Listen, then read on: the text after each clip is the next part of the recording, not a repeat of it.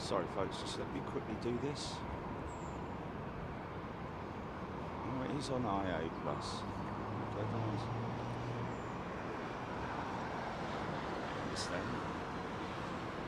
It's just a light issue. Okay, let's okay, you want to play funny buggers, do you? Let's do that then. Is that working? Let's swing it around and have a look. Bit grainy. Another heavy.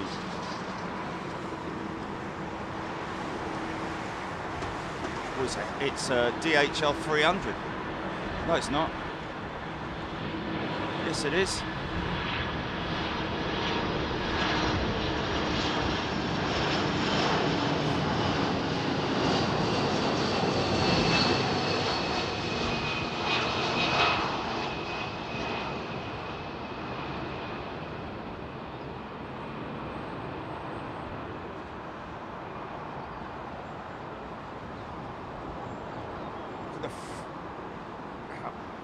Fuselage is, you can see the I wouldn't say like say ice build up, you see how cold it is, almost frosty.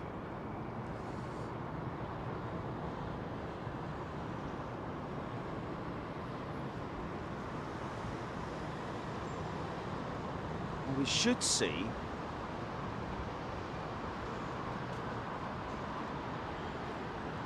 let's just do a quick VTC. Hey folks, good morning. Oh, sorry, be a bit quiet, sorry. Hello everybody. It's a little bit early, isn't it? Don't want to wake the cats up because they'll be like, meow, meow, meow, feed me, feed me. Or that's if you've got cats. Or the kids, ah! Or the dogs. So very good morning and a warm welcome to Big Jet TV here from London Heathrow. It is the weekend show, it's Saturday morning, it's stupid o'clock. And we're right here on top of the Hilton Garden Inn at Hatton Cross, folks.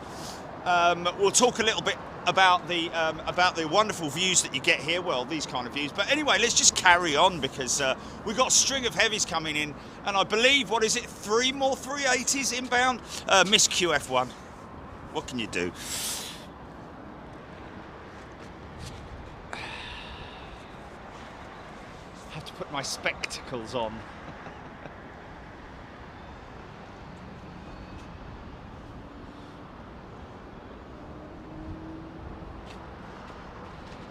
Okay. Yeah, the new Expo livery, is that the one with all the multi-colours on it?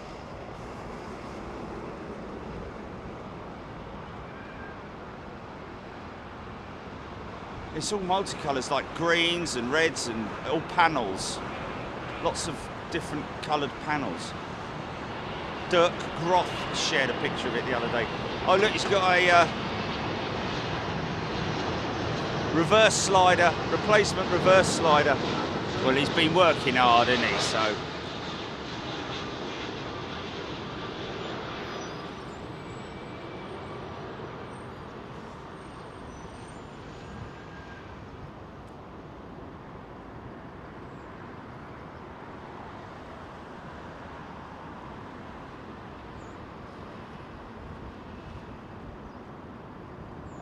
Is that inbound, is it?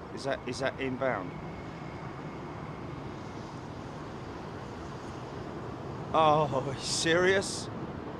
Oh. Roger!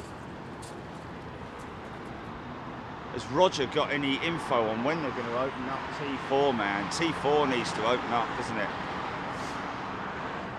Very, very busy at London Heathrow, folks. I have to say, yesterday when I arrived, really starting to, get very, very busy.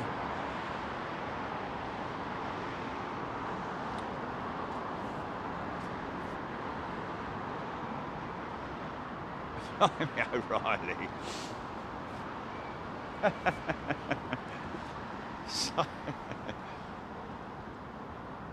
Look at this, it's going to be a great sunrise. Sunrise, look at that, man. It's going to be beautiful. London Heathrow, folks.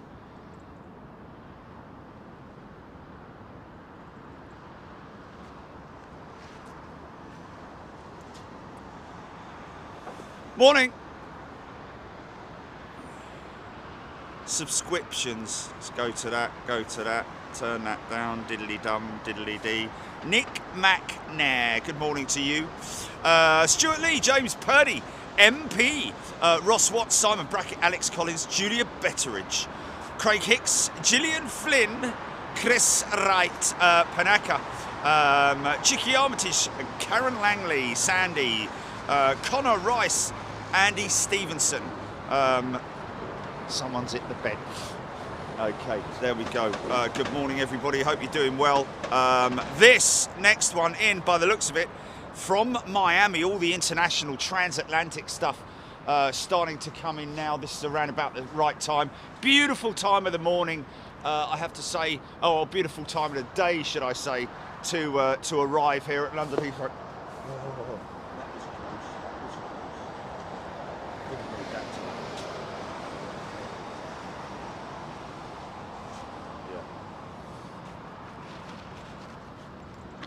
Say about that. All sorts of. It does keep changing colour, doesn't it?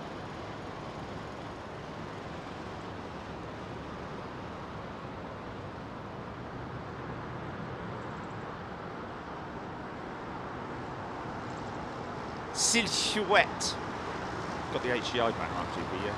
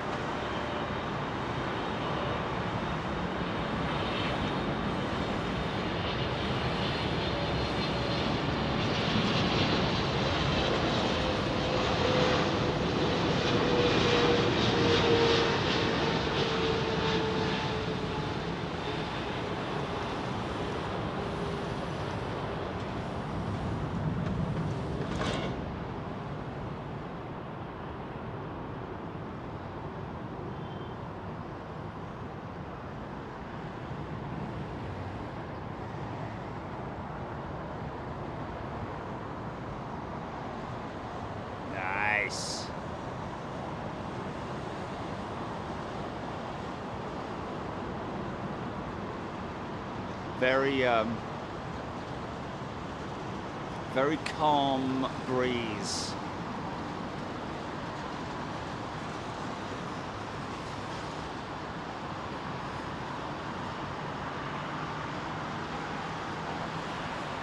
So we might see some aircraft in the holding pattern. They've, I think, stopped dual runway arrivals now. Sometimes at London Heathrow, well, actually, most days at London Heathrow, up till around about 7 a.m.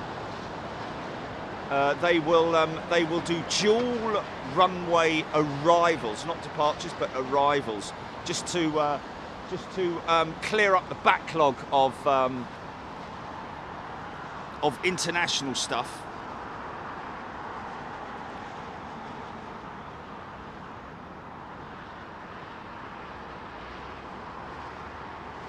Beautiful.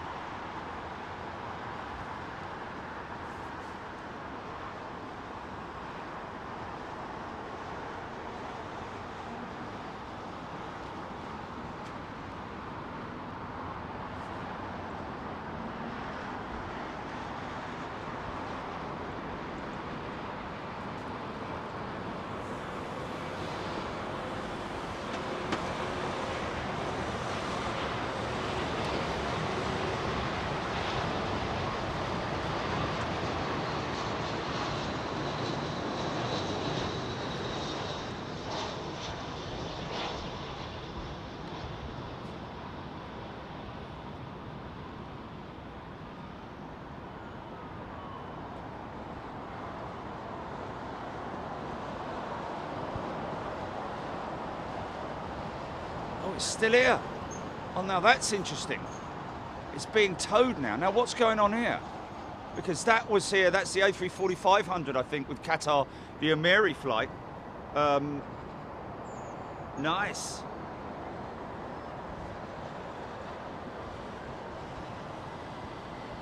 There's my radar behind. I don't know. Is that last arrival from Wonderful, Wonderful Copenhagen? Look at that. Saw that parked on remote when I arrived yesterday morning. Well, actually, yesterday afternoon, really. I think it's a 5. Is it a 5 or a 6? I think it's a 5. No, this one next is from Copenhagen. Sorry.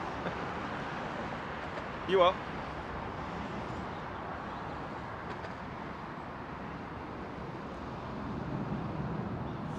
Whacker 9, Alan James, Saz Purvis. Shame you can't put it on the big TV. Kids had friends over last night and they're all sleeping in the living room. Wake them up! Ian, I'm sure they wouldn't be bothered if you woke them up and then I give them a shout out. How about that? Let's try that then. Actually, turn the TV on and then turn it right up and then give me their names and I'll give them a shout out or something like that. Oi! Sonia Keenan, good morning. Siram. QR345, the Ameri flight. Wow, yes indeed. Look at that, ladies and gentlemen. Isn't that a beautiful bird? I believe she's being towed to start.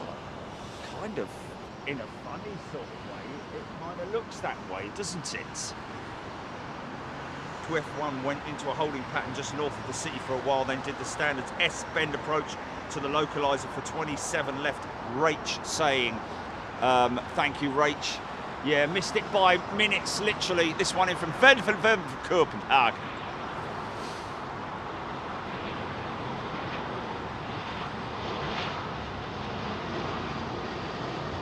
So, ladies and gentlemen, it's becoming more and more. I know I've been talking about this potential filming opportunity with the AN225. It's becoming more of a reality now. We've actually booked the flight for the operation, which is going to be towards the end of the month. Can't give you the exact timings just yet, but we will. Everything is being put in place. Of course, one needs to bear in mind that we are talking about a freighter operation, and in a lot of instances, especially with a special operation like this, one of 3 operations, I think, for this particular client.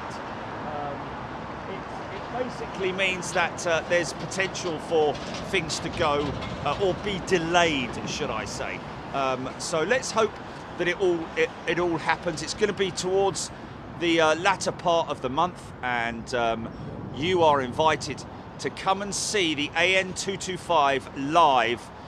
We will catch it landing, taxiing, and the airfield that we're going to is one that will hopefully give us full access to the airfield as well as obviously airside as well, which means that we will let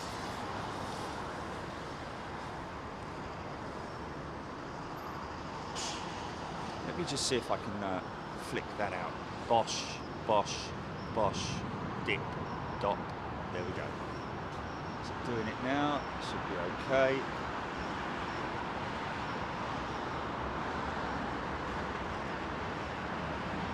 Lufty 350 overhead, can't see it. Oh, there she is.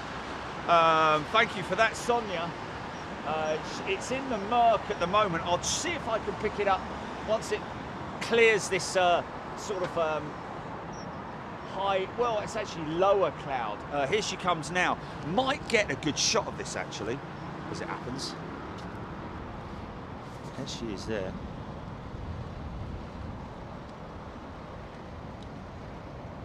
She's going some, isn't she? Oh, this could be a majorly good shot if it works through the clouds.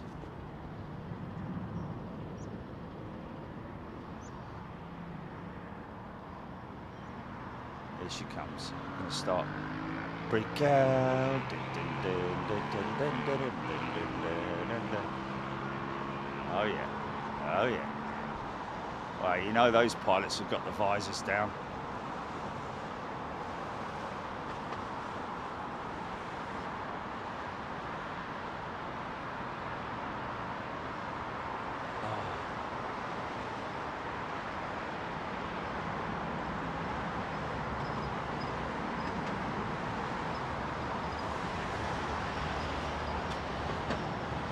keep an eye out on that Qatar 3, 4, 5. Just our luck, innit?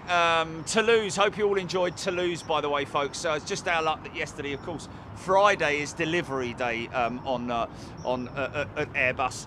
Of course, well, every day is a delivery day at Airbus, but Fridays, I think they try and pump out as many as they can. But Japan Airlines, the 350 that we saw parked at gate, and I think Iberia also had another 350 delivered yesterday. But hey, you know, it is what it is. It's a continual conveyor belt tonight on the conveyor belt. No, it's not. It wasn't the conveyor belt, was it? Tonight, sorry, the sorry. I'll put my teeth back in. Got a new member, Marius 8954 Haas. Interesting. Anything to do with Haas Racing, HGC, Barry Quinlan, Nigel Warren. If you're a new member, folks, make sure you come in and say hello and tell us sort of like what your local airport is, what you're into in terms of like the aviation industry, in terms of like, are you into the technical side, the engineering side? Are you into plane spotting? Do you collect numbers? All that kind of stuff. Make sure you keep us, you let us know and come in and don't be shy about talking to us and giving us information. If you've got information, we've got some ribbons, folks. We've got some ribbons. We have ribbons, ladies and gentlemen. Oh my goodness me, look at that. Now that's vortex pouring off the flaps. You see how efficient the sharklets are, in as much that they, because they are the smooth edges, cause very little turbulent vortex. Aerostana. Oh, we miss your 757.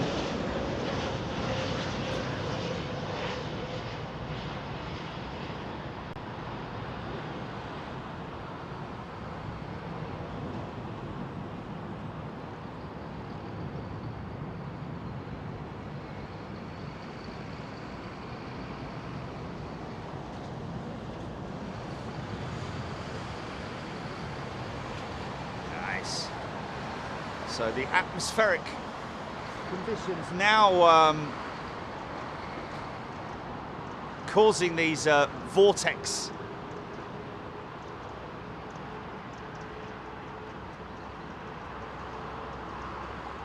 Sounds like Pratt & Whitney engines. Look at that beautiful aeroplane.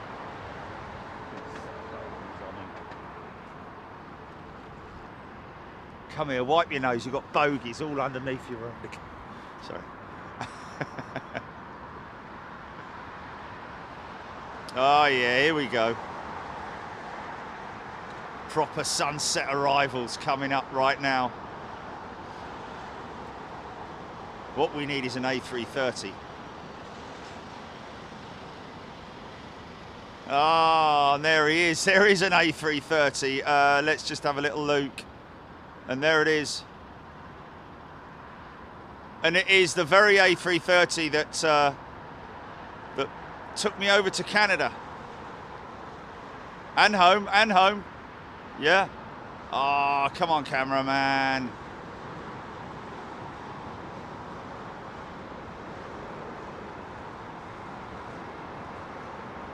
Zoom. Come on, zoom.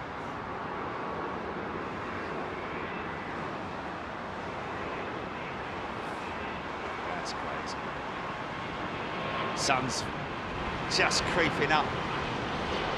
It's reaching out over the horizon. Hello. A star.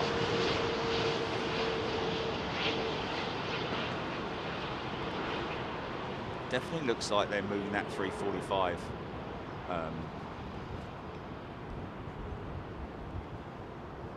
departure.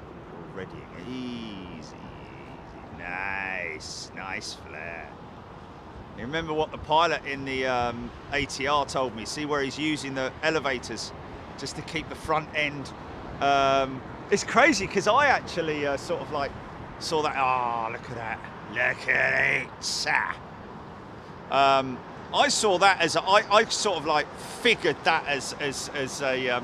I figured that out all on my own in terms of when they land and the elevators are sort of like pitched in the upward position. This is a 350. And that is purely down to keeping their front end from dropping too quick. Bring it down nice and soft, nice controlled. So we should get ribbon activity from this 330's winglets because it's a fence style winglet, much the same as the old 747-400s.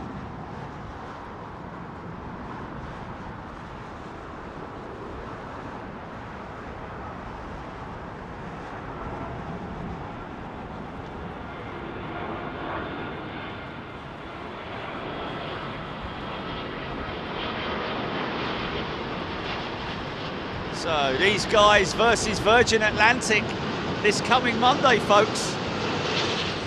We'll be here to catch it live. The plan is for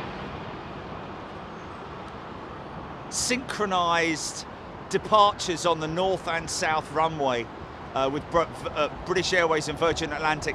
I have to say, great job by Virgin and British Airways, who have been locked in battle for many, many years in terms of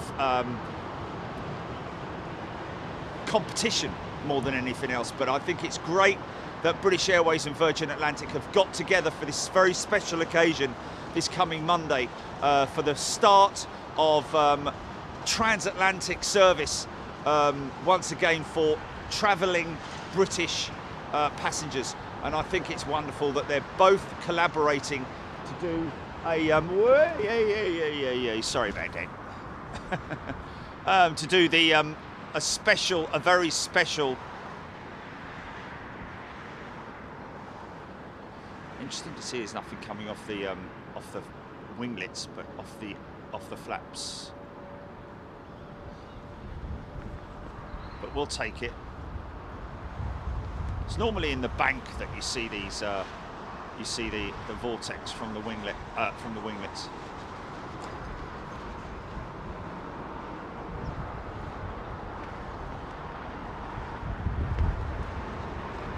Wind picking up a bit.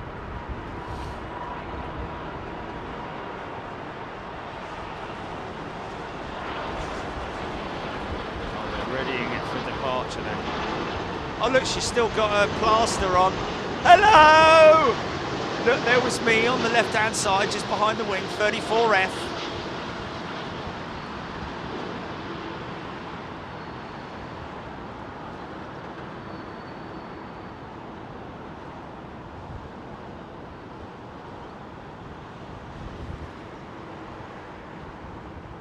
Great flight with Air Canada, gotta say. Good old Canadian hospitality. Really looked after us. You really do feel it when the landing sequence with the rear set of wheels coming down first, and then you feel the front set bop as it drops.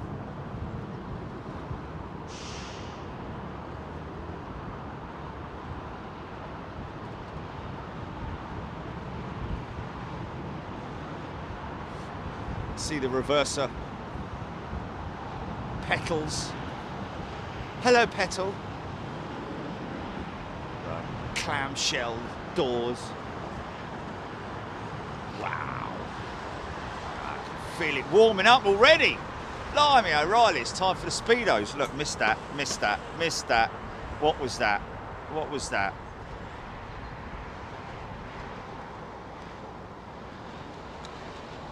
Probably Lufthansa. Oh, it's Emirates, is it? Emirates 777. Oh, blimey, this wind's pretty chilly. It's a good job I got the wind blast protector on. There's a what? Plainy McPlainface, where'd that come? What's that?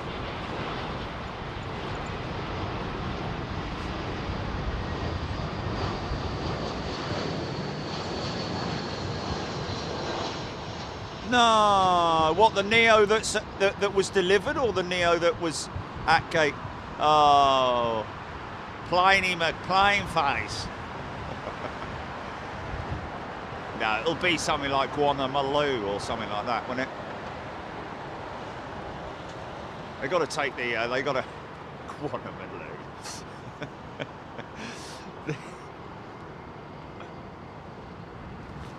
Yeah, but Boaty McBoatface was actually, even though it was agreed, it never actually given that name, was it? It was given a proper name, Boaty McBoatface.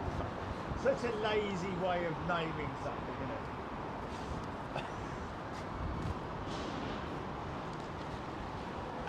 isn't it? Did it? Darren 747 Steggles, Blair Hinton. What was that? I know you might not believe me, but that did come up. Marius, good day to you. Rab H. Strippy Jules, morning, all lovely shots. Just catching a quick half hour before I leave for work. I'm London City and Stansted, but soon have to go train some dogs. Wow. Sonia Keenan, good morning. Andy Sokolau, Siram, and good Eurowings A330 north of you, cruising at flight level 4. Oh, and there she was, and that is her there. I think that's it there. Unfortunately, this Cirrus is causing a bit of a problem because it's kind of milky, isn't it, and murky.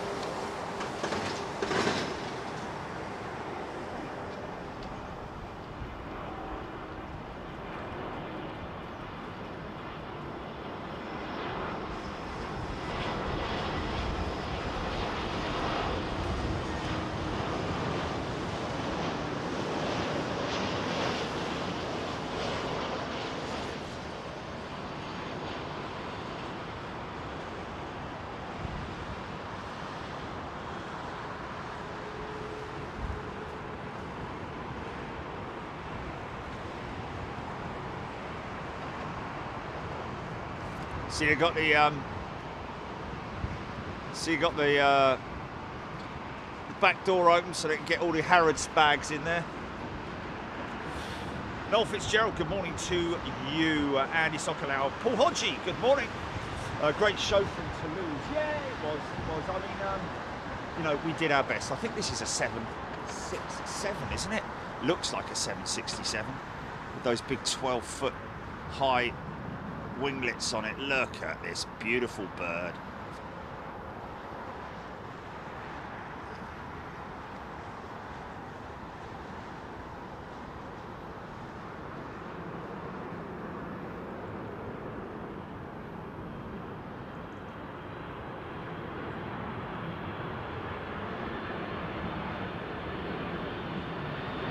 Same again.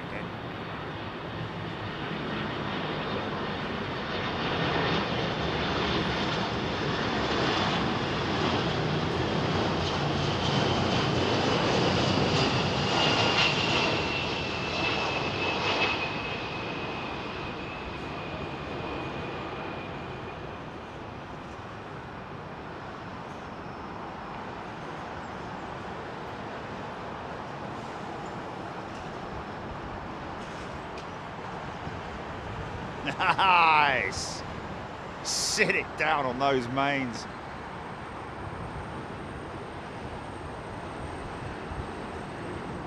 So yes, we will be. Let's just get this. Nice.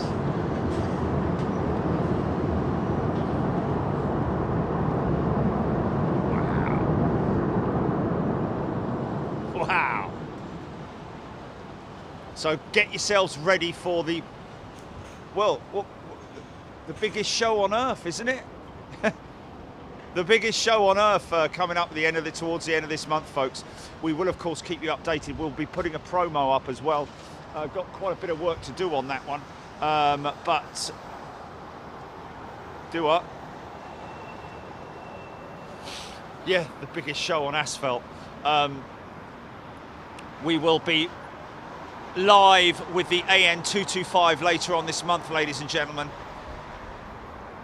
Exclusively, as just like we did with the AN124 with Chris and Frack Cargo. It's going to be an awesome show. Show you around the largest freighter or transport aircraft in the world. The undisputed heavyweight champion of the world, the Mriya AN225. Exclusively on Big Jet TV Live, by the way, folks. Exclusively.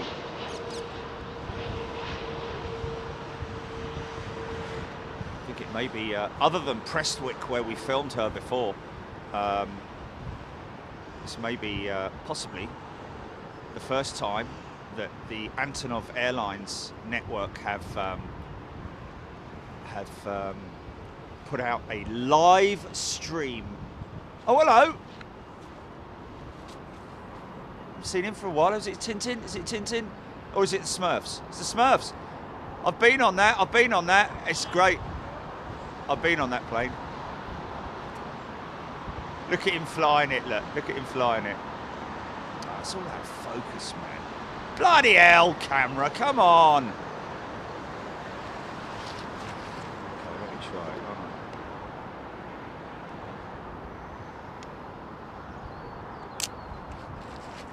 Flipping thing, mate. Let's just see if that's any better.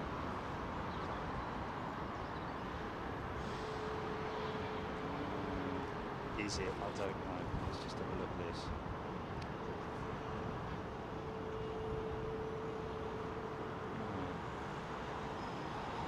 Oh, who said that? The undisputed heavy freight champion of the world. Yes. See, there's always someone comes up with a smart aleck bleeding thing, isn't it? Who said that, Jelly? Who said that? Ollie P. Well done, Ollie. You get that one. We'll use that if that's all right with you. The heavy freight champion of the world. Yeah. Ladies and gentlemen, flying out of the red corner.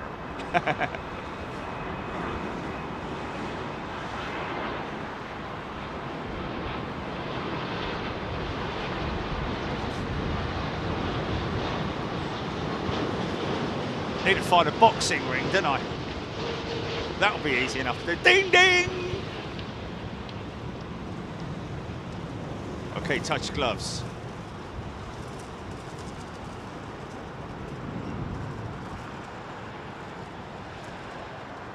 What's that, Wallamaloo?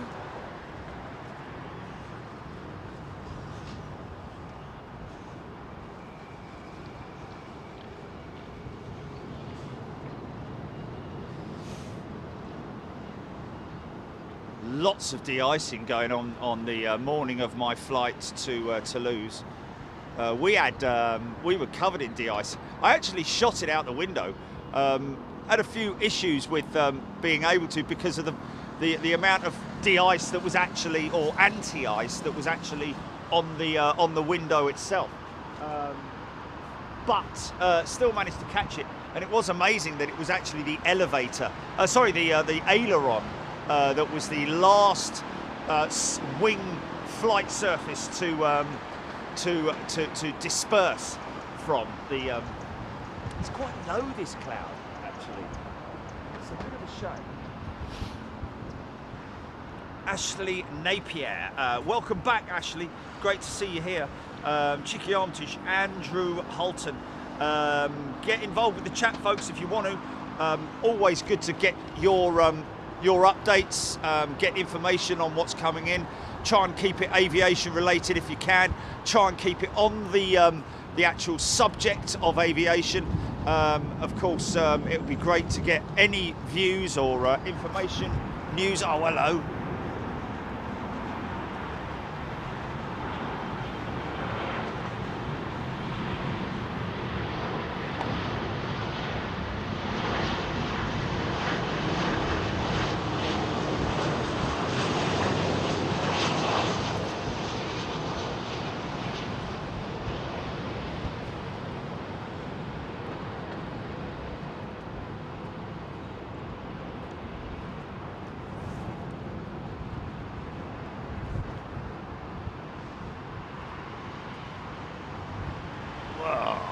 was quite heavy, man. Badoo. Hey, whilst I was in France, obviously watching TV, watching the BBC News, because obviously that was the only thing that I could understand. Even then it's a little bit difficult. But great to see Singapore Airlines. I'm sure, I think it's had around about 6 million views on YouTube right now, or up to last night anyway. Their new advertising campaign with Singapore Airlines, and get this, folks, it features the A380. So they wouldn't put that on if it wasn't coming back. And I think it's actually, it's not very long, is it, before that actually happens, is it? Yeah, in 12 days.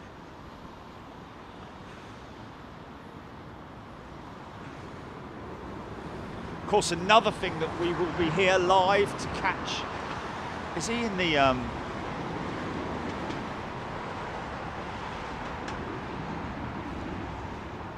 he's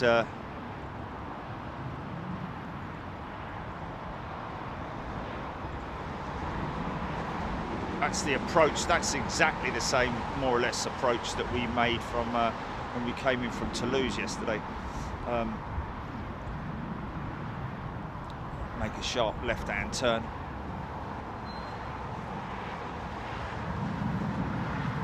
Oh, it's the Brussels jet going out, is it? Okay, fair enough.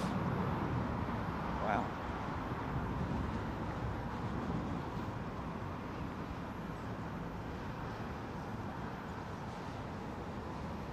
Oh, come on, camera. Stick with it, mate. Stick with it, son. Stick with it.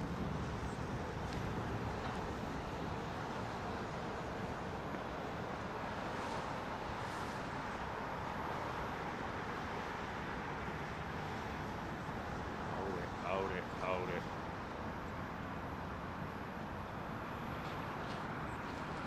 Says bleeding lights, man. Oh!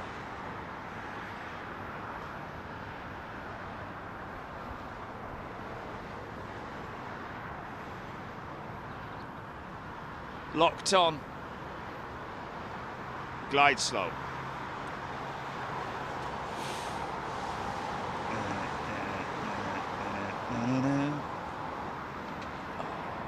Oh, come on, man.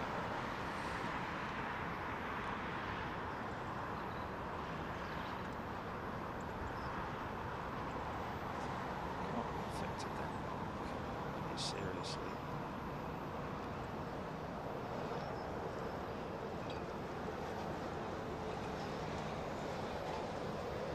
Looks like a 350.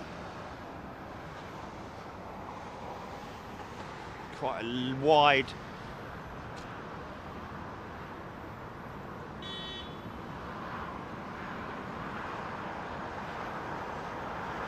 Oh, look at that one.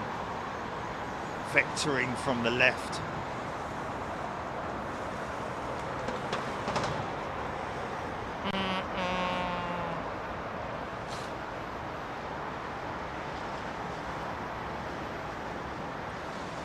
Brian Aitchison, yes, indeed. Aitchison, sorry, my apologies. Sandy Humby, Paul Hodgie, Cat Weasel, Odette Hull, Rock Ape, Qatar regenerating 6 A380s for the busy winter period. Interesting. Okay, well, that would. The great thing is that when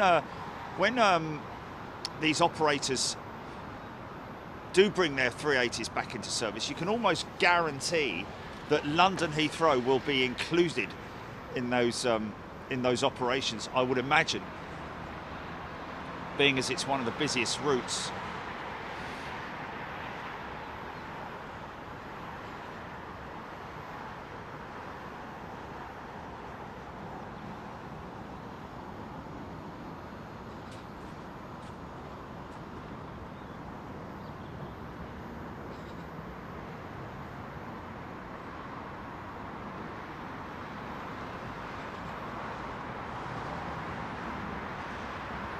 And thanks once again to ATR, to Ben and all the crew out there, Chris.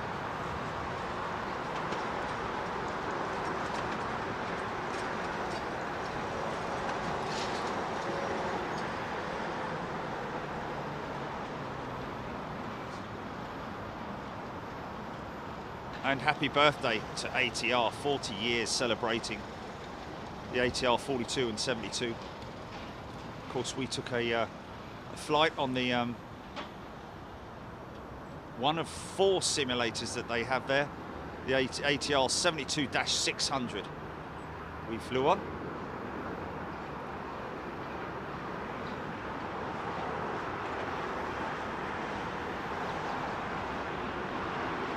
It was Susanna, wasn't it? Was it Susanna who showed us around?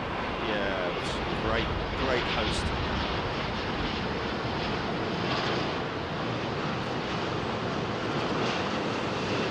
Chris is a captain, by the way. He's a training captain, Chris Pole, with Virgin Atlantic GP.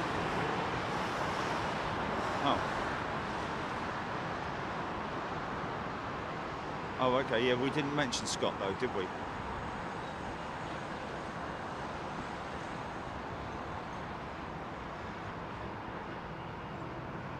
That's right.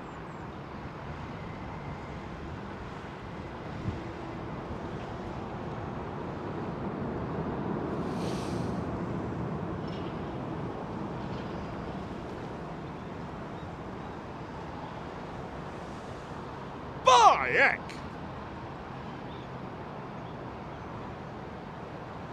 Oh, really? Oh. See ya. Yeah.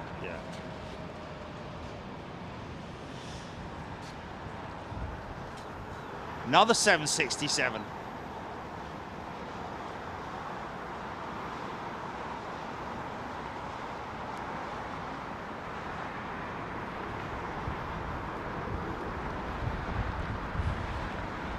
Of course, a lot of people know, but a lot of people don't know that United, have replaced their 787-800 fleet with these 767s while they sort out technical issues with their 800 fleet.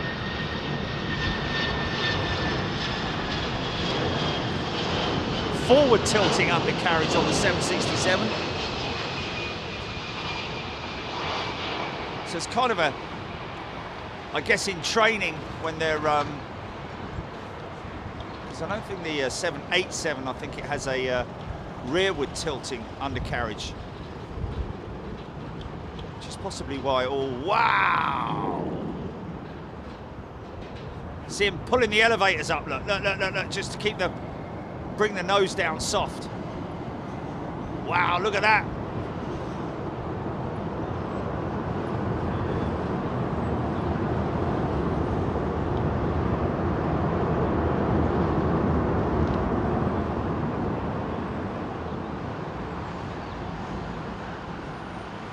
I'll tell you what we will.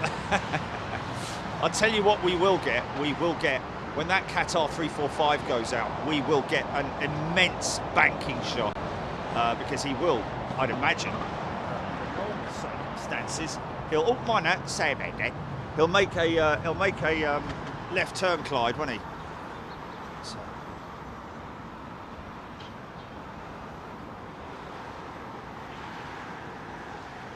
Nice shot.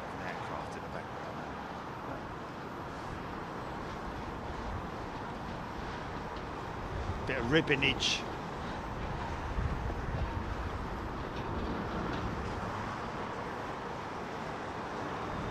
Oh, okay, so the unmarked 330. With Qatar, replacement for their 350.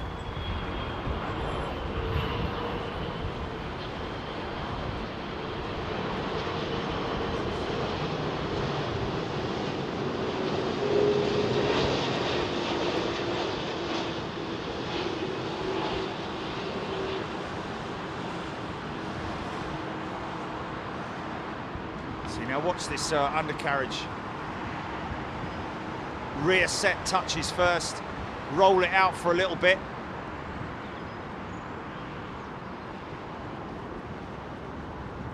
One, two, three, bang. There's the front set comes down. Nice.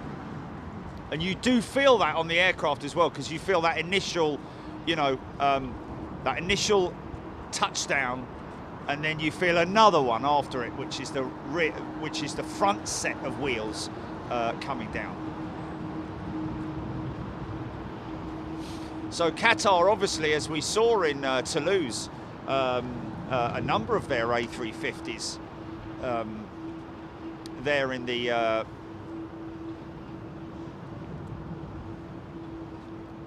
on the flight line. I guess you'd call it the flight line, wouldn't you? There's a number of different parts of the airfield which are used for parking the aircraft, depending on what specific part of the build they're in. But oh, blimey, he needs to get off the runway, doesn't he? He's off. I think he's off. America. Don't feel it so much on the 777, I've got to say.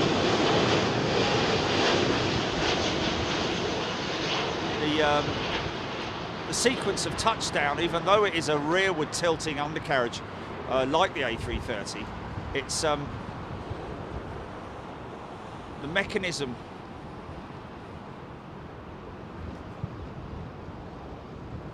see how quickly the front section comes down. Of course, it's a 3-car undercarriage on the triple, as our good friend Rich Taub calls it, Bigfoot.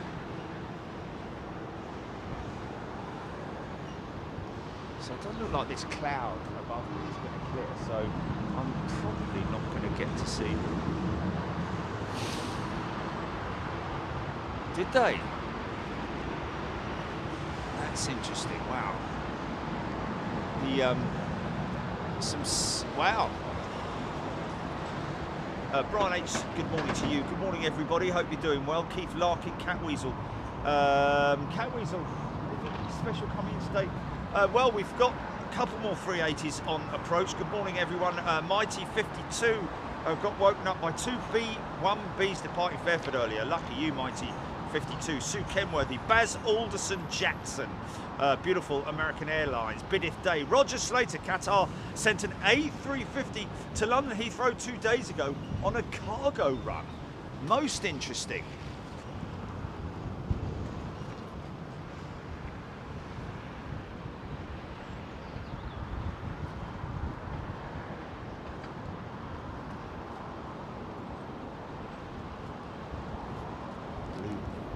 But over the wide cliffs of dew.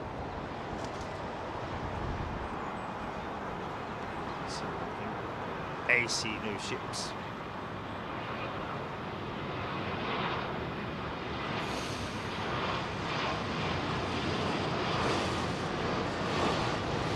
IAE powered CEO.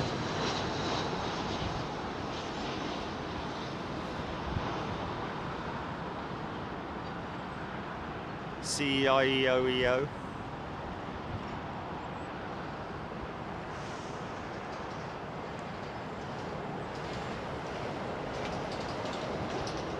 International Aero Engines, another alliance to create that very successful engine. I'm guessing that it was probably at the time when the CFM56 engine, which was extremely popular, was offered as an option on these on the single aisle jets.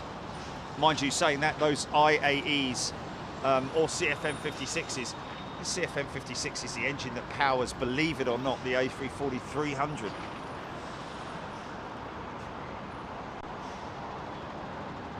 Alexandra Wood.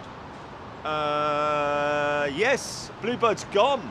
Alexandra, she's gone. She's lifted up and gone out.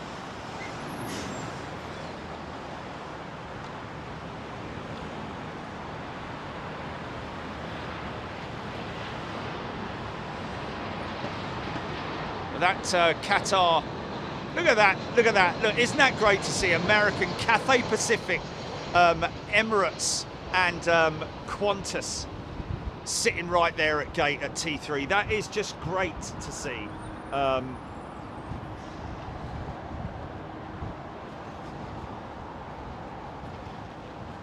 Dan Patton loving the sunshine. Easy for you to say. Sunshine shows. Richard Sinnott, good morning. Oh, what a lovely image to wake up to. Big Jets. Please don't tell my wife I said that. Odette Hell.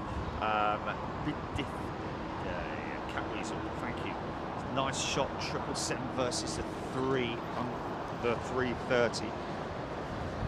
Yes. Always like to get as many perspective shots as I can. That Qatar A340 500 due out approximately 0900.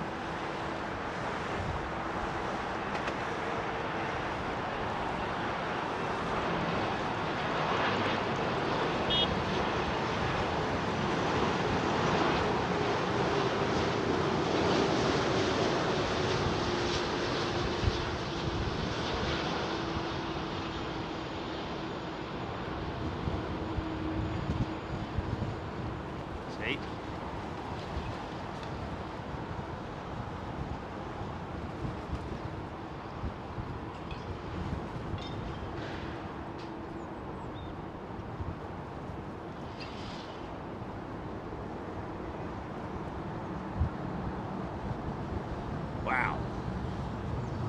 Bit of a slippy old landing. Saw Finnair, another Finnair 350 on the flight line at Toulouse when I was passing the area that's out of sight from us when we're up on the hill.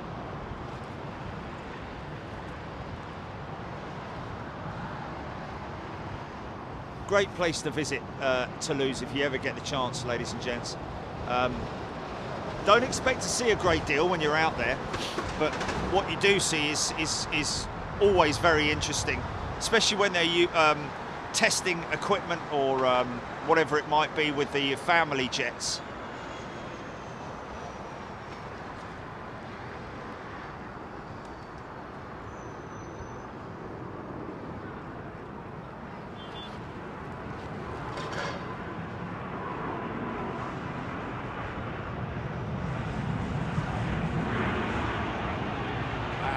Another American jet. That's like 5 in the last hour, isn't it?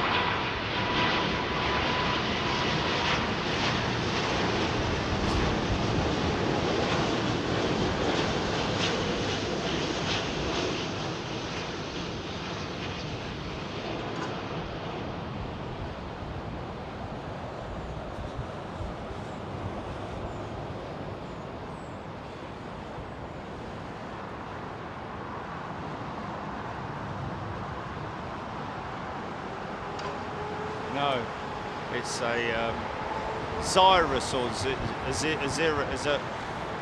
Azirus or something.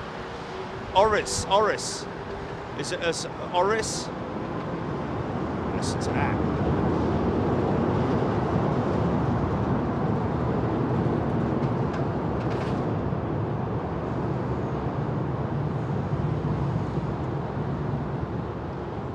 Oryx. There we go. There's somebody mentioning about the tail livery on the Qatar. It is native to the region, isn't it? The Oryx, I think. It's pretty unique and native to the region from whence they came. She's a dirty old girl, isn't she?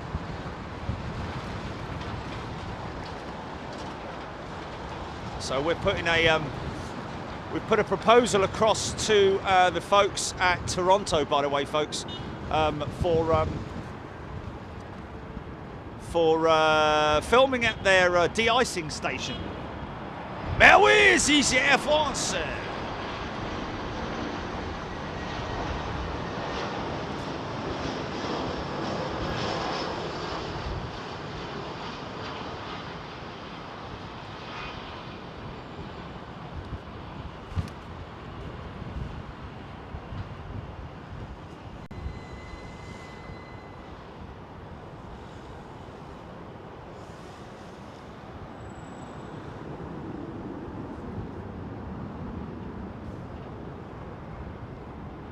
powered by the very popular CFM56 engine.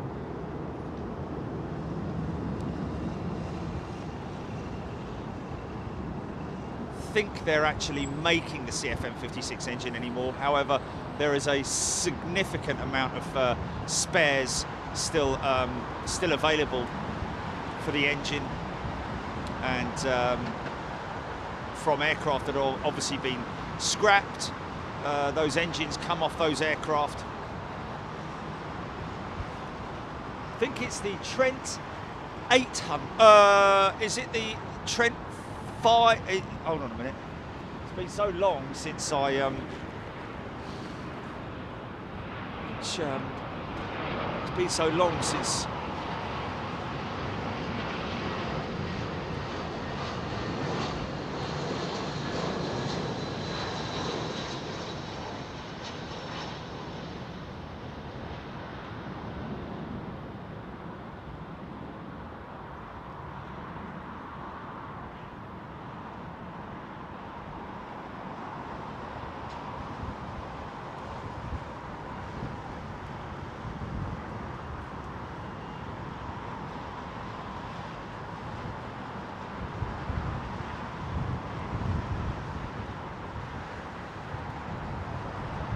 Is it the Trent 7 that powers the 345 and 346, I think?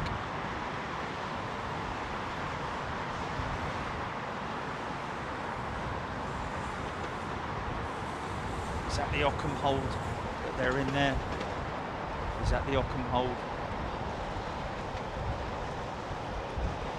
I always get me Lambournes and Ockhams mixed up.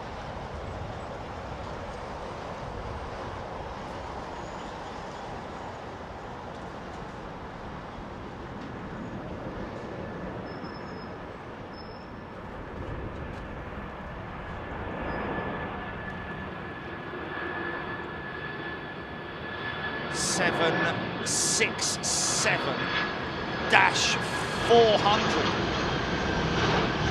with Delta SkyTeam. Those big pointy winglets, raked wingtip.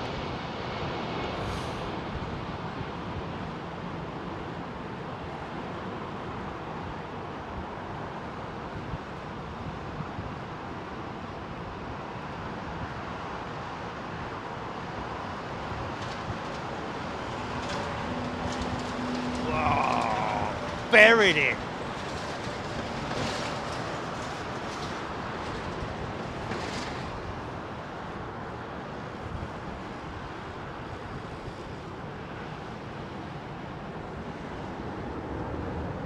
Nice. Oh, missed it.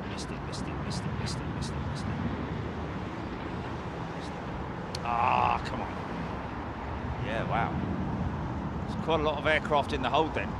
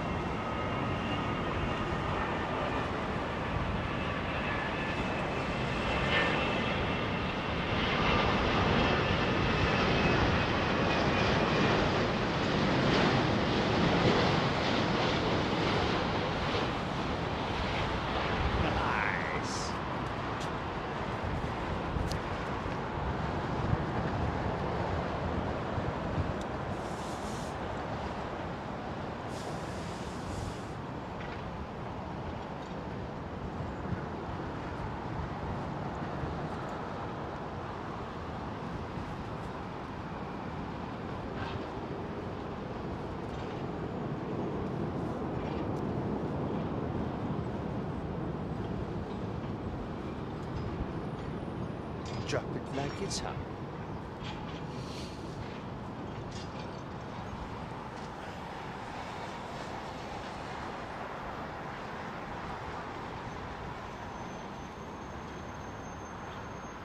I think he's been given clearance to descend, but there's still quite high altitude there.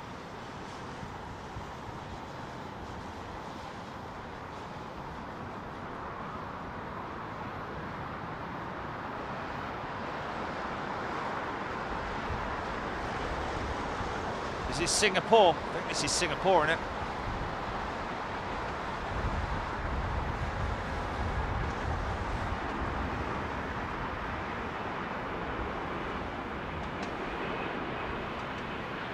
Yeah.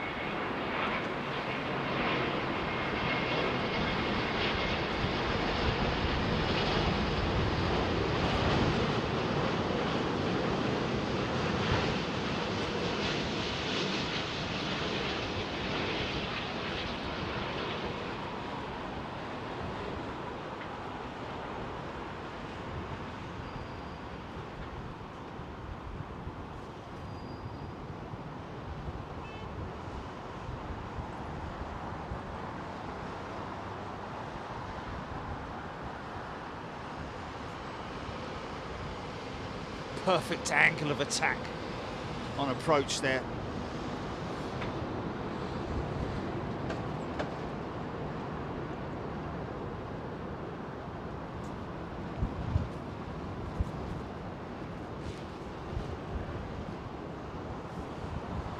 Jennifer, Jennifer,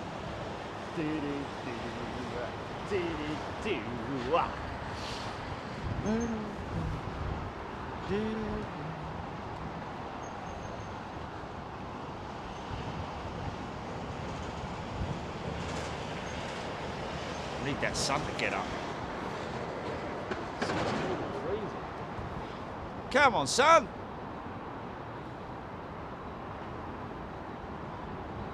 Wow.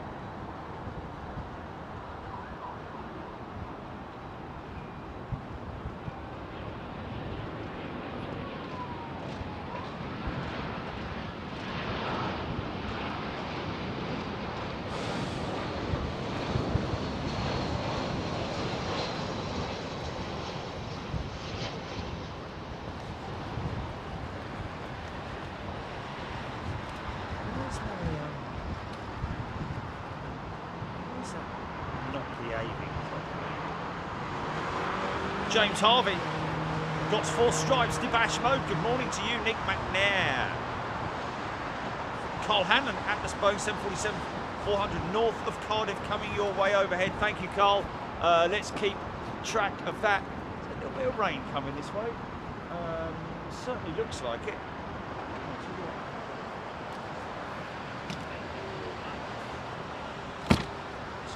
Oh, hello.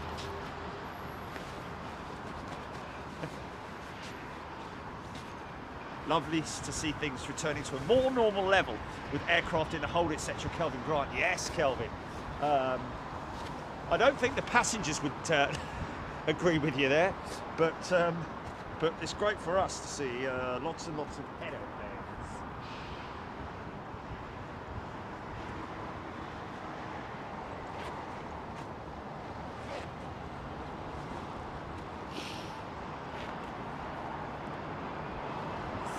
Greenacres, is it just him, or does that Singapore livery have a 60s look to it? Well, to be honest with you, I think it is one of the last remaining liveries that has the. I think the reason why it looks so 60s or retro, should we say, is because it has this strip along the window line. Not many, of course, back in the old days. A lot of airlines used to use that sort of like style, and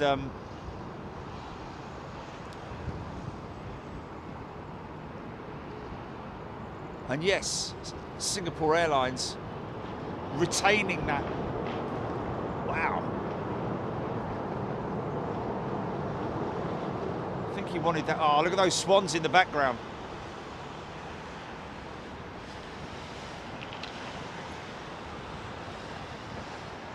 Yeah.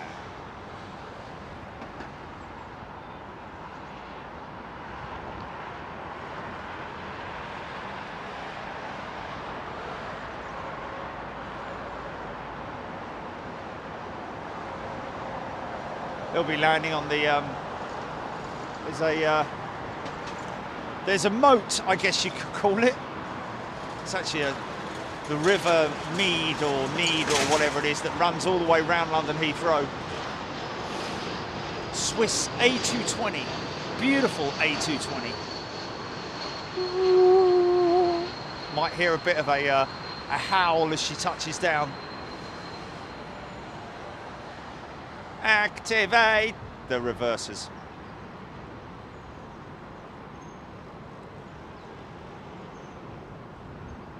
Here we go, listen out.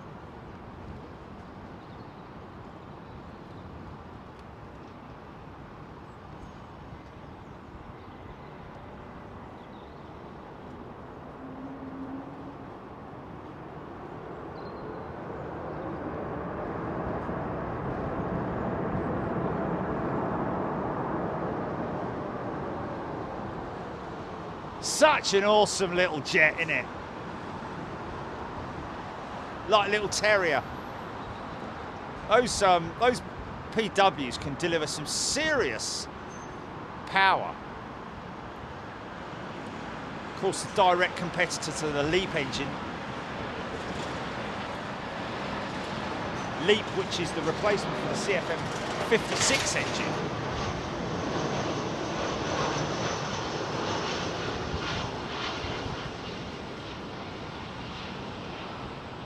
From whence it came, little Austrian, Austrian 777 we want to see again. Those big blue engine cows, commonly seen at Chicago. See, get it down, get it down, get it down. There's a good lad. Just put this stand.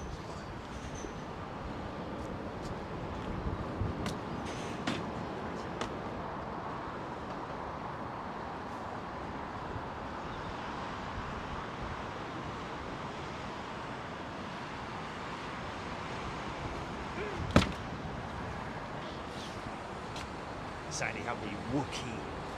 Yes. Incoming!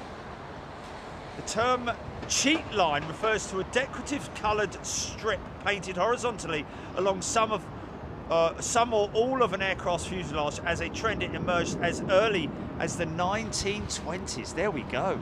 Yeah. I think cheat line. It's very interesting there.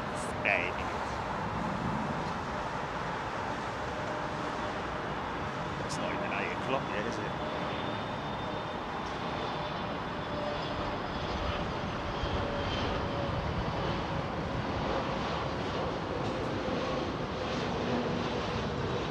This is the latest Neo variant.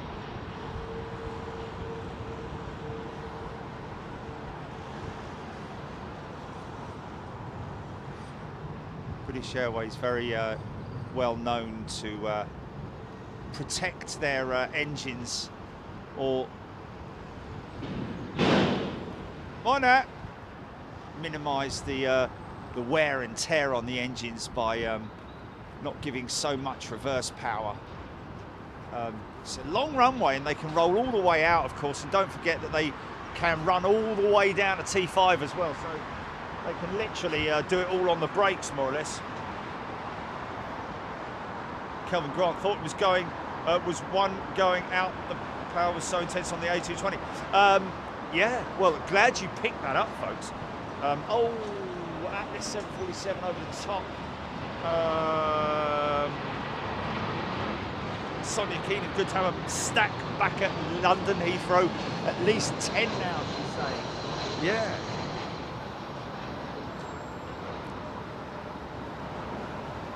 There it is.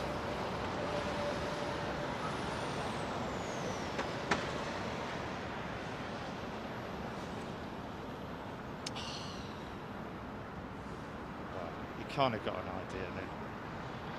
Let's see if I can get out.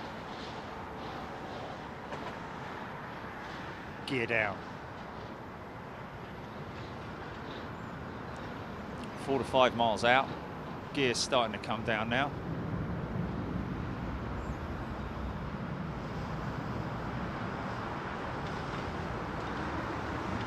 That becomes a up much more turbulent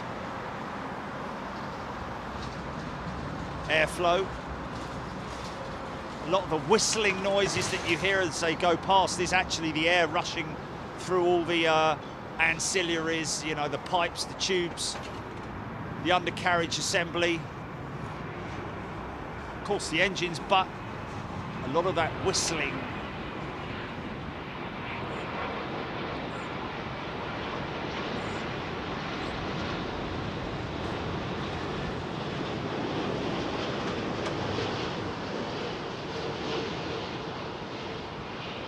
Of course, the good thing with the 787 is that it does actually have electric brakes, so therefore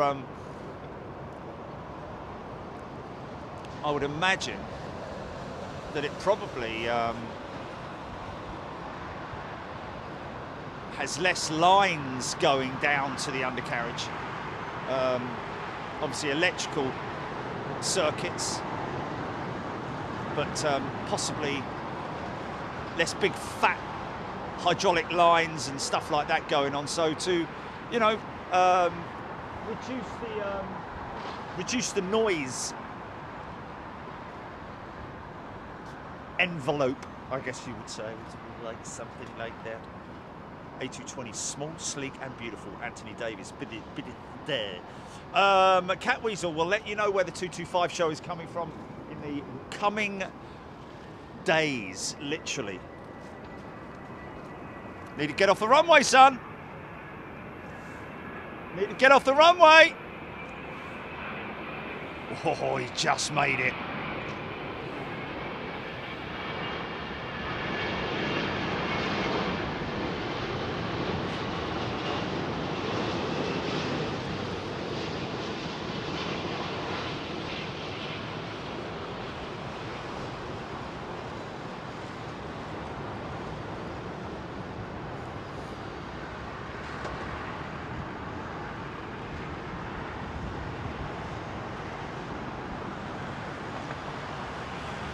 Have I lost you, GP? Stat. Oh, right, okay. Okay. That's cool. Good to see these. I know it's a start, folks, but these parking lots have obviously been empty for a long, long time, but they're starting slowly to fill up again, which is great to see. Not just from our perspective, but also from the people who work there's perspective. People, oh wow, look at that bank shot, man. Beautiful big 350 1000.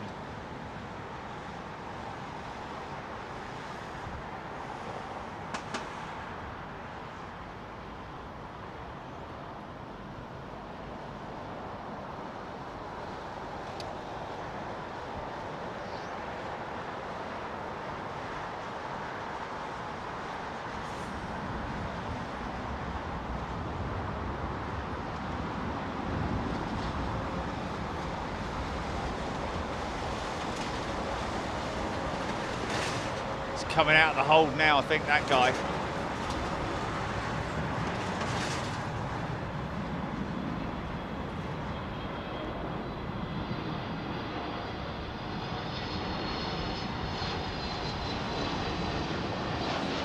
$321 now.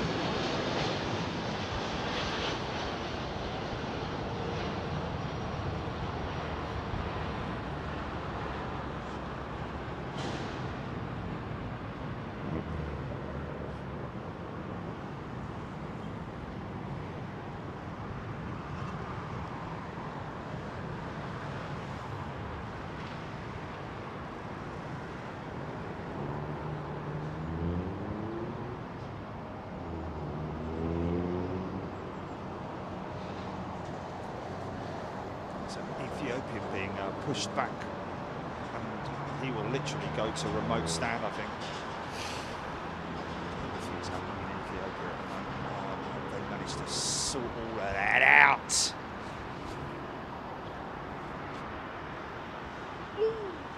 I bet that's that jumbo. It's just gone right over the top of me. Unfortunately, that's as good as you're going to get.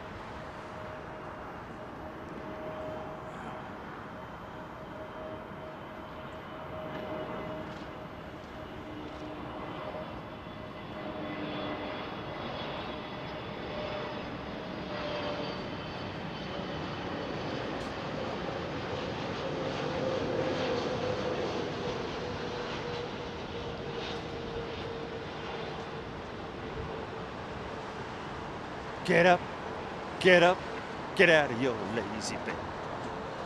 For I count to 3. Step 2.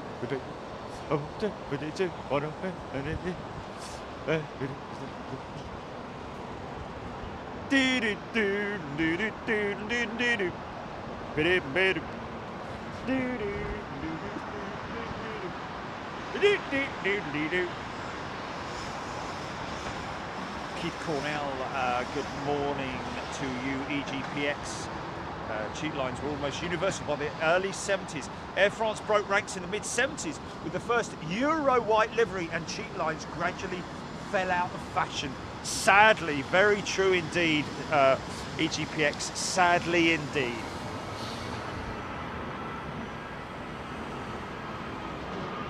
The whistling.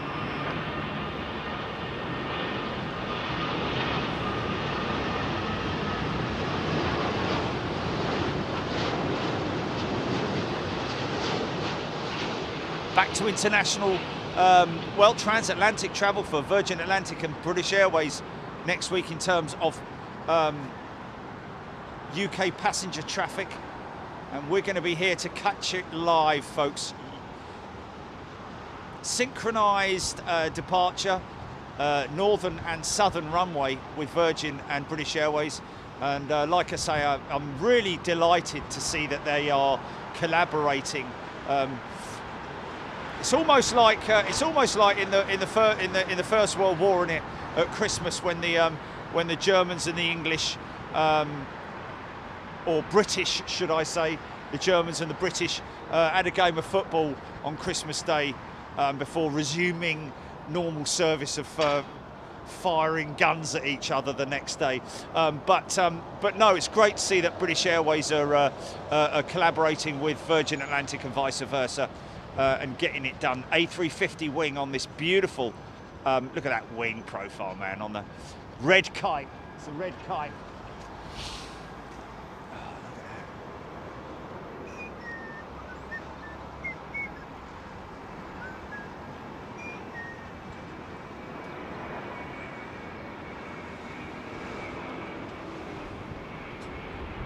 Just quickly grab that one coming in the background. Coming and joining the back of the stack. Look at that.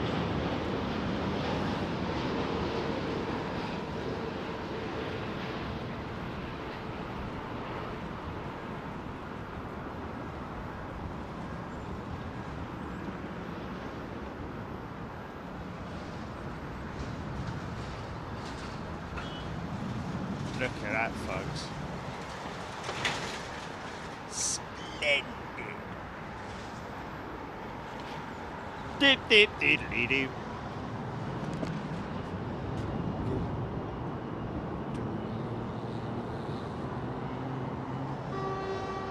Mind that.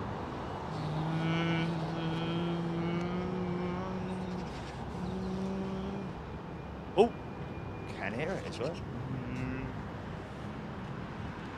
Good old-fashioned yellow pages. Yes, that's my name, J.R. Hartley.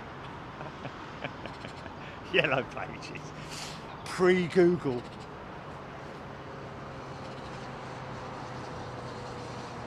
Scott Topley, good morning. Dan, Patton, Paul Martin, Mirrorman, Alex Collins. You seem to hardly ever do shows from Gatwick. Is there a reason? Well, Alex, we used to do shows all the time, a lot of times from Gatwick. But obviously at the moment, Alex, it's not something that we can do only because of the volume of traffic. But we will be back there. Don't you worry about it, Alex. Very excited to get back there once the traffic really picks up, and we will do. I've actually been down there a few weeks back to do a recce to see how much the bush has grown, which, to be honest with you, it was not very much at all, quite surprisingly. So that was that's always a good thing to see. I believe, from what I'm hearing,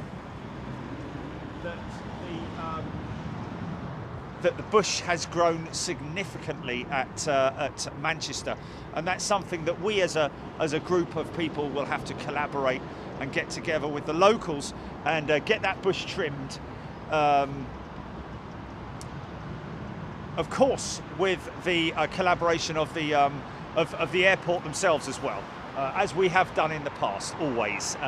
Done everything above board. Got to do stuff above board, folks. You can't just rock up somewhere and start chopping away at stuff. You've obviously got to let the locals know what you're doing and what you're planning, and get their cooperation and agreement on it.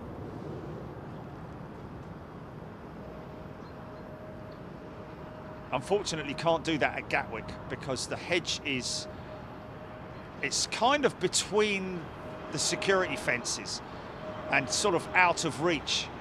So it would have to be the local council who get involved in that.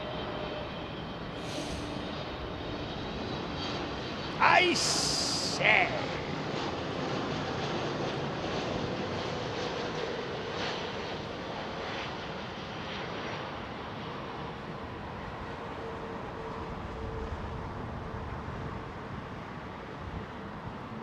Triple 200. It's possibly coming from which, oh, look at this, making waves out there. Look at that. Look at that. Look at the shapes, man. Look at the shapes. Wow. Look at that, man. Yeah.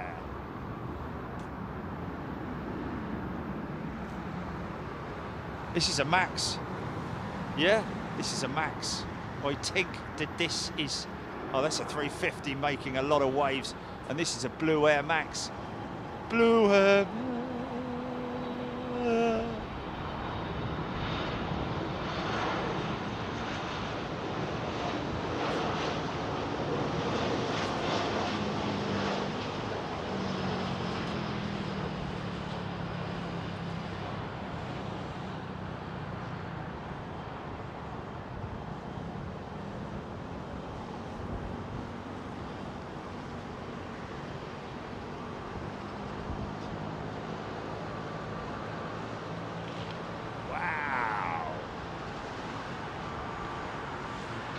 Touchdown!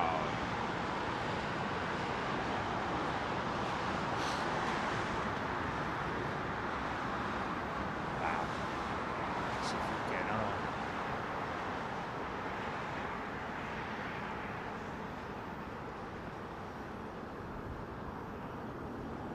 Yeah, doing it again, look.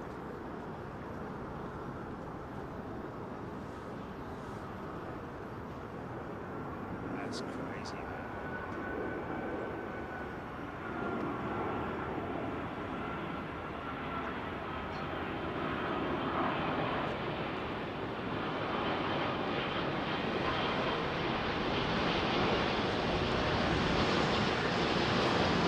High in the sky.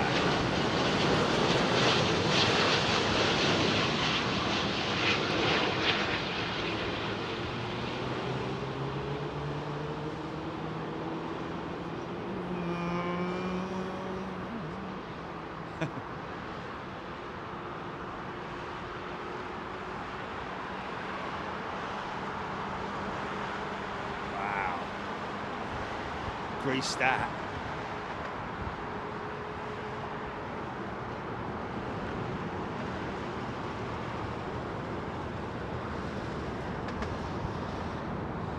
I'm going to see if I can grab this one. There's one that's approaching this cloud formation right now.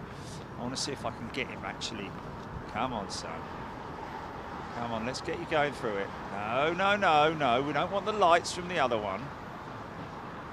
This is the 777 that we caught. Come on. That's the shot we want. Right there now.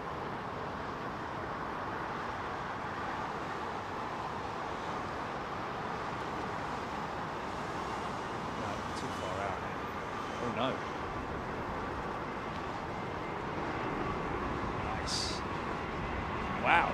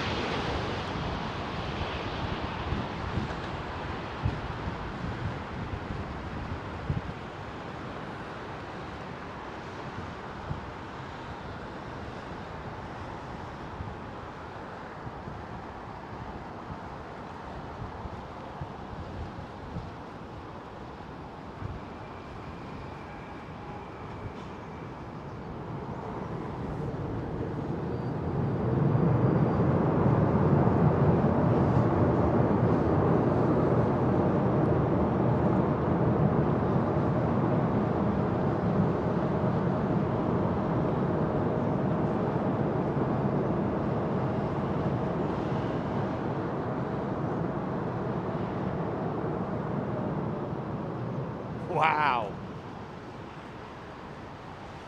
He's on those reverses for a long old time. Keep an eye on over here just to make sure that we don't get any... hello. He's just flown through that, hasn't he? Oh, here we go. Oh, man. All these crazy shapes being thrown. Look at that. Oh, I'm going to have to let this one go. I want to see this one happen.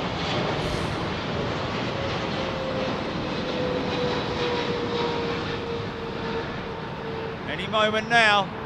Break out. Dun, dun, dun, dun, dun, dun, dun, dun, dun, dun, dun, dun. Come on, son. Bring it on.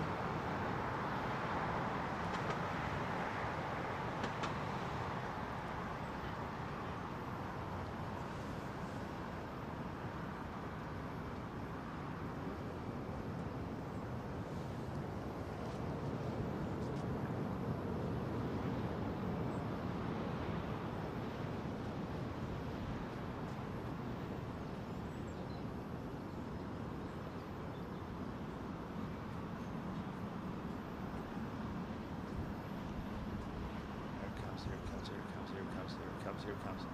Here we go. Now, come on. Come on.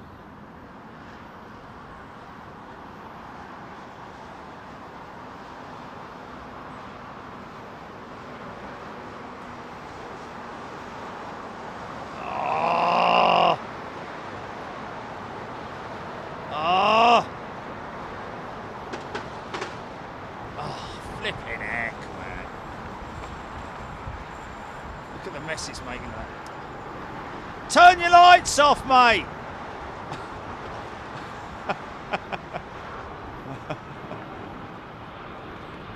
Oh.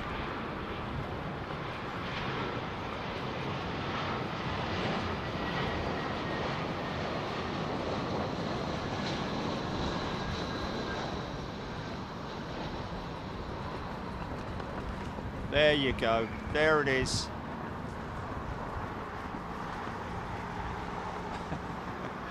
Turn your lights off. This stupid boy. Look at it. Look at it.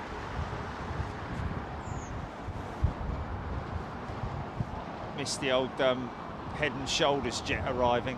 Say about that.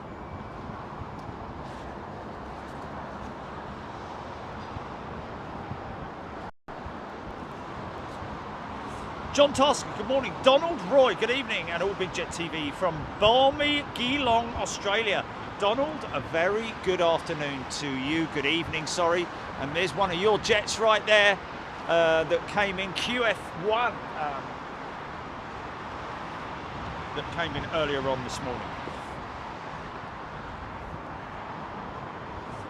Sonia Keenan, BA 319 from Edinburgh, followed by BA 787-8 from Atlanta. Next. Okay, so this is the Edinburgh. Is this the Edinburgh block flight, I believe? Good morning, everybody. EDC Metal Detecting. Good evening to you, John Tosca, Melanie Lester, Carl Hanlon, Atlas Boeing 747 over Reading in the overhead.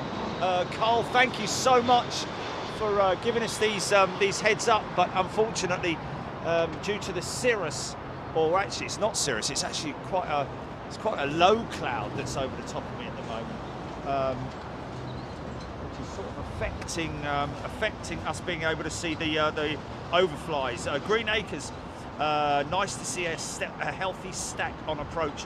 EGPX, Steve, Jeff, Brandon Plane Spotter 23. You might see two previous Thomas Cook aircraft overhead. One is an A330 and the other is 321. Brandon, again, can't see anything at the moment. I can probably just about see it through the haze, but that's about all we're going to get, unfortunately. Let's watch this Dreamliner climb out.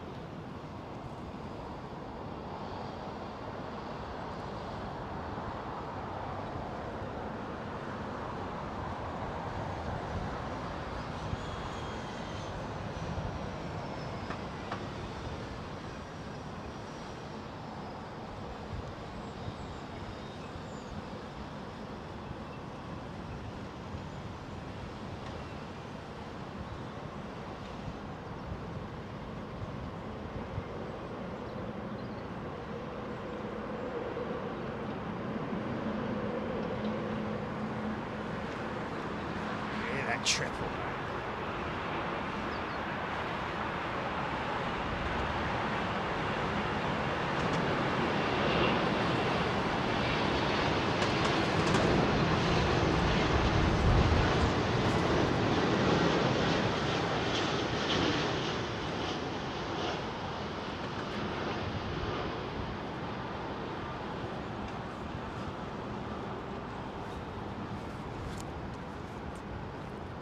That's why the 747s make such a whistling noise when they're flying over the top on approach, because of all the undercarriage, the wind whistling through the undercarriage. Whistling.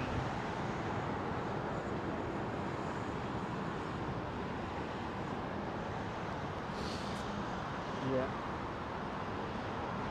Cloud, unfortunately, still too high.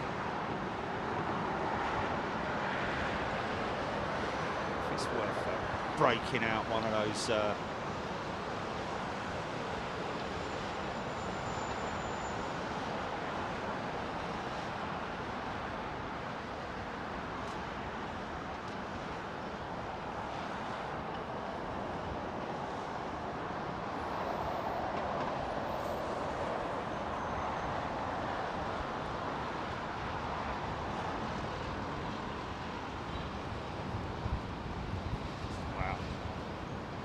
just goes to show the how reliable and efficient these aircraft and their engines especially are in terms of the amount of work that they've been doing.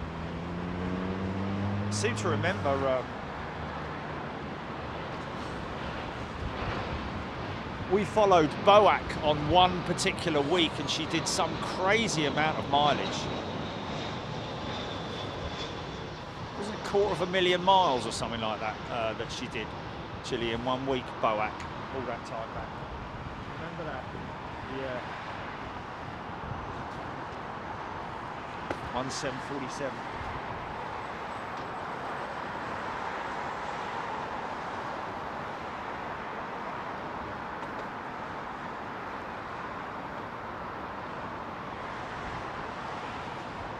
So don't forget, folks, AN225 later on this month.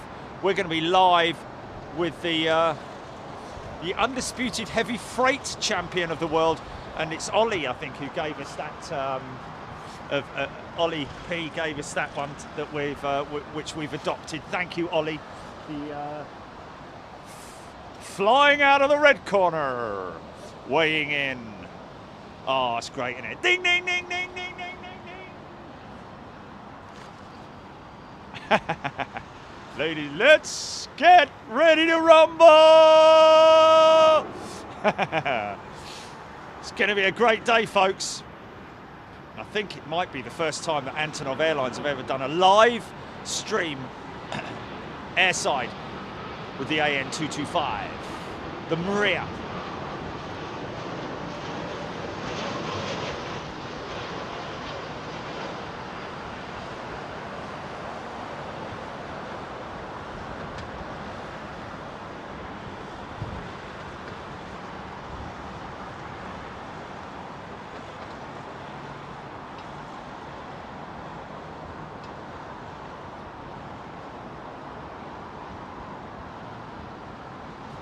Anybody wondering what that Qatar jet is that you're seeing every time these aircraft land in the background? That sounds like a Pratt & Whitney powered 320neo.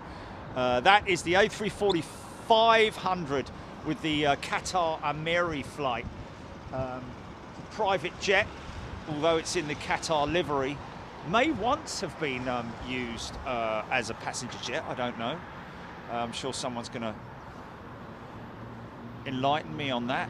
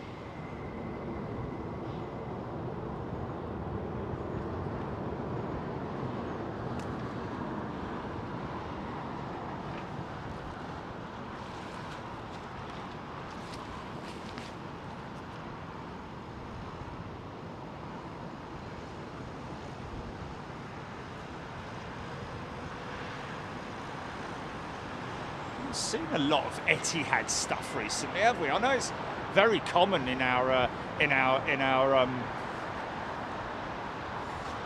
library, but just haven't seen recently. I mean, it's just nice to see it.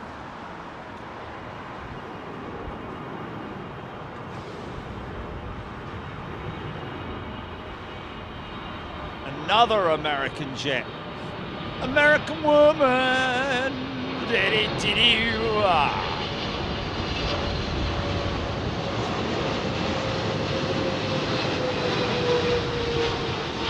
Yeah, big old 7. Jeez, on a look. Listen to that. She's a 300. She's a dirty girl. Look at those flaps, man.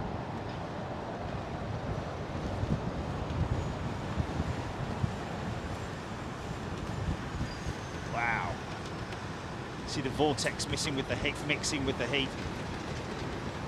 Pull those elevators up, bring that front end down nice and soft sand.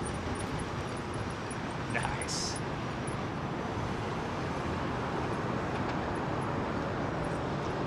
Step on the loud pedal. Yeah.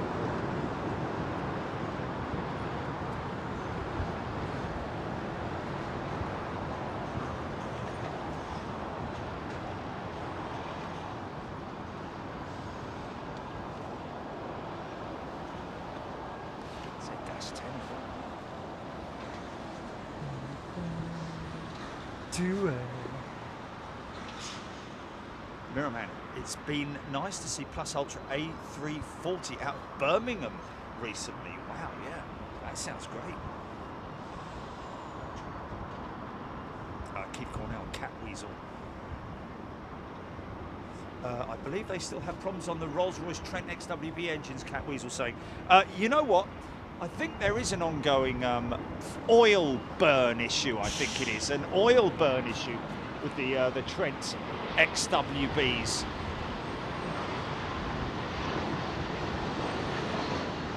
I seem to remember when we were out in Toulouse,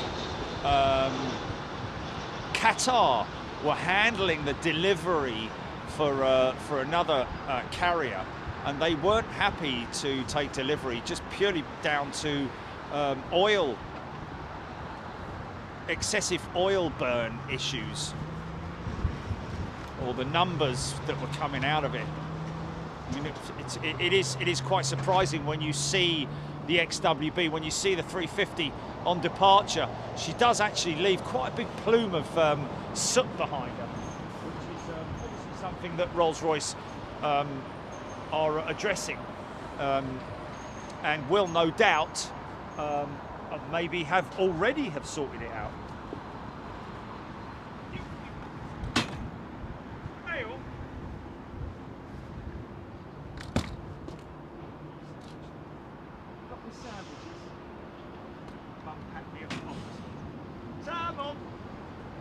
Have you got your sandwiches? Yes, I've got my sandwiches, Mum. Thank you very much. Packet of crisps and a penguin in there for you if you like. Have a little snack on that later. Penguins. Penguins are always so disappointing. I always found. I mean, obviously when you're starving hungry and you get one, it's great, but penguin. And it didn't matter what colour the wrapper was, they were always the same flavour, weren't they? Yeah, the club. If you like a bit of chocolate on your biscuit, join our club. Quite a boring snack as well, but there we go. The best one was the one with the raisin in it. Anyway, don't forget to catch the return of Singapore Airlines A380. Phil Sky, absolutely. 1911. I thought it was 1811 that we were that Singapore. Was it 18 or 19? Really? I think it's 18th, Phil. But either way, don't worry about it. We will be here to catch the Singapore Airlines into and out of London Heathrow. 19th, he's saying. But I think Janine Kelly, have you done a show on loading area and boarding racehorses? You know what? Actually, livestock transport. I mean, the thing is that it's something that's a very, very unique service that I think the guys at Cargo Logic offer, and I've actually spoken to them about possibly doing something in the future with that. We did actually see when we were at Cologne that time. Do you remember when we did the Tigers? Right at the beginning of the show, right at the front end of the show, there were some racehorses that were going out to Doha, I think. Chone Hunter, Rolls-Royce Trent 1000, lovely sequence, EGPX. So good to see a stack. Lucy Davis saying, USAF Blue Expo livery, Emirates 380 landed at Heathrow last night at 8:30. Blue Expo livery, yeah. The one that we're seeing the tail of in the shots at the moment is the 50th anniversary livery that we caught in Toronto, which is kind of crazy. Good to see a decent stack. Yes, indeed. Chris Basley, USAF, Keith Cornell, Mr. Al, good morning to you. BCal Pam, Navy Man 76 Singapore 380 flight is going to be the main vaccination corridor flight into Singapore. Well, thanks for that, Navy Man 76. Alex Collins, Cat Weasel, sorry about that. Melanie Lester, Kelvin Grant, Cargo giving you a. Yes, Kelvin. Yeah, that's the guy on PRS, I think it is. The PRS transport folks who are local to the area. Of course they are. JetBlue next to land, right? Okay, thank you.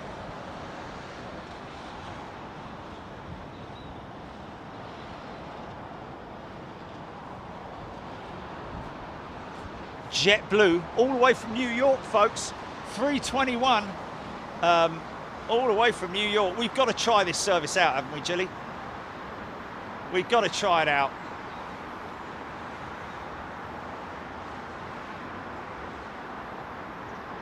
And I'm talking about going in the back seats as well. I'm not talking about going in the...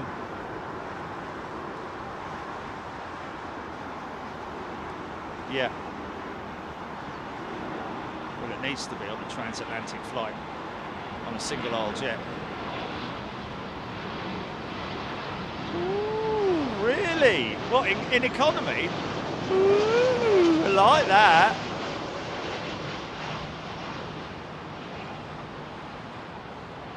What, a vending machine or a oh.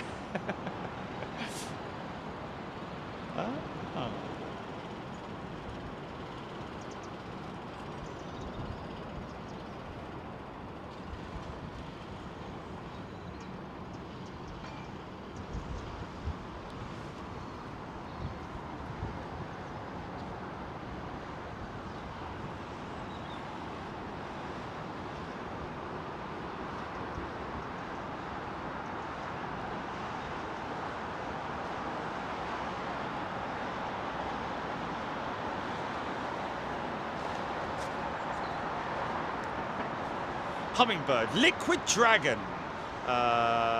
Good morning, everybody. Hope you're doing well. Live from London Heathrow, 08:34 precisely here at London Heathrow this morning. I hope you're all well. Nicholas Phelps, Fluffage, Bikal Pam, Dan Patton, Scotty Tarpley, Abby Garvey, Brandon, Plane Spotter 23. When the aircraft are on final, what is the fluff coming off the wings called? It's a vortex, Brandon. That's actually the cold air being created. Well, the cold air that's coming off the flaps or whatever part of the flying surface it might be, mixing with the vortex and therefore causing condensation, which is what you're seeing. You're seeing condensation basically. It looks like a liquid, but it's not. It's actually condensation.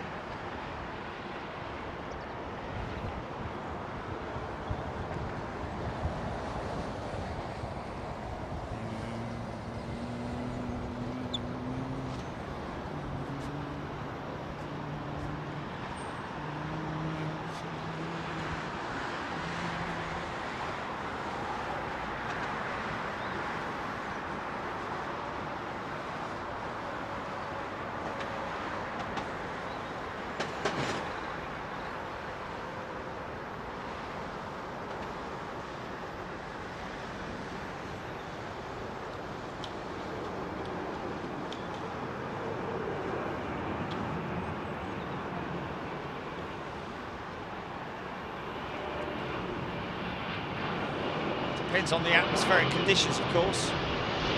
Different friction layers of air that they're passing through as well.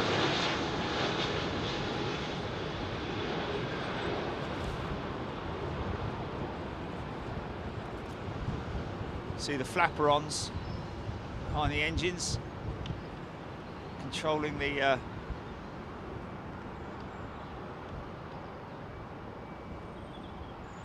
left and right movement of the aircraft. Ailerons on the outboard, more commonly used during the cruise. Little tiny sort of incremental movements.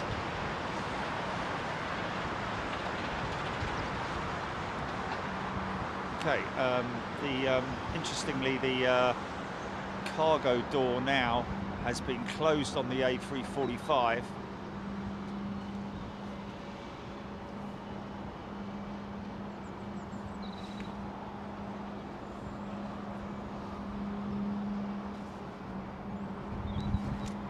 What's that?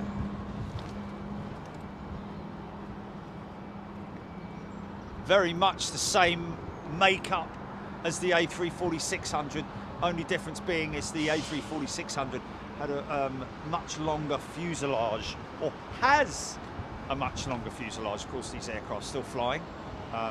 Mayleth Air Cargo being one of the operators. Ex-Virgin Atlantic A340-600. Look back in the archives of Big Jet TV, right back from like 2019.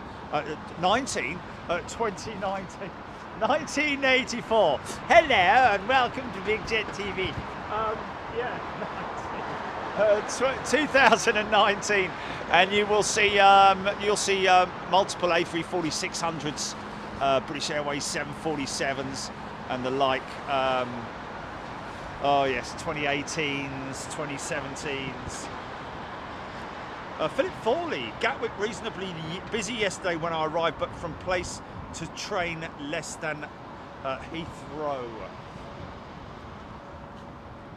Nicholas Phelps needs to get back to Bristol soon. I'm spotting at Heathrow next weekend, so after that, EDC metal detecting. Where's the Airbus A380? What's happened with me? Okay, JetBlue, you can go on it from Gatwick and Heathrow. Captain Bob, thank you. Ian Cumming, is there anything left at Harrods? Lots of freight put on that A340, yes.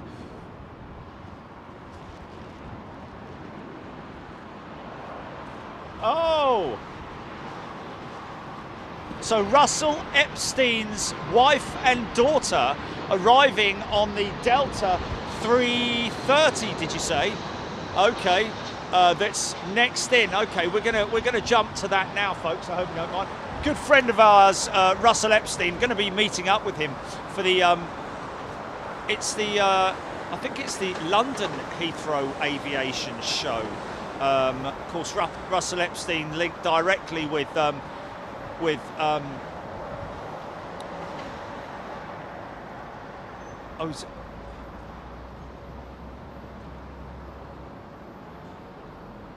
No, I am. He's here. He's here the whole week after. Going to be meeting up with Russell. Oh yeah. Gemini Jets, folks. Probably one of the best die-cast model manufacturers in the world. Available from all good model retailers, of course, and probably do a version of this very jet themselves as well. Almost every jet you can imagine available from the guys at Gemini Jets, and a lot of people will know exactly what I'm talking about when I say Gemini Jets. So Russell Epstein's wife and daughter on this aeroplane.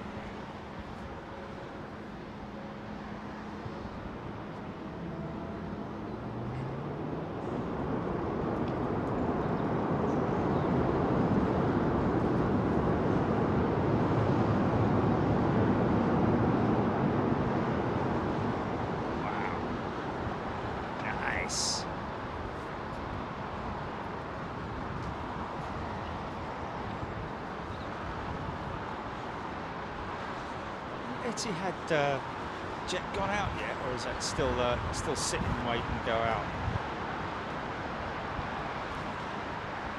Sandy Humby, Chicky Armitage, Liz Matthewman, sorry. Andrew Strain, good morning to you. D-Bash Mo Curtains for you folks. Have a great day. D-Bash, take care. John Collier, HGC, Paul Hodgie. Monarch had two A330-200s.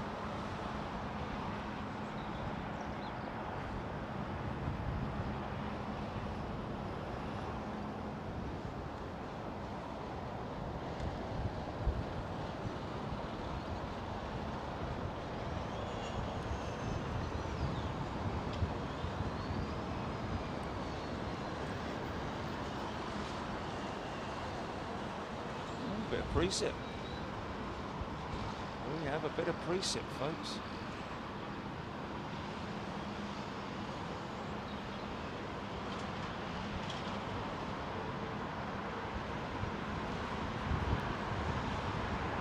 Oh, I say.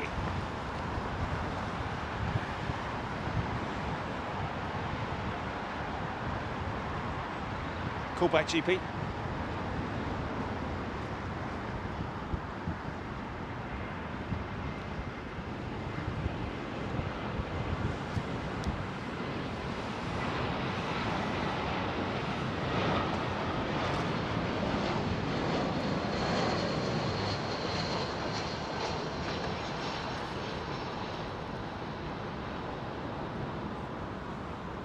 Etihad moving.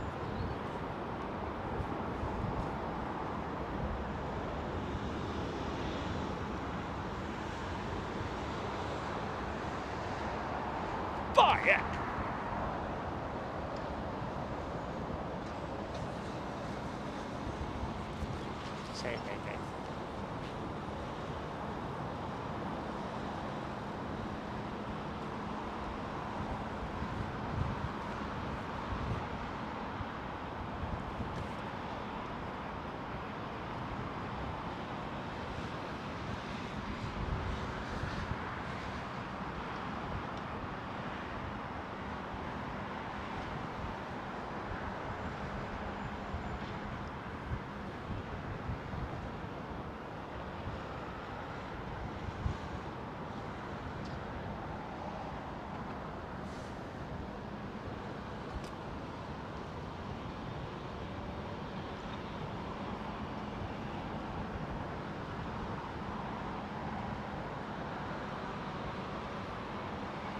Now, hoping that the A345 is going to take the same track as this.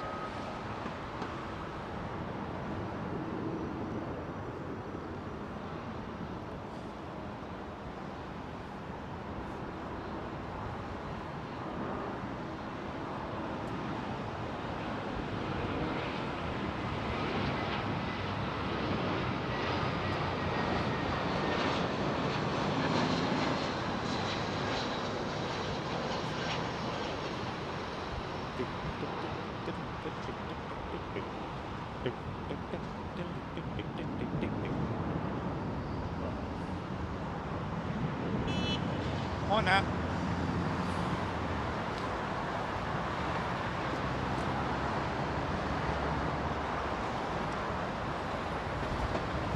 Terry Slater, good morning to you. Rich from Sheffield.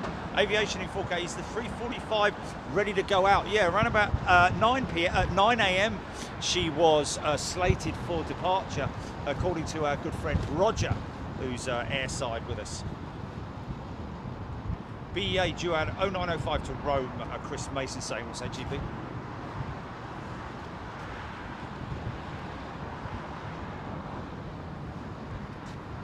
When you say a quiet moment, is it gonna? Okay, I can do it. I can do it.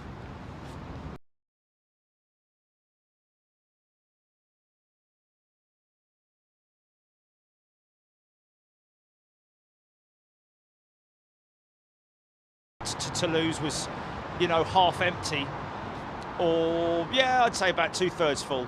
But yesterday on the return, absolutely Ramo. What's happened?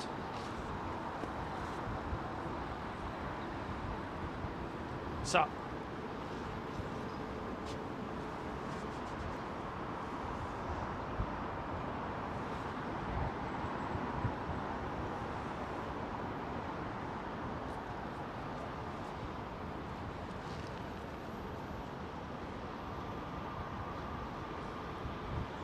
Okay.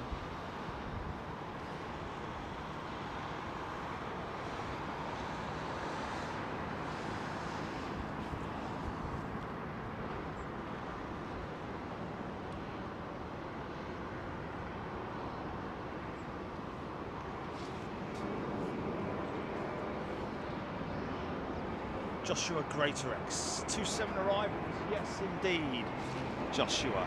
That's interesting.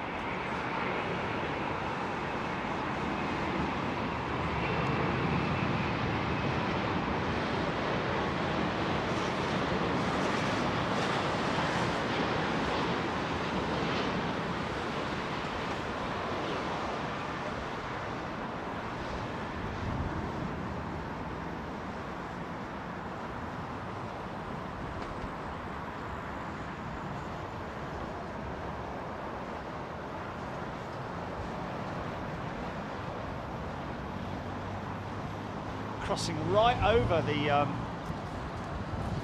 interesting route that 330 taking there.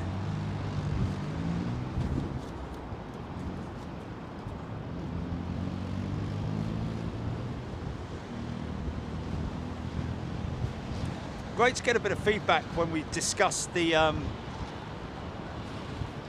panel that's quite commonly changed on the that you can notice.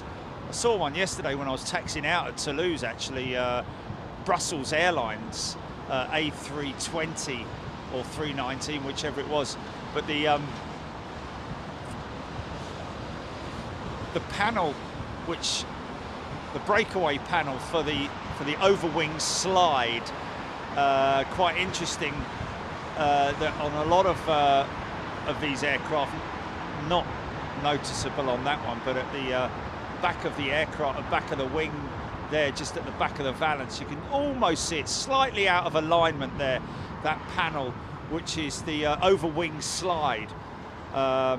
You notice on quite a few aircraft, if you're out there plane spotting, check out some of these aircraft, 319s, 320s, etc., do have the panel either black or, as I saw on that Brussels airline, God knows where they borrowed it from, but it's a completely different coloured panel, green, well, almost like Royal Air Maroc in a funny sort of way, but certainly not a. I don't know where they got it from.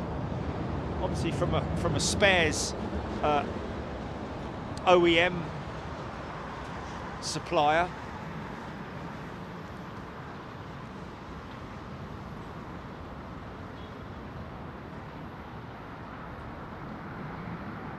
This looks like a 767-400. Is it possibly Delta 767-400?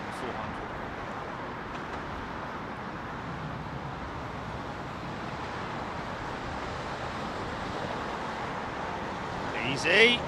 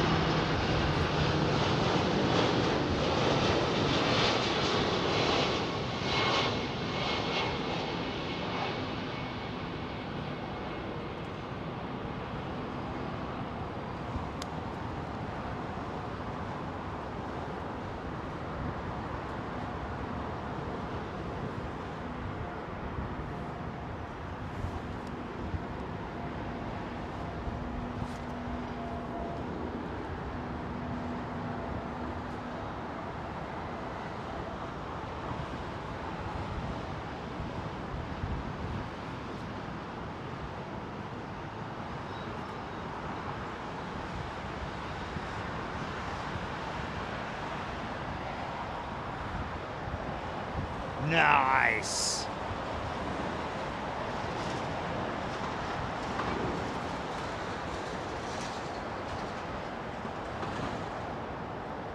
Start the turn early, I think.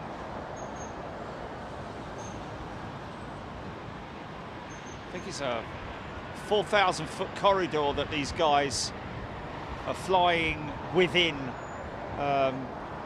during departures. Almost like a conical 4,000-foot cone shape. So contact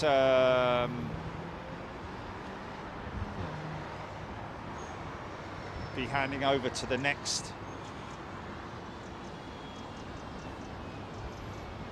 operator that will hello operator, can I help you? Yeah, this is Qatar. Yes, just putting you through. No, all jokes aside, they will hand them over to different operators on the route. Different waypoints throughout their flight.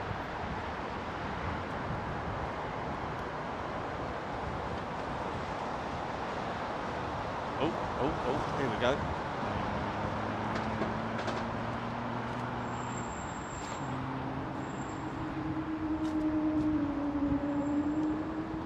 God, blimey.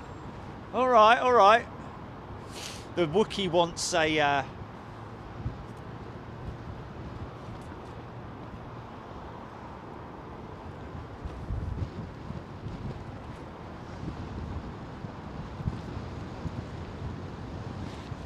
Always great to see a jet like this at London Heathrow. Is he going to push it all the way back there and fire it up? As there is, he's going to be right opposite the taxi, the intersector point. Of course, she's going to have to cross the active runway, so we'll get a great shot of her. This is the Virgin 330 that we just caught.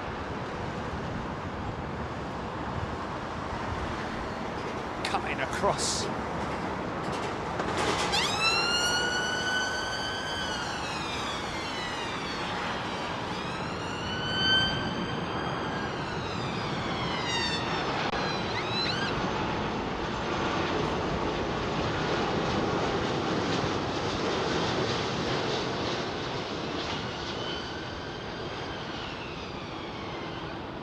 Of course, the A330, that particular aircraft that you see there, has the same wing as the A340-300, the A340-5 and 6, having a ooh, drop it like it's hot.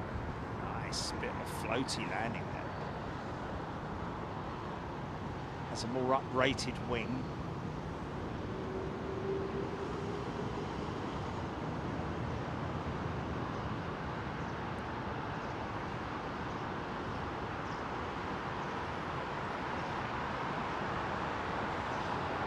The maximum temperature that we're going to see today. Can't think it's going to get any warmer than what it is at the moment.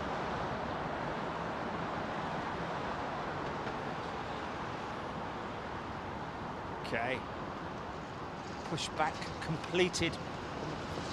45. Air China 787-9, 15 minutes out. Terry Slater saying, aviation in UK. Very warm welcome to you, Kevin Bailey. Dylan Lewis, Harvey Simpson. Hello, Jerry. I'm on BA 1389 flight Manchester to London Heathrow, departing at 10:35. Keep us updated, Harvey. So we should get that arriving most definitely.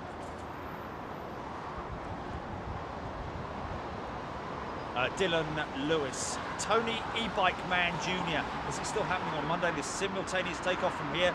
Tony, yes it is, my friend. We will be here live, folks, to see the restart, the resurgence of flights, international transatlantic flights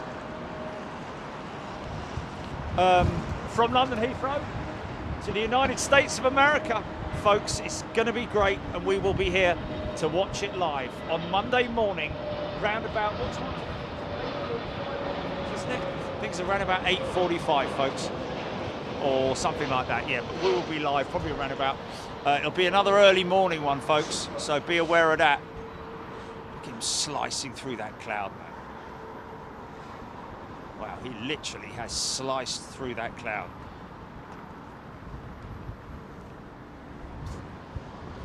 We have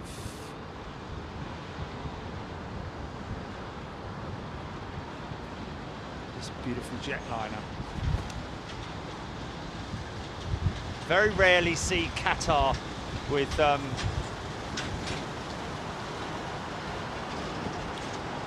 odd engine cowls or spare parts hanging off of them. Always looking pretty pristine. The Oryx is the animal portrayed on the tail and on the engine cowls as well. Native to the region, I think. Bidith Day, not seen the Jazeera before. Yeah, it's quite new to London Heathrow, I think. How will you do the simultaneous takeoff? Will London Heathrow be accommodated? Yes, TCC, that's the plan. It's just one single aircraft that's going to be operating from the from the arrivals runway. So quite how they will, how do you call it? What do you call it when you're doing it? No, what's it called? It's called, look at that shot there, man. Wow. Choreograph, Gilly. Choreograph is the word I was looking for. Quite how they're going to choreograph it, I don't know, but, you know.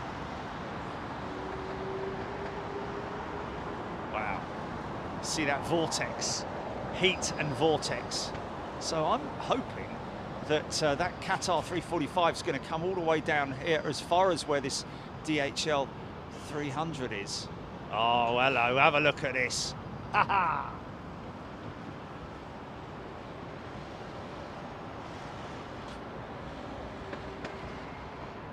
Oh, aviation in 4 UK. Oh no, aviation in 4K. Ben Brown, Lufthansa are thinking about the A220. Oh, that's a good. Wouldn't surprise me, to be honest with you.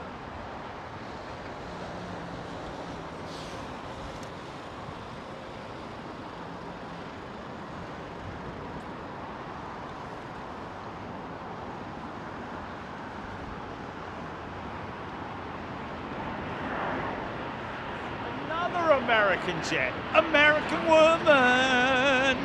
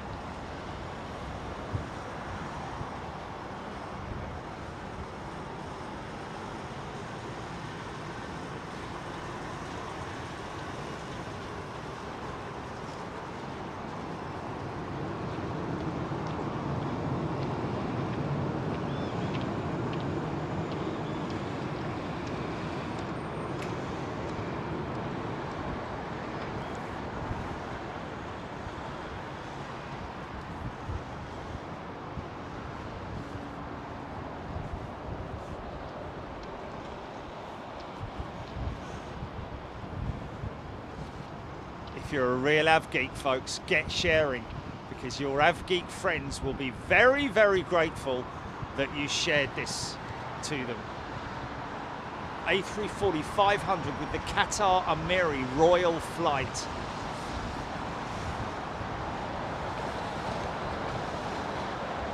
Oh, get 15, good day to you. Adrian Truella. Stealth Qatar, still not on radar.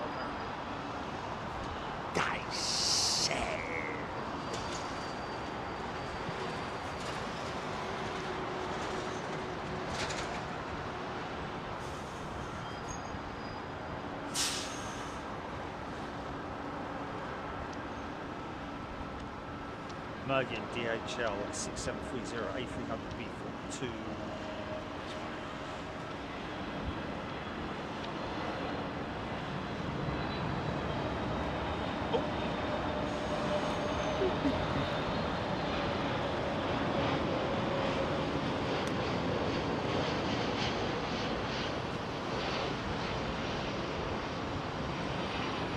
Of course, you'll be able to buy this model if you want to, as a die cast. Aviation Retail Direct is best place to go to for your models, folks, if you're in the UK here, or actually anywhere in the world really. You can order. These guys send out multiple boxes. Every time I've been to the Aviation Retail Direct store, you can almost hardly get in through the door with the amount of boxes that they're sending out on a daily basis. I think he's, oh, next one as well.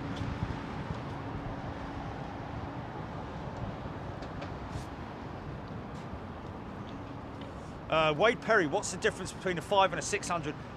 Wade, length. Literally, that's more or less all it is. I think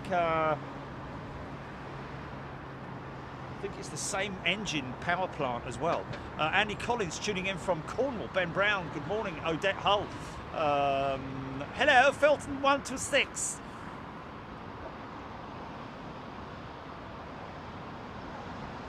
Sam Beck A345 looks amazing. I mean, that's pretty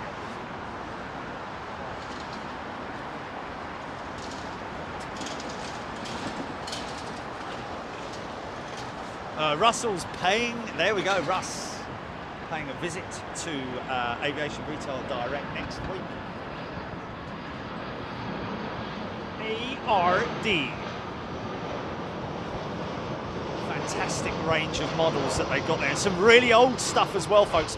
If you're, you know, if you're into your antiques in terms of old aircraft, get yourself up to Aviation Retail Direct. It's a wonderful place to visit. He's now got 2 stores as well, I think, next to each other. Bought the shop next door, the shop front next door as well. So you can, here we go. Fire it up. Clear to move.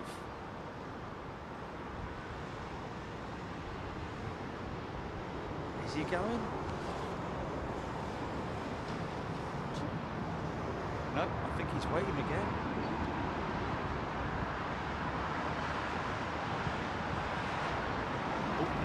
Look, just quickly, just show you this, folks. Saw this in, remember we said, look at us seeing it again, folks. How about that?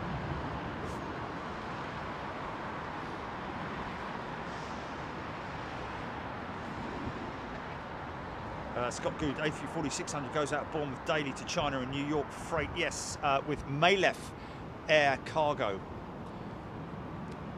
Well, it's actually not Maleph Air Cargo, is it? It's Maleph Air. Maleph are actually a charter company operating those 340-600s, originally purchased to be operated as passenger charters.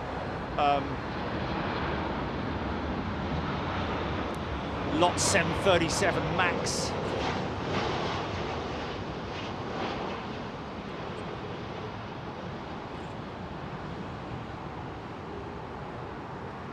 Okay, now we have a gap, a big enough gap for this 345 to start moving.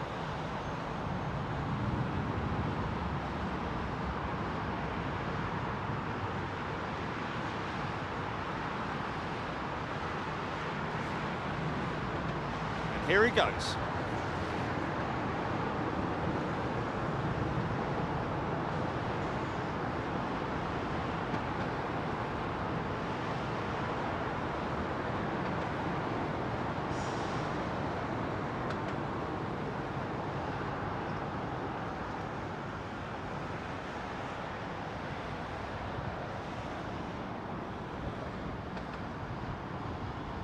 ITA 320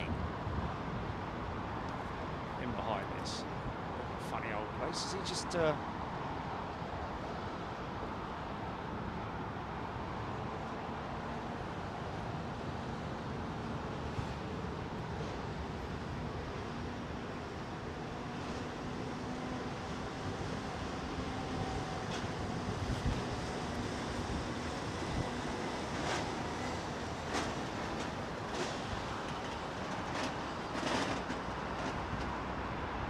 Scott Good, the A340-600 currently operating from Bournemouth to New York. That will be a freight operation.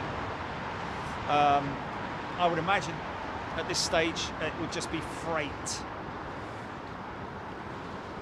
That shot there, look at his diddle engines compared to those engines, mate.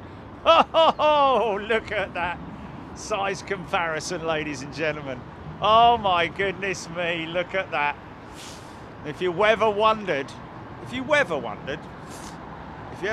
how big the A380 is, now you can see it. Go and stand yourself next to a 737 and you will know that that is a big aeroplane. No slouch.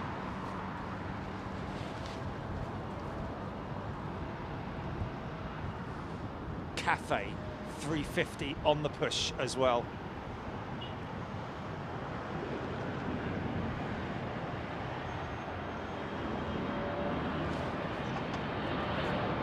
Blimey O'Reilly, I think every single American Airlines jet. Hold on a minute, let me just get this quickly, because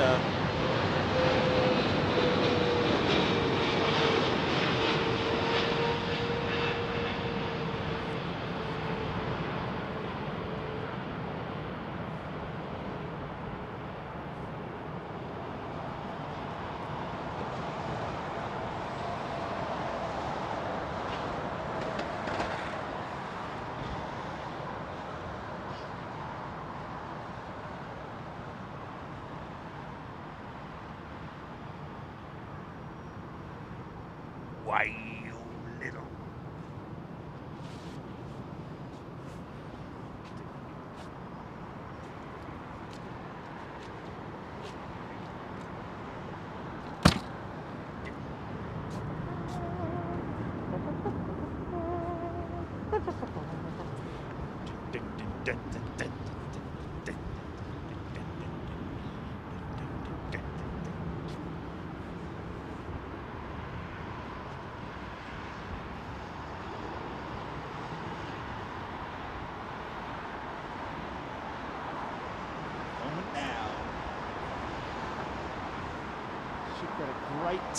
A great banking shot from this 345.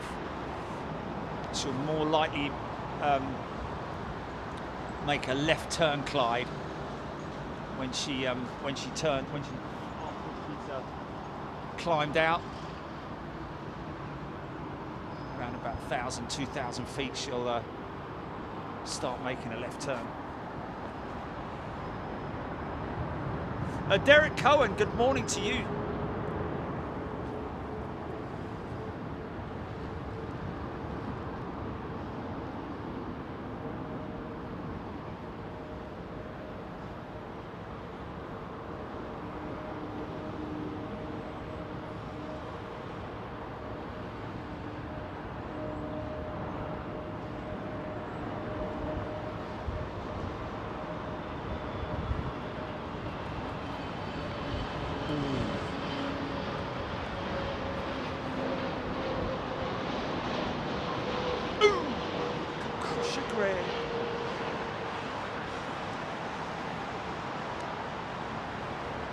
Hello, bit of a face-off going on here. I know who's going to win this fight.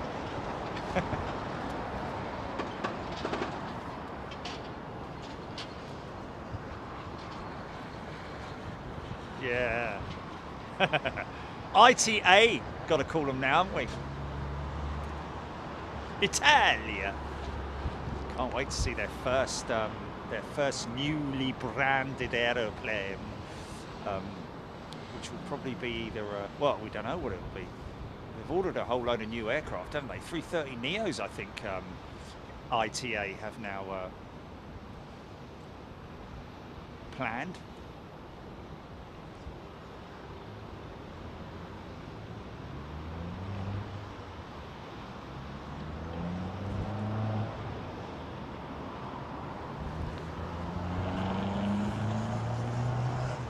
So a big thank you to everybody who has liked the channel.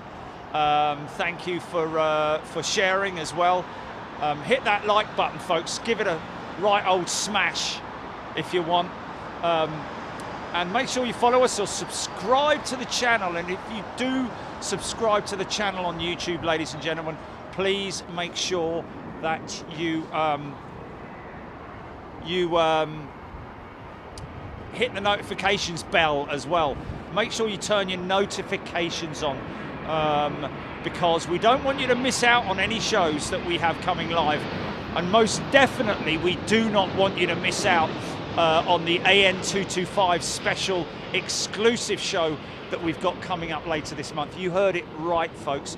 AN225, the Maria, the biggest transport aircraft in the world.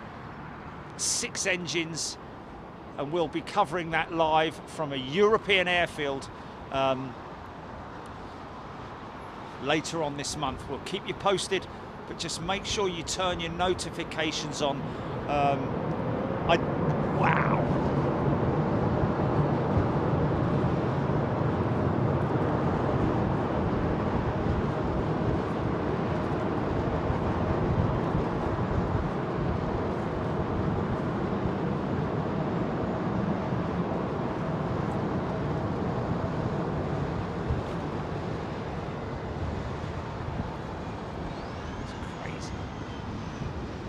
Crazy.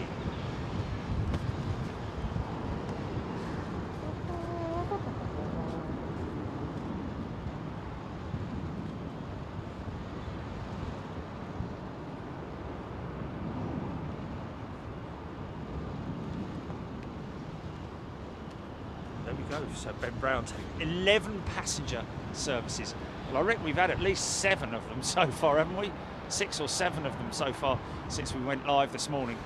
777-200 and 300, a mix of. Used to, of course, operate their A330s into London Heathrow. I think that's probably going to be a thing of the past now, isn't it? Hammy Inc., good day to you. A rare day off. Tony Strickland, aviation in 4K. Looks like the APU is sucking up the centre line.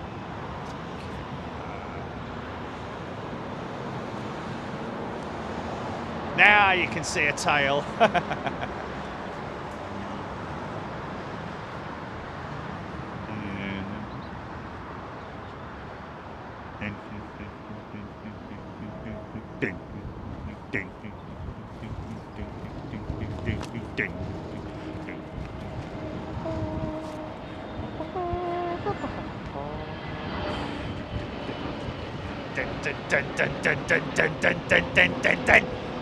Sorry.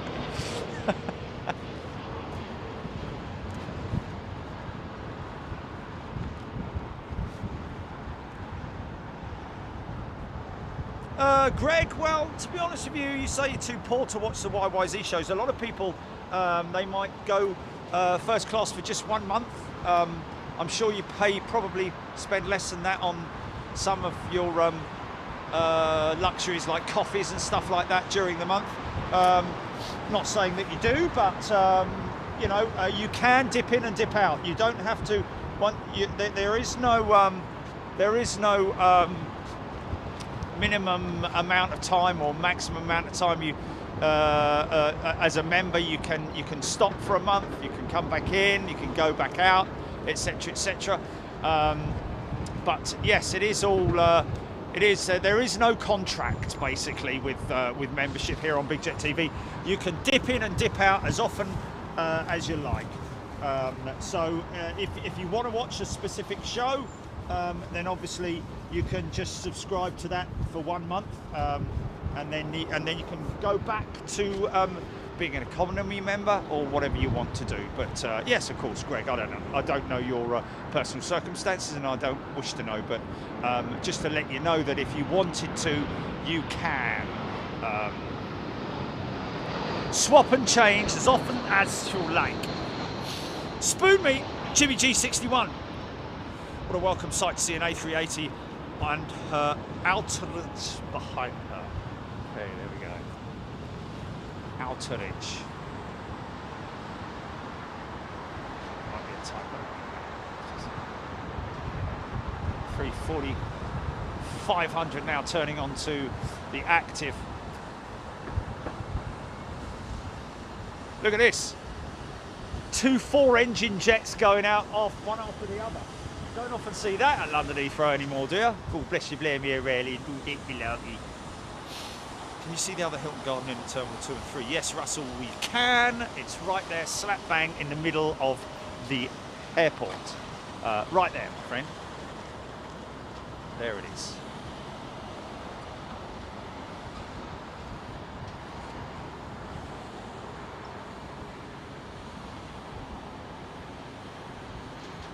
Okay.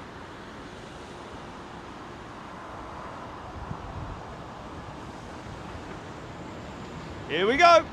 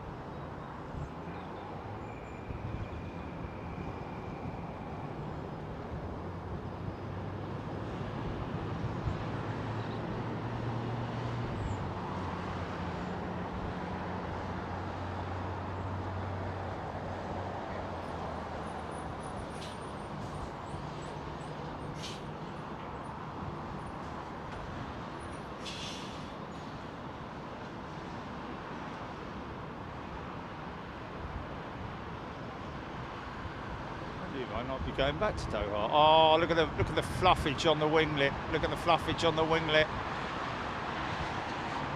Ribbons. Nice.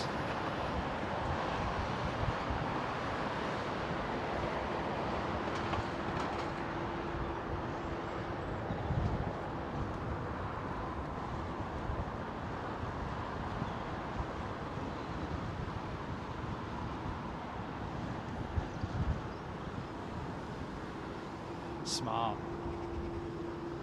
So. Wow.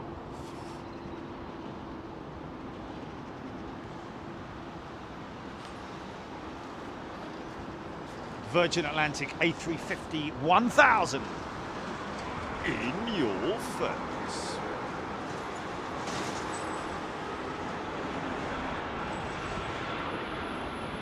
Oh look, she's got a replacement nacelle.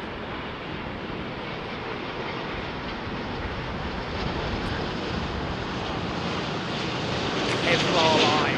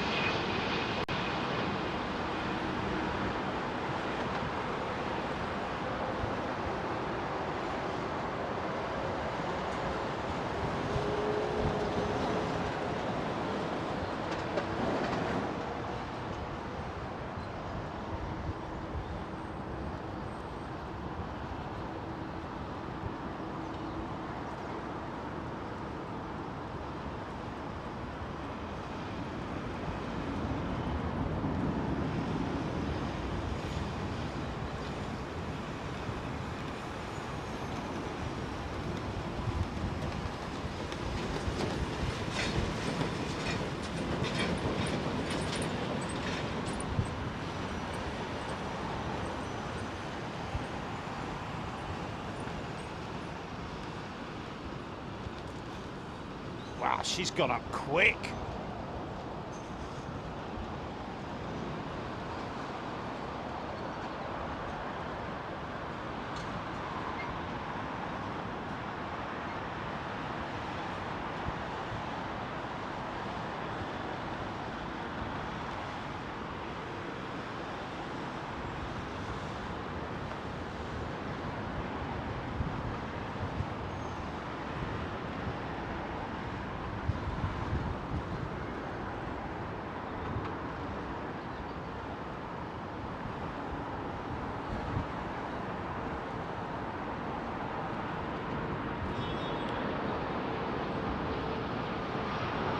Oh, hello, look at this. Rwandair 330. And funny enough, talking earlier on about Qatar handling the Rwandair 330's deliveries of their 330 Neos as they were going to be. I don't think they, I think they pulled out of that deal. But Qatar were not happy with also the Trent 7,000 oil burn rate. Wow. Where's she at? There she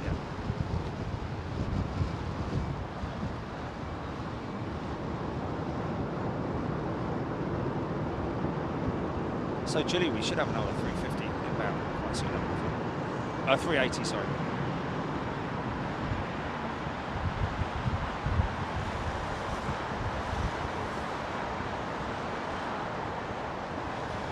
That's the way to emblazon a celebratory number on your aeroplane, isn't it? Like right the way across it like that. Beautifully and well done, I've got to say. The art department at Emirates doing a great job there. Unlike some others that I won't mention, but if you're going to put a big number on your plane, put it at the front and not hiding behind the wing. Although, I've got to be honest with you, the Gulf Air one seems to do quite well.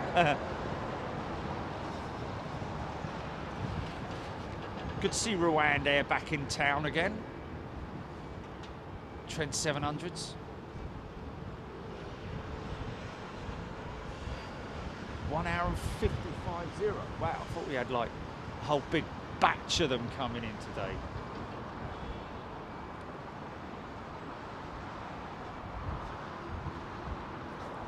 See the elevators, folks. One's drooping and one's level. That's down to the hydraulic systems. That once the engine is started and the hydraulic systems are charged, you'll see the elevators and all other systems will plop up into place.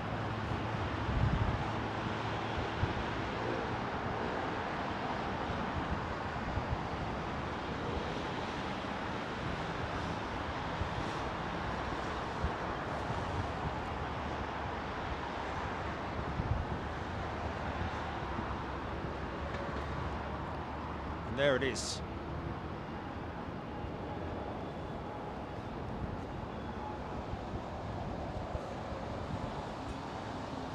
Empty stack.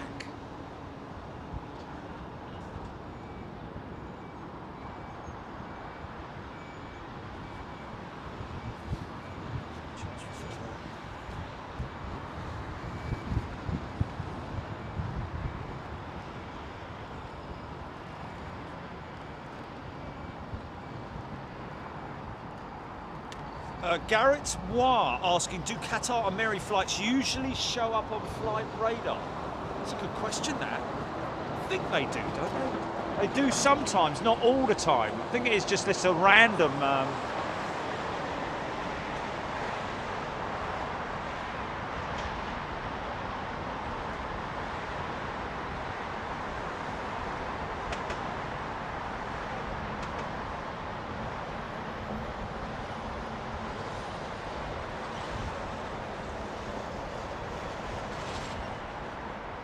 Yeah, probably on ADSB, folks, if you want to find that, if you want to track that 345. It's another app, I think it is. Is it an app, Gilly? ADSB? Or is it just a... Oh, ADSB Exchange, there we go. Singapore Airlines, I think, already pushed their 350. Oh, hello. See Qatar, oh look, it's a BEA 319 there. Qatar's unmarked 330, which was pulled out of retirement, literally from storage. She was going to be retired along with another few 330s, but as a result of the recent A350 issues that Qatar have been experiencing with apparent delamination, which I just can't quite understand. You would immediately think that, you know, a serious issue like delamination would be a decent enough reason for them to take almost well, at least do checks on 350s whilst they're in you know. Let's have a little lunch on this.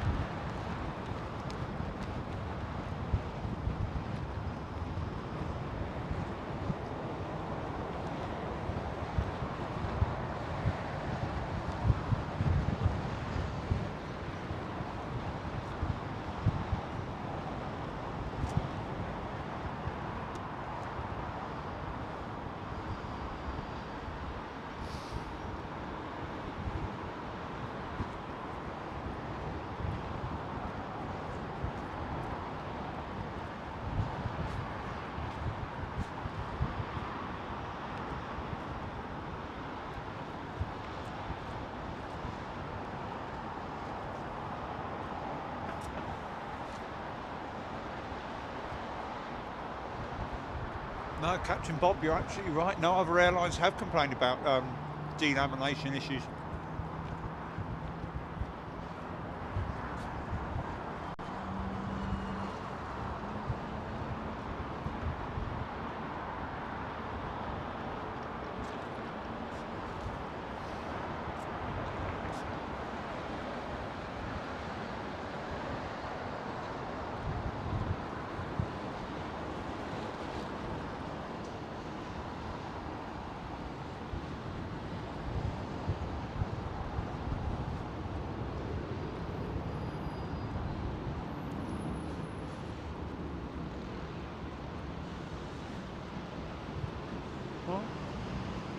runway inspection.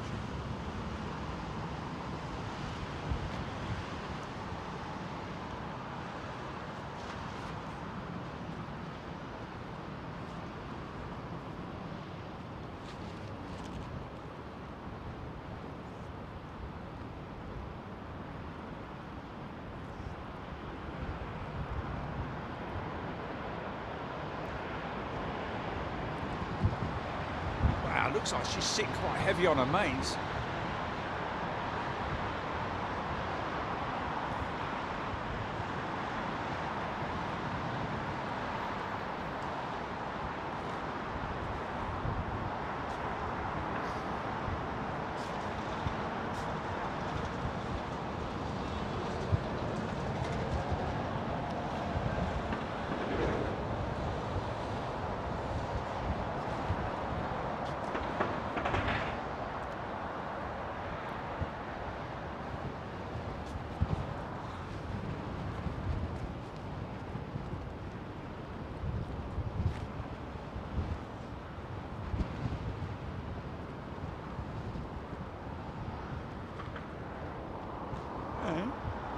Warm up a little bit.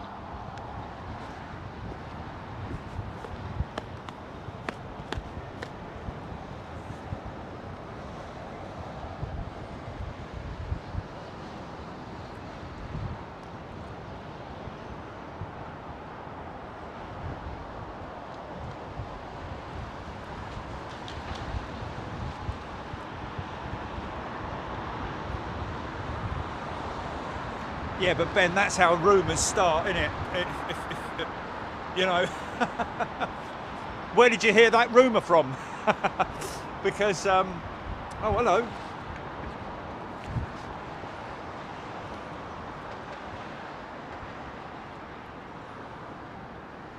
Because that's the first I've heard about it.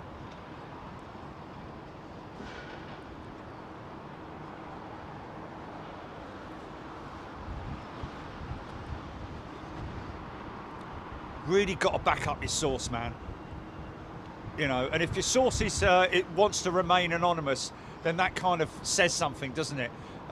So the best thing to do is just don't say it until you have a confirmed source. You know, not some bloke down the pub, or even someone who works airside at London Heathrow. You know, I mean, they're a great bunch of guys and girls that work so hard at London Heathrow, but you know, rumours can start so easily, can't they?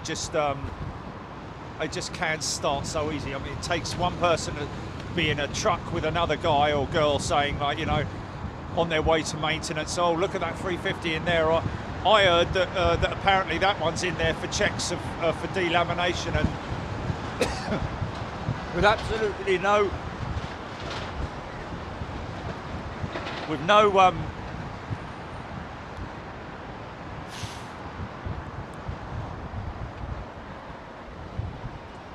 technical reasons. Why what, sorry?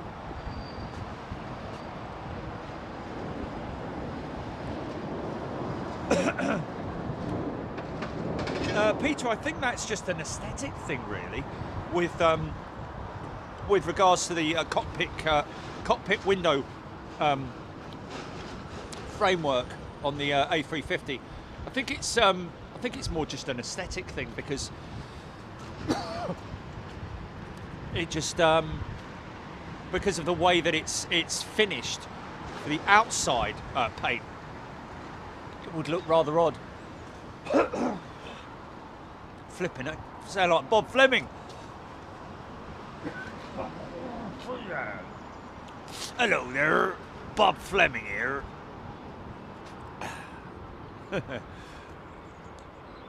Now today I'm going to be talking about fly fishing.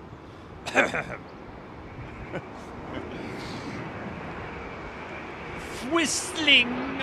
What's that? Hold on. Let me quickly grab that. What's that there?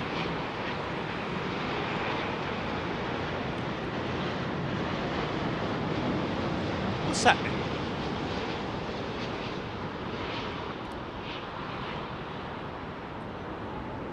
I know, but it's Bob Fleming here.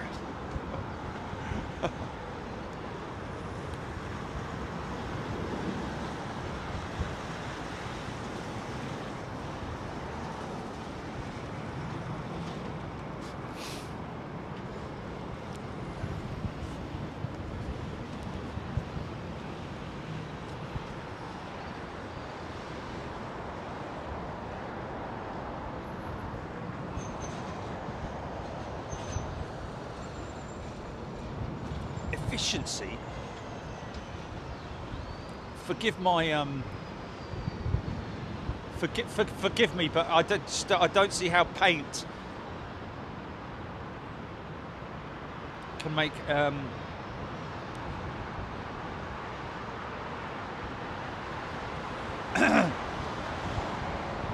I'll tell you what I do like, and I know I keep harping on about it. I mean, there's a standard. Read all about it. Cockpit canopy layout, as you can see there on the 777.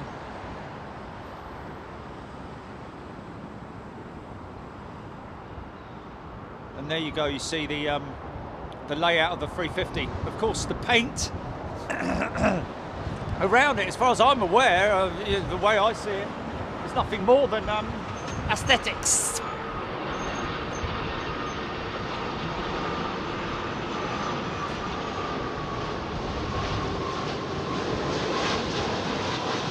Okay, watch for the reversers on these Trent 7s. They're called clamshell reversers, folks. Called such because they look like clamshells once they open up, like petals on a flower. Watch, here we go.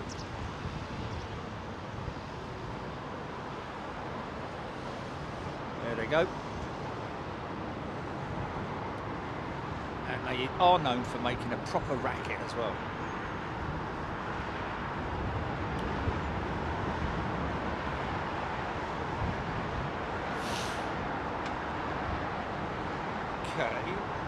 Okay. Well, I still don't quite understand or agree with that, but purely because if it was anti-glare, then the black paint would extend beyond the nose, wouldn't it? Beyond the cockpit, down towards the nose. I don't know. I think it's a great conversation, but my own personal take on it is that it's more an aesthetic thing than because if you look at the A320neos, some of the A320neos do not have, like the British Airways aircraft, as an example, do not have the black eyeliner, as I call it, whereas some do.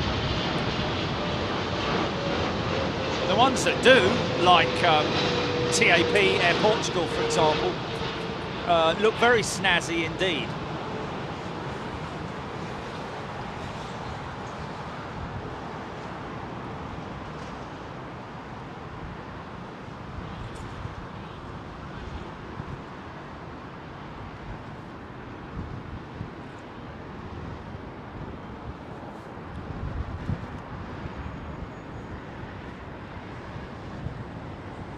What I do like is the 787 cockpit, the way it's so beautifully blended.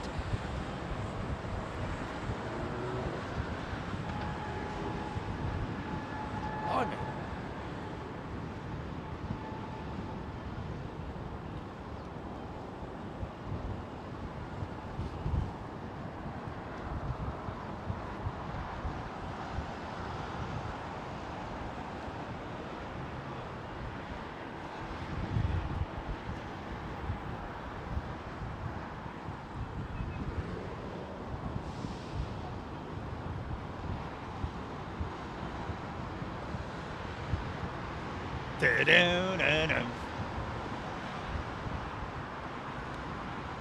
Keith Cornell, you're absolutely right, Keith. It was a Vietnam tail that we saw at Toulouse. In fact, when I woke up yesterday morning, it was doing manoeuvres as well, doing a test flight, and did one of those what I'm now calling BAM, the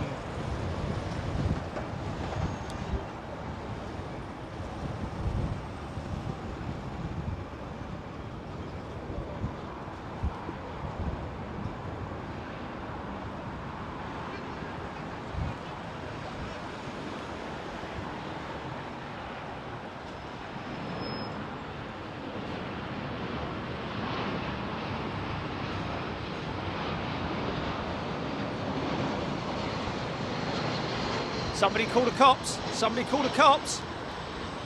We have an incident. Something's going on down there, isn't it?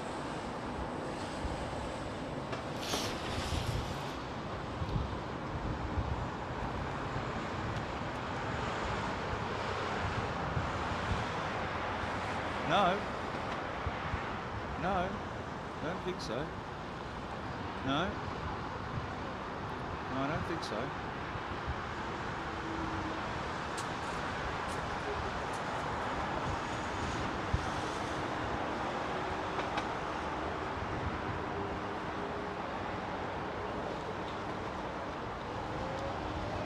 I think the geezer on the right and the geezer on the left are having an argument, aren't they?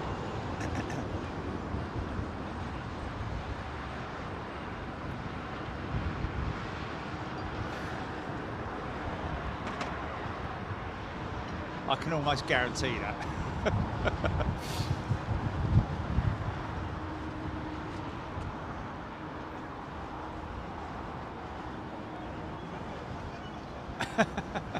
It was that big. It was that big, honest.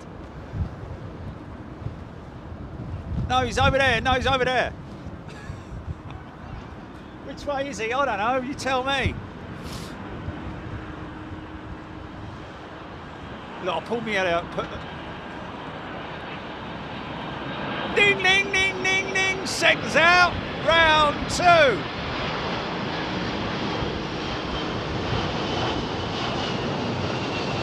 Just watch the planes, fellas. It'll be much more fun.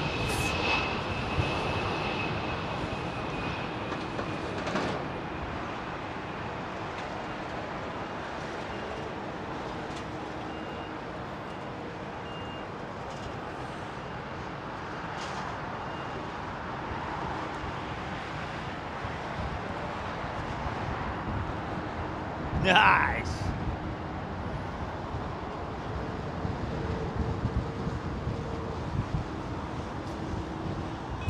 Vietnam Dreamliner. Dreamliner looking very nice indeed.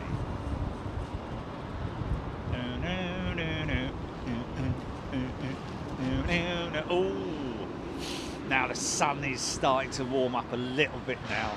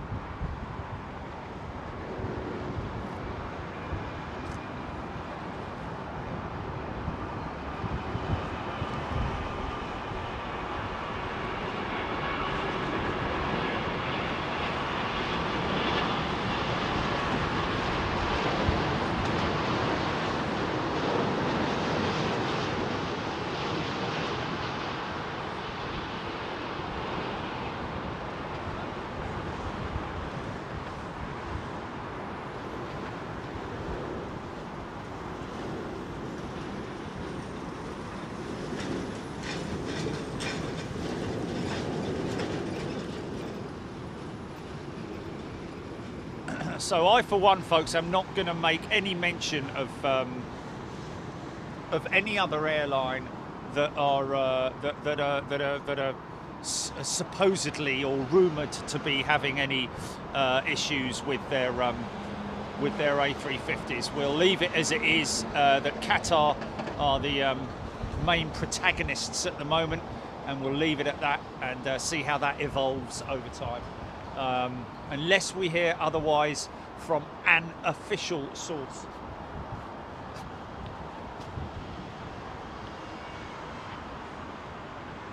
Carl Hanlon arguing over who ate the last mini roll. But there were 5 in the box.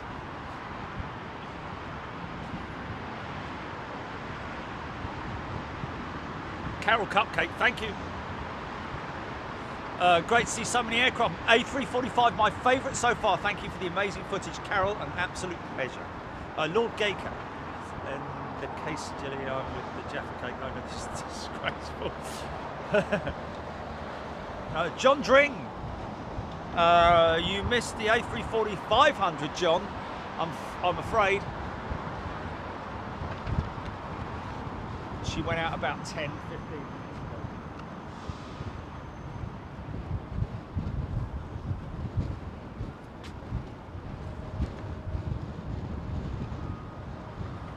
Korean Air Cargo 777, 8 hours out. Alan. Thanks for that.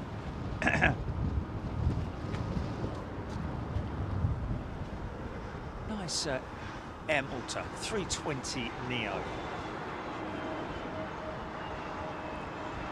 Dropping the power. Just let it sink. Just let it sink.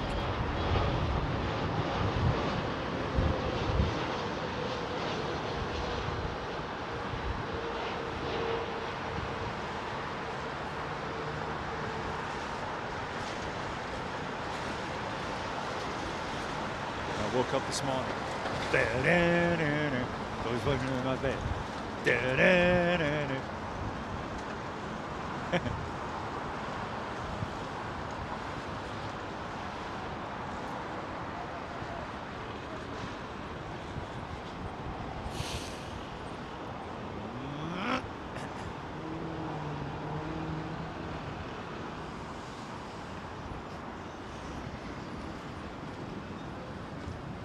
There we go, Rab H. 9:22 a.m. for the Qatar 340. Thank you, Rab.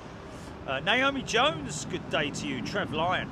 Travelino Blog Aviation. Next week I'm off to Frankfurt and Zurich, flying out of Stansted with Ryanair. Yeah, our flights to the destination for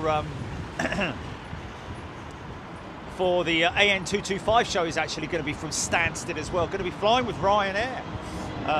Got to be honest with you, never had a bad experience flying with Ryanair. Thing is, at the end of the day, don't expect too much from Ryanair. I mean, if you don't expect anything from Ryanair, then you'll be very pleasantly surprised, because you will actually get more than what you actually do expect, if you know what I mean. Because they are a great airline to fly with. Of course, you know, our flight started off at 10 quid return. Get it? £10 return, folks. But it actually, once we put all the baggage in and all that, it's about 140 quid return. Still really cheap, but is amazing how it builds up, you know. James Doink, good day to you. Gary Corbett. All that arguing over a cup of tea. Oh, I think it's the bike. It might. Oh, Vietnam Airlines going out very early as well. So she's light. She's light on her feet.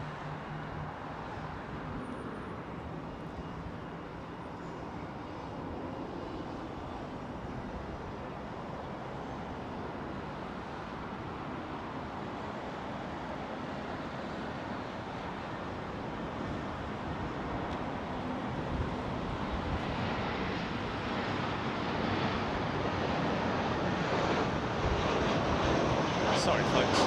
Just seeing this Brussels. We'll probably get a good shot of that. Is that BA 7810 being towed by any chance?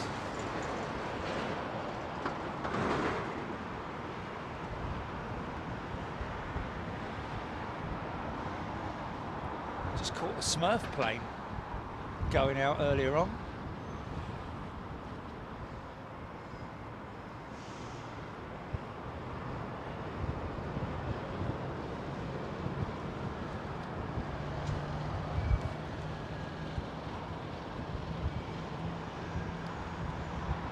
Something's just pushed back the wing.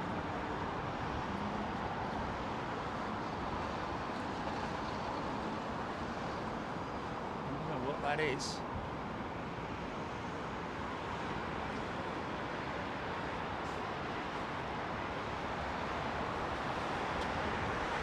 Virgin 77.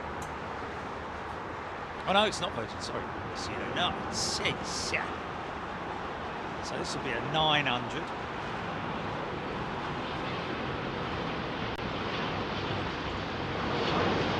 Purring, man, she's purring.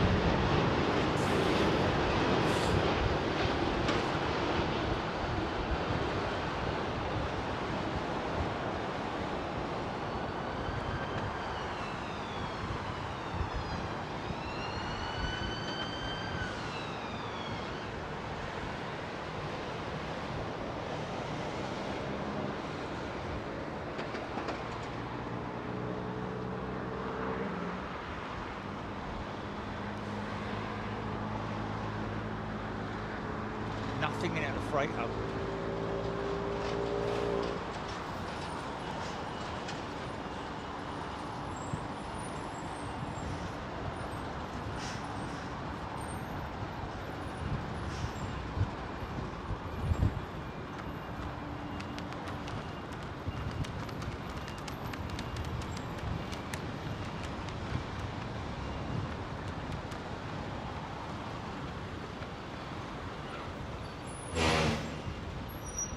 On that.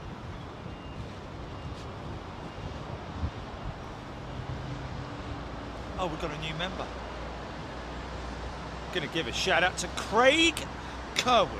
A very good morning to you, Craig. And all our other new members who have joined up today, a very warm welcome to you folks.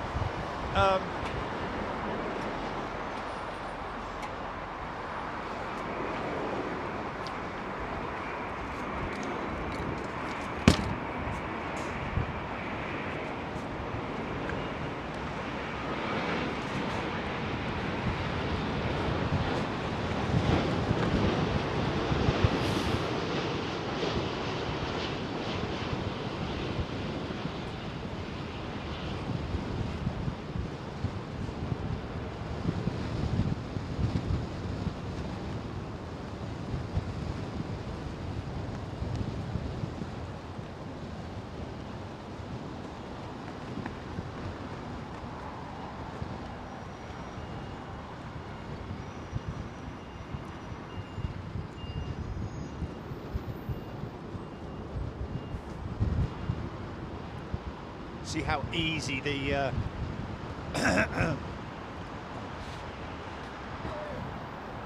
Bob Fleming's back again. See how easy the BA pilots are on their jets.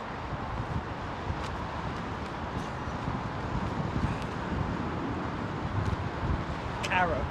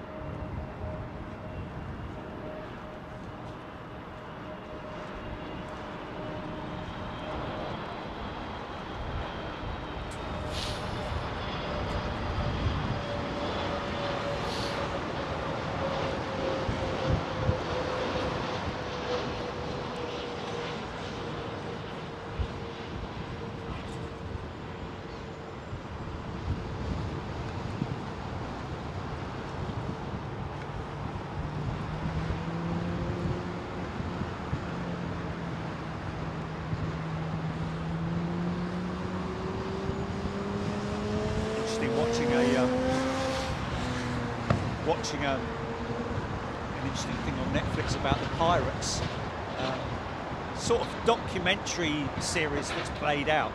Very good indeed, actually, I have to say. Very interesting how the pirates worked back in them days. But one thing was they had traditional things like if the rats are running off the ship, it's time to get off the ship.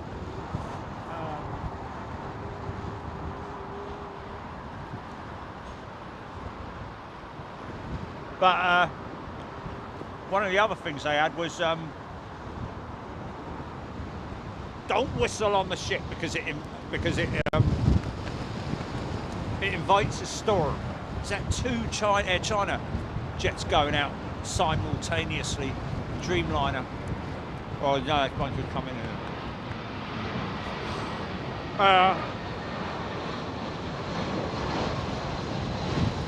So if you whistle hard enough, you get a storm. So,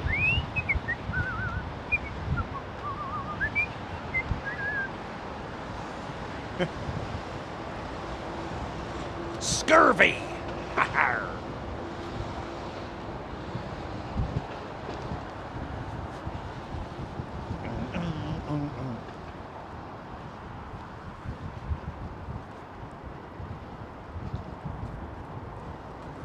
Yeah, actually, would have seen on that Air Malta.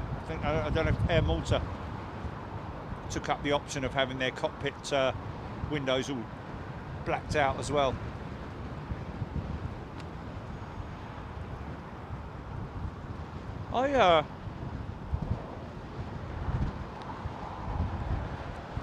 Maybe something to do with sun glare, but you know.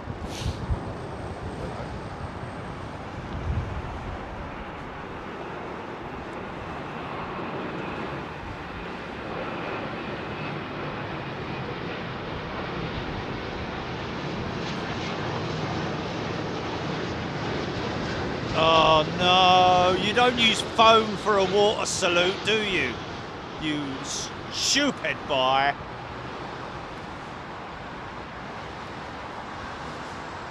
No, that will be, those engines will have to be stripped back, man. Boroscoped and checked. And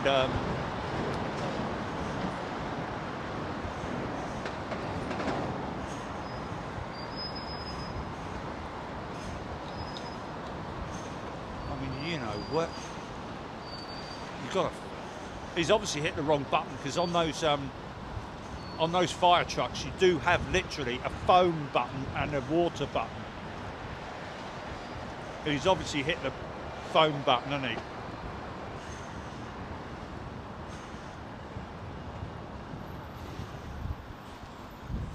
Oh dear, oh dear.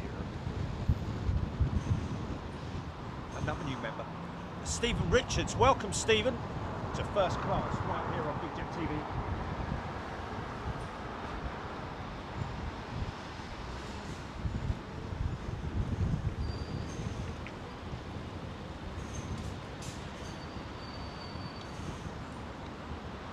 BA used to substitute, like around the windows, is to manage surface temperatures around the new curved glass on the aircraft.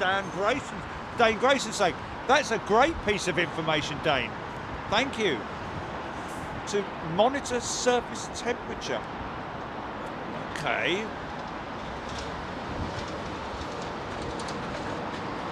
Okay. Around the curved glass.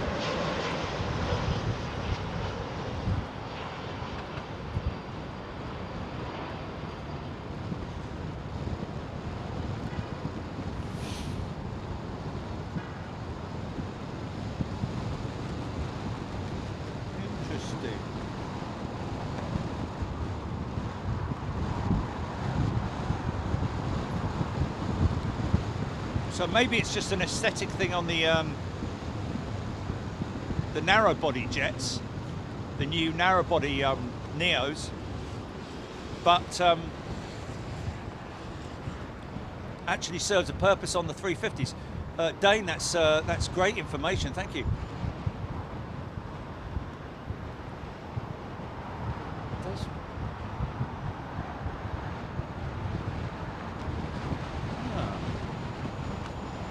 Yes, it is curved glass, isn't it?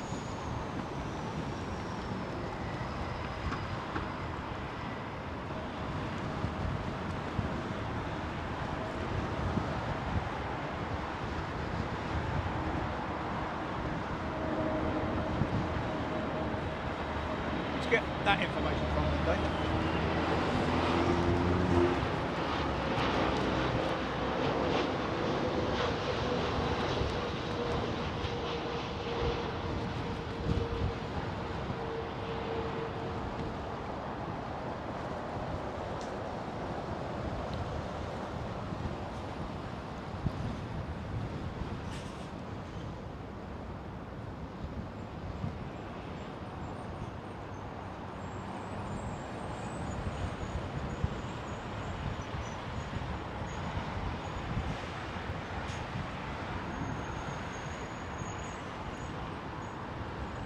Yeah, no, I fully appreciate that every single surface on an aircraft is, you know, potentially somewhere where air can become turbulent as it flows down the back of the aircraft. But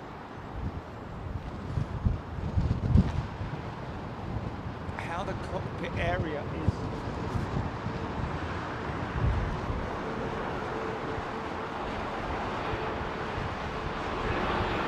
Have to look into that.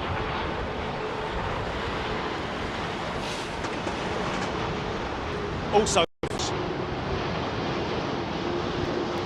as we're looking at Virgin Atlantic there, if you remember a long time ago I did mention about the fact that we would love to do a live show featuring a swing check on on one of their 330s or 787s or 350s. And speaking to our good friend Gareth, if you remember Gareth from the show that we did with Virgin Atlantic inside their hangar, celebrating the last 747. Very lucky bunch of people were invited to that. Of course, it would have been thousands more had it not been for COVID, but Gareth was there, as always, to put on a great show for us. And we're hoping, having discussed it with him last week, it looks like we may well be able to get inside the Virgin hangar and witness a swing check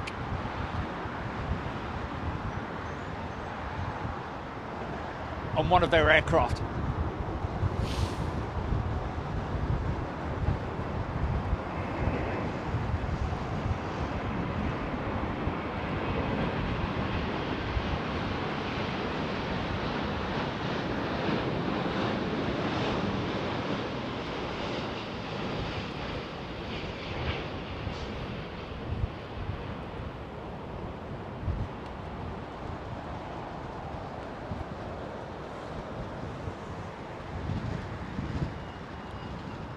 So don't forget, folks, that on Monday, and of course we will be putting this out on the app as an update. So just a little bit of housework, just to say thank you to everybody who's liked the channel. Hit that like button, smash it to pieces if you want, and also a big thank you to everybody who's subscribed as well. Make sure you subscribe. If you subscribe to the channel, make sure that you obviously turn on the notifications, folks. Subscribing to the channel is one half, to be honest with you, but turning on the notifications is the main thing. The reason why we say that is because what if that aircraft's going through an engine run check or something? Oh no, it's being moved. What are you doing now on the open airfield?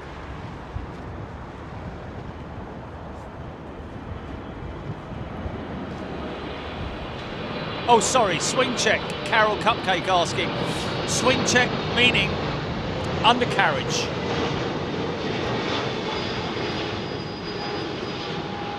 So what they will do is jack the aircraft up and then swing the undercarriage, actually retract the undercarriage and extend it just to make sure that all the systems are working properly. British Airways been doing that with their A380s on a regular basis throughout the crisis. Hello. Okay, if you've got any friends in Australia, folks, get sharing now. Share the feed, because we got QF, I think it's QF1, is it? Qantas 1? Is it Qantas 1 going here? There's Qantas 2 going here. Right, yeah. Okay, so it's QF2 going out.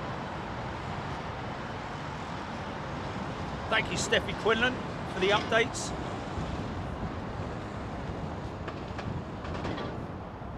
Alan Yalden, given the way the passenger windows on the 777 can be darkened via a button, I think you mean the 787, Alan, has that the option on the 787. 777 has the standard window blinds via a button. Perhaps the pilots can do the same with their windows. On the 787, I'm not sure. I have to find that out. Rach, yes, Qantas 2 on the move. Meryen, Turkish 1979 Boeing 777-3 from Istanbul. There it was, just landing there.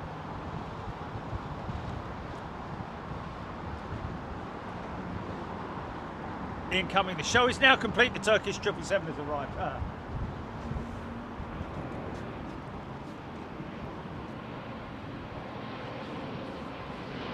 The face-off there between a Virgin Dreamliner and the Qantas 2. Lucy Roberts' sister lives in Darwin. There we go.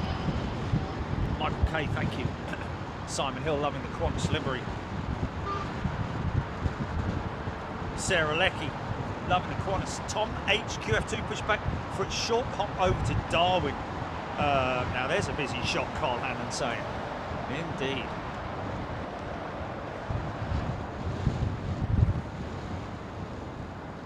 Keep it on that one for now. Qantas 2. Mark Roberts looking busy. So good to see. It is, isn't it? Look at that. Active aeroplane. Hodgie asking, can you say hi to Callum, who I plane spot at Madeira? He says it's great there for spotting for windy conditions. Madeira, yes.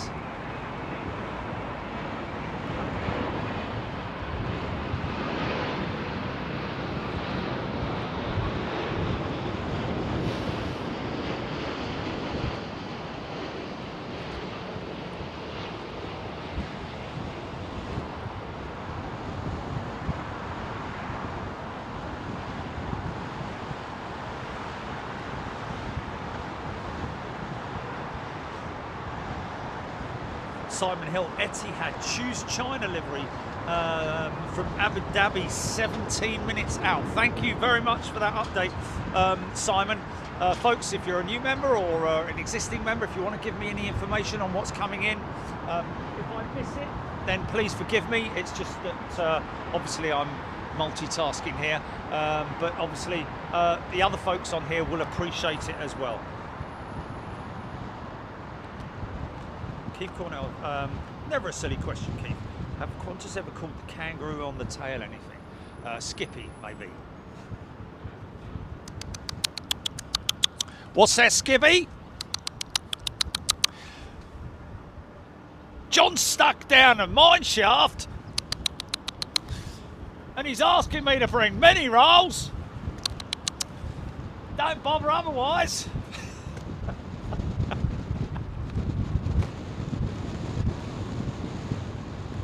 Ray B's tuning in from Adelaide. Good day to you. TCC. Good to see queues on the taxiways. Isn't it great? Isn't it great? Everything's happening. It's just action everywhere now. And you wait till the Singapore Slinger comes back. I got goosebumps before I actually said that.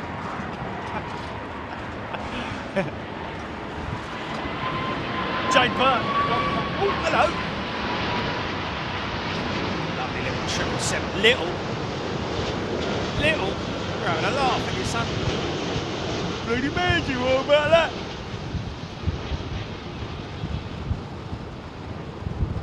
My reputation.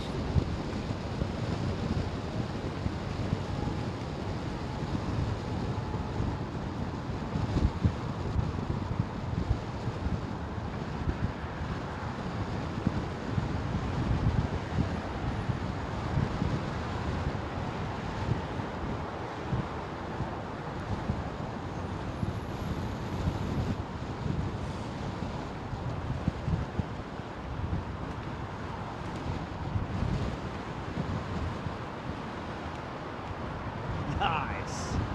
Good movements, man. Good movements. Look at that. Wow. The wind's picking up a bit. Flipping heck. Yippee. Wow, look at that. Look at that. It's like sun rays, but they're actually I don't know if you can see that. Can you see that? Can you see those 4, 5? Yeah. Stretch marks on the sky.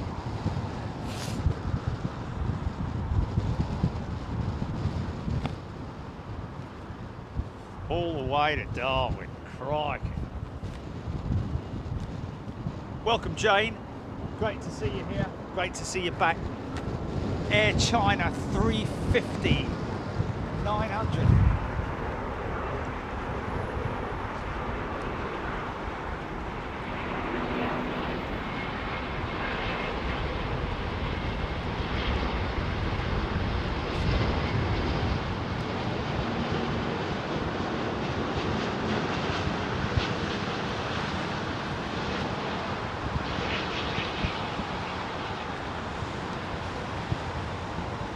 Expelling a little bit of air there by the sound of it.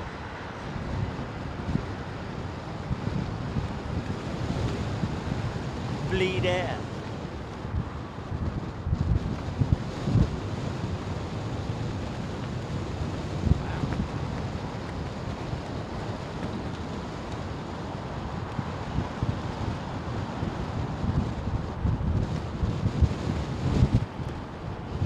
Crikey, O'Reilly. Mick. Susie B, thank you, Susie. Mick Walshaw is a very warm welcome back to Big Jet TV, Mick. Good to see you here. 767. Going out.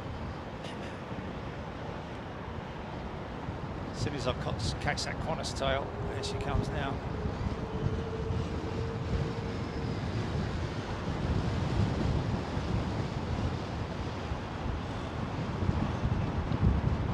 Bit of a chicane there.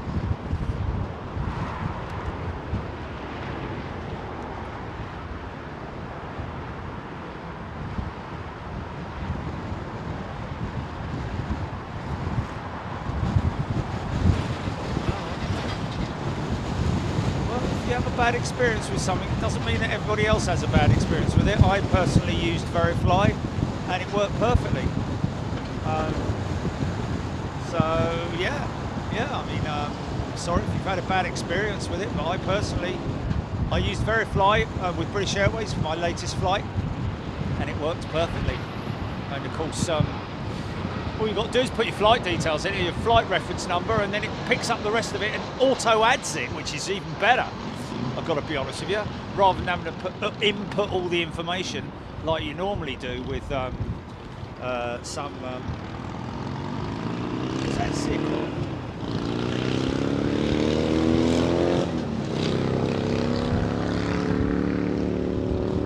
Okay, so that and Verifly. Yeah.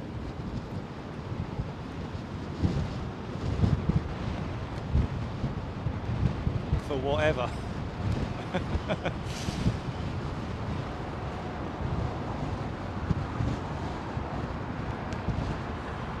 Yeah.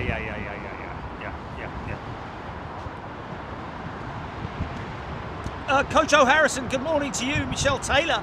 This time next week, I'll be on a plane to Cyprus. Hurrah! Russ CT, do like the thought of Sony hiring Korean 747s to bring the PS5 for Christmas in the UK. Wow! Did like the thought. Oh, did like the thought. Okay, maybe it's not happening then. I don't know. Okay, folks, all you friends out there in Australia and out there in the far corners of the world.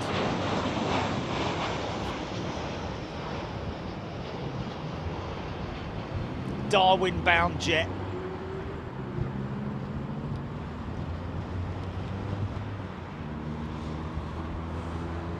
Two crews on that jet, I think.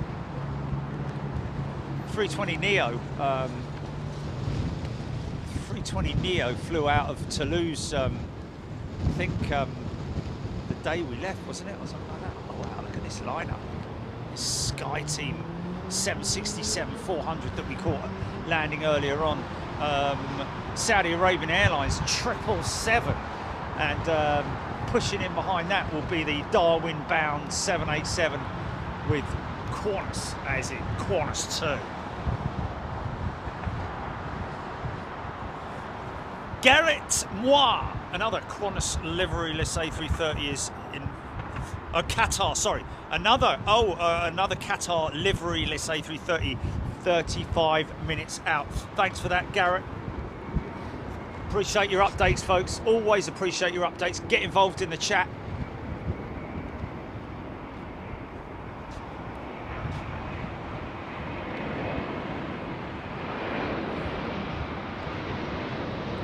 Jeffrey Phillips, no, Verifly is available for other operators too. You'll have to check American Airlines, BA, Aer Lingus, Royal Air Maroc. There's a few, and there will probably be more joining in time.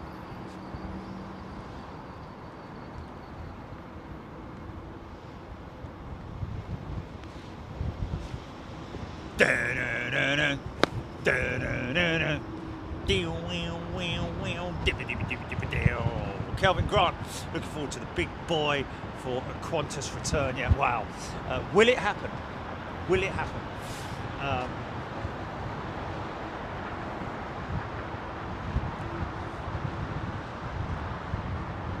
A BA 1387 from Manchester approaching Diesel 13. Oh, is this the one that chap's on? That guy's on, one of our members, Julie.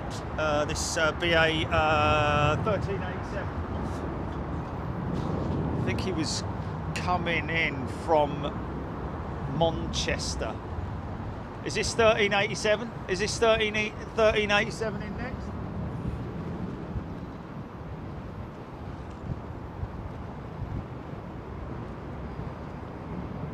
Okay, this one's from Newcastle.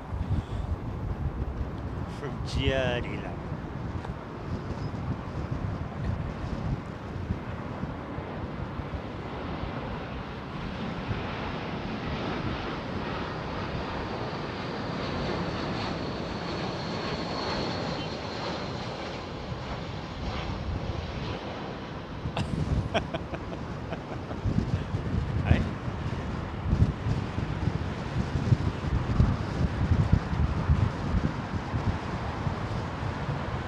Timothy Smith asking why some aircraft are called Nero. I think he means Neo, but very good question. NEO stands for New Engine Option, which is the latest variant of the Airbus jets, both the A320 and 21 Neos, and of course the A330 Neo as well, which is now available from all Airbus outlets.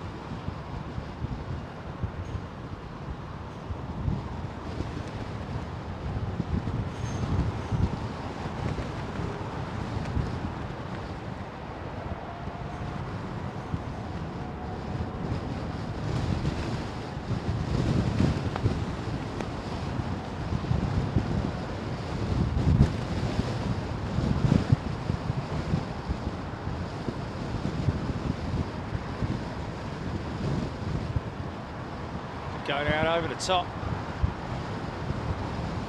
Nice flick of the cloud there. Very nice.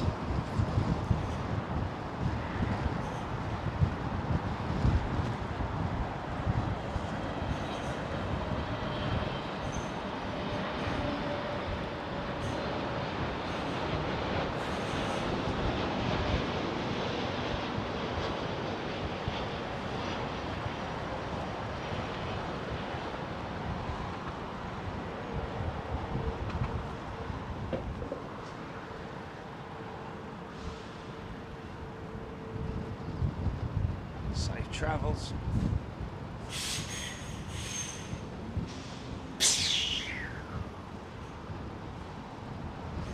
Doink. Okay, diesel. 1387 from Manchester. Is this him here? BA 1387. Lisa's birthday. Happy birthday, Lisa. What does the app do? Someone asking. The app gives you updated information on what's happening. I don't know if this is 1387. I might have missed it actually. I've missed it, have I? Is that him there?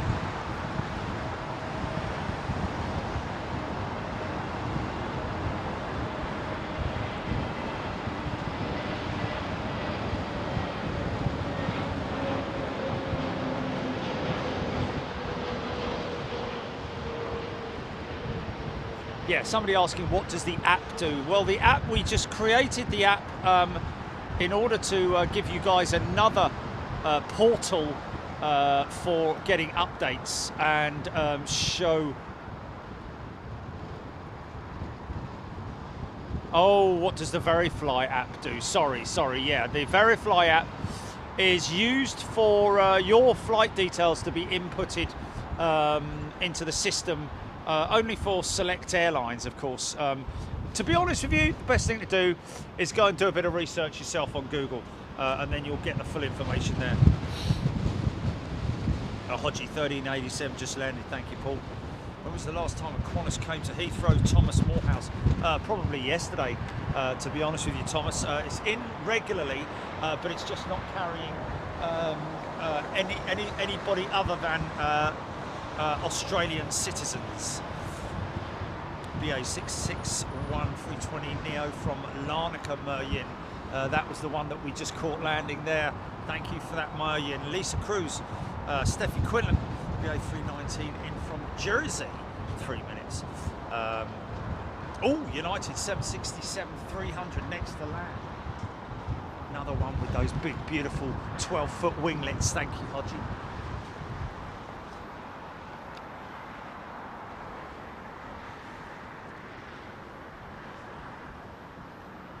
And of course, before the AN225 show at the end of next week, folks, we will be flying to Frankfurt for a member-only show.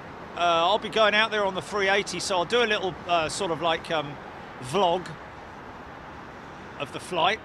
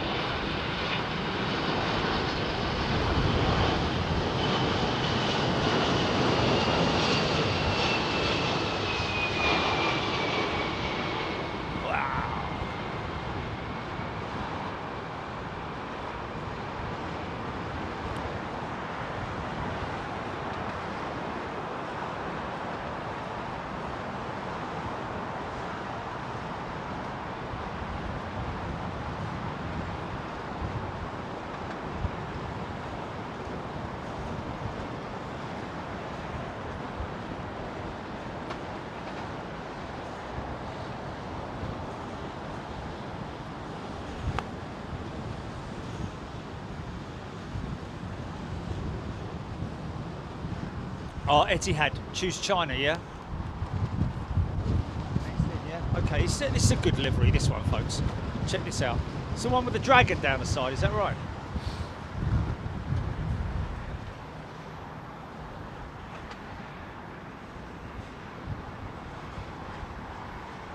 Mind you, trouble is you won't see it because it's silhouetted against the sun. See it as it passes, though.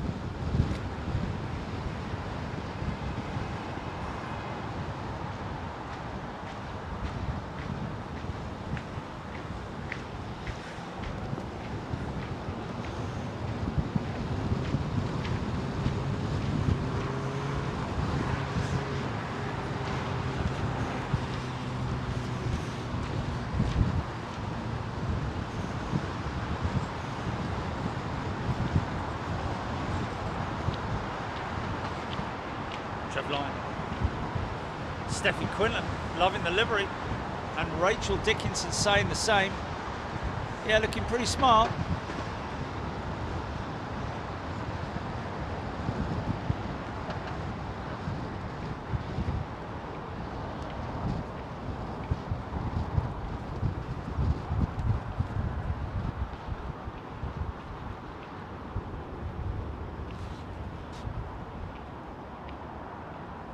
Lord Geeker, flight by 2662 looks to be dumping fuel.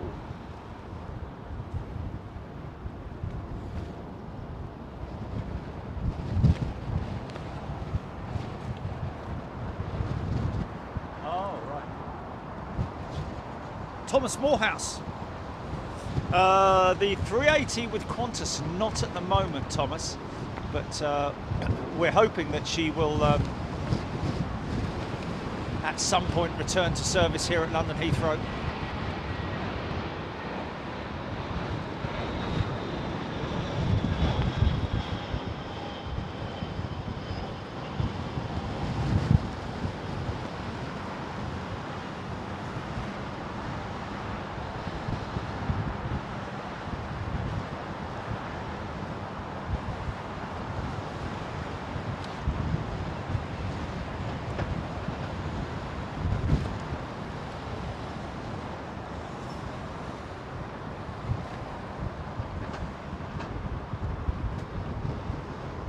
It'll be a 6-hour turnaround with the AN225.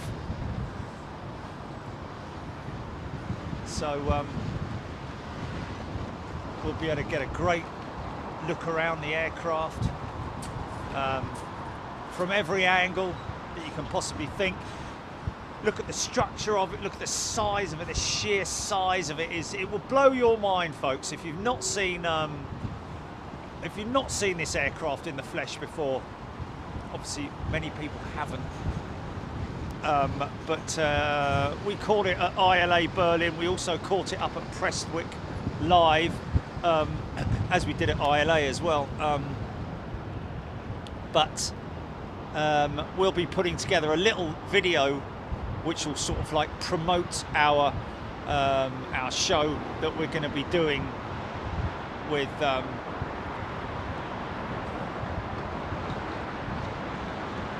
those guys at Antonov Airlines. Later on this month, look out for your updates. Look at the Dido engines on that, and that's a Dreamliner behind it. Aviation picks Sydney. Qantas 380 due back to Sydney next week. Yeah, that's probably for internal flights, I'd imagine. Aviation picks. That's because obviously the borders have now opened in Australia, so all people within Australia are free to travel and get to meet their families once again, which is fantastic for them. Long awaited. Of course, Australia being very strict in their lockdown procedures, as well as New Zealand as well. But, great to see that they finally come through the other side.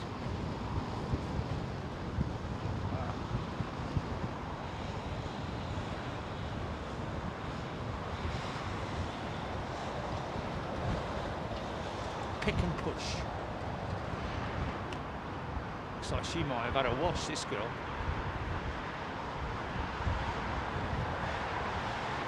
What's that?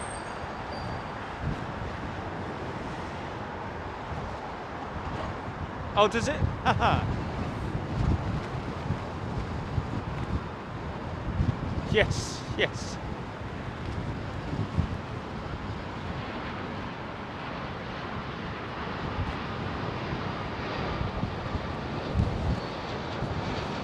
That's quite funny. Hustle and bustle over there, man.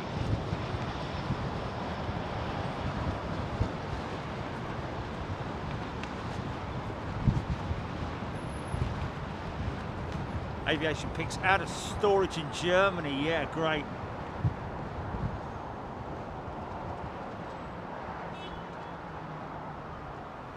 Biddick Day, Trev Lyon. Fleming moment. Alan Robbins.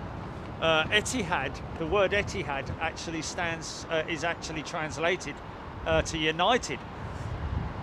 Poor blimey! I bet the old Manchester City stadium aren't very happy with that, are they? Did they know that when they signed the contract? The United Stadium. Okay.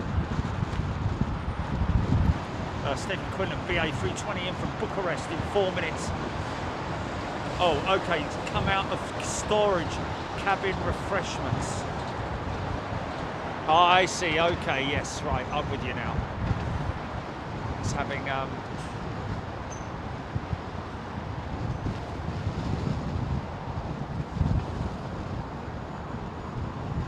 I see, so it's not entering service per se yet. But well, actually, that does make it even sound better, because if they've taken, how many have they taken out of storage? Is it just one? MEA 321.7 is out.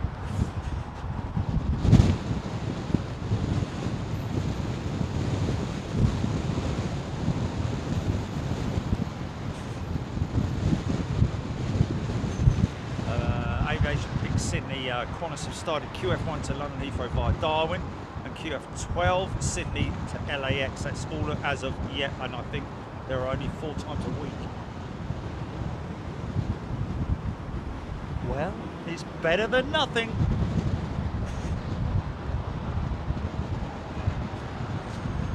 Jane Burt, regular services only resumed from Australia November 22nd.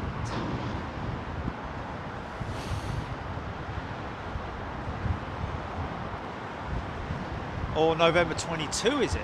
Or... pardon me.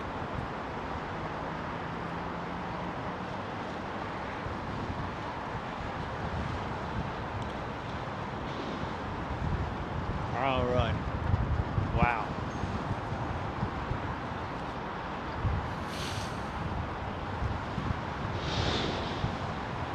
Well, I think some people are being a little bit pessimistic in terms of aviation. I think, to be honest with you, in terms of sectors, the aviation sector is probably going to be one of the quickest to return to, I wouldn't say normality, but I think a few operators may be a little bit caught out in terms of like how quickly passenger demand returns. And as a result, they may have to bring forward their programs of returning some aircraft to service.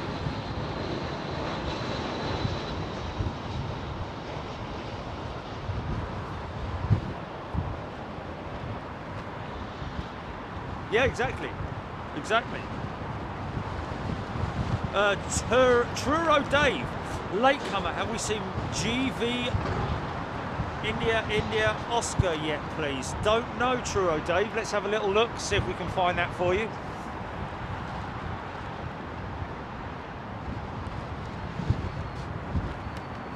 Ben Brown, November 2022 for Qantas A380 back at London Heathrow. At this stage, yes, that may come. That may be brought forward. We don't know yet. Liz Matthewman, loving the Star Alliance tail. Michael K. Loving the AN12s, yeah, make a lot of noise. AGN 320 in from Athens. Stephanie Quinlan saying, in the meantime, got this big bruiser. Jump 72.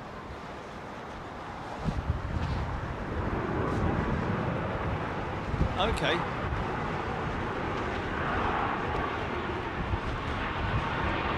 Apparently India Oscar is on radar, on the ground.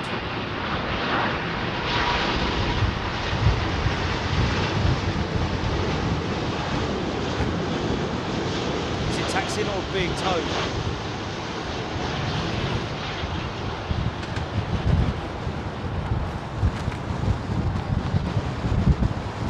It's quite blustery, man, up at this height.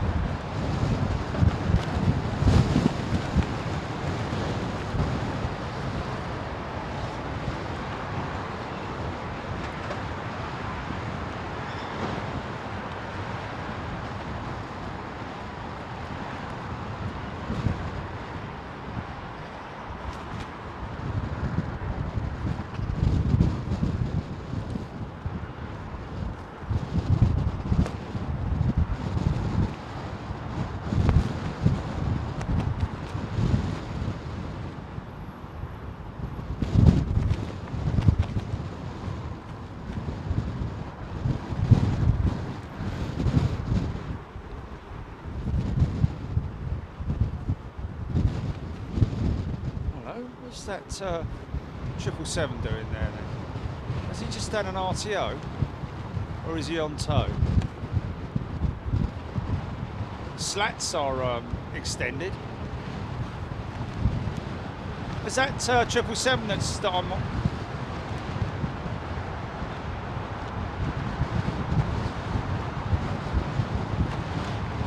Okay.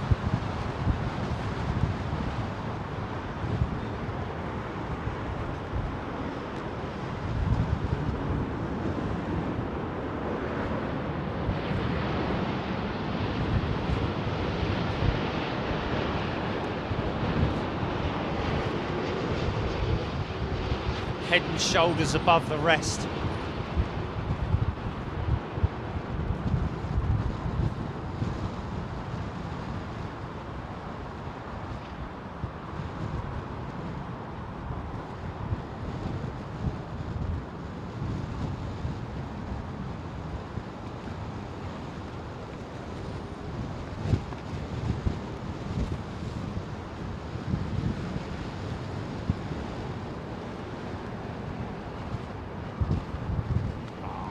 Delta 330 though. Sheer beauty.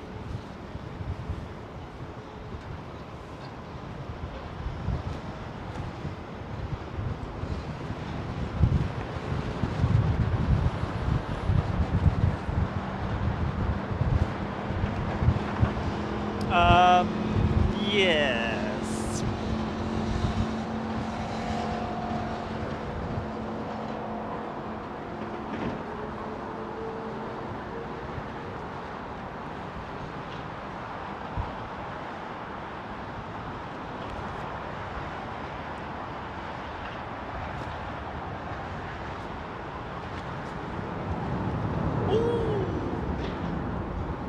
Wow.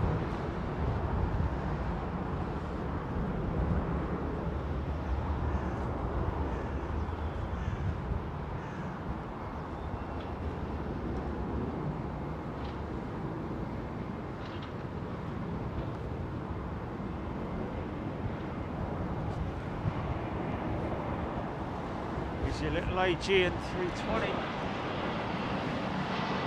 See her blacked out window. Surround.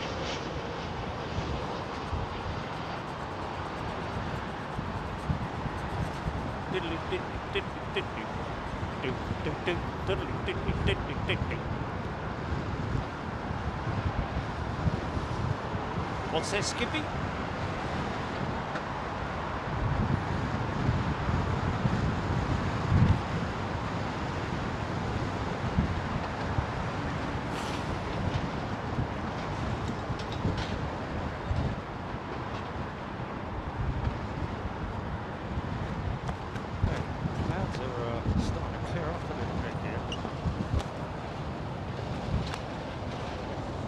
Oh, Churro Dave, she's the one that had the fire in Vegas.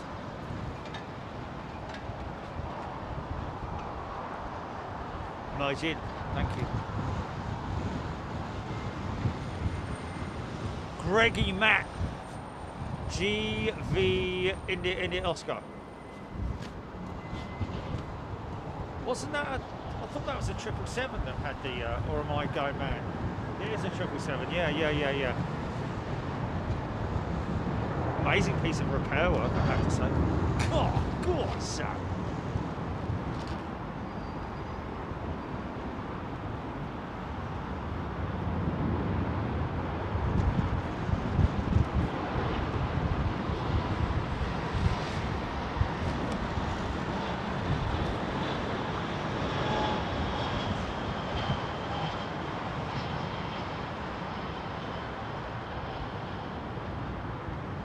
Toasted triple.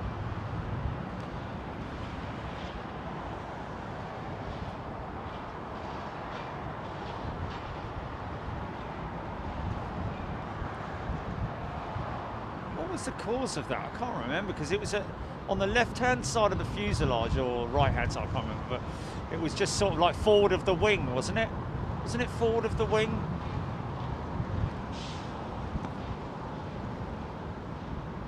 Did you say she's on taxi, Julie? Oh, hello.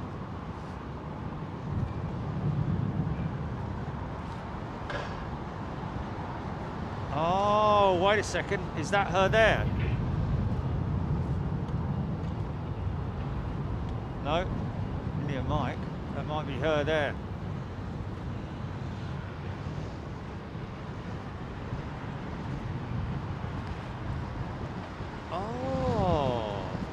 Okay, uncontained engine fire. So in other words, it spat loads of stuff out which impacted the fuselage and, okay, heated the alloys and so on and so forth.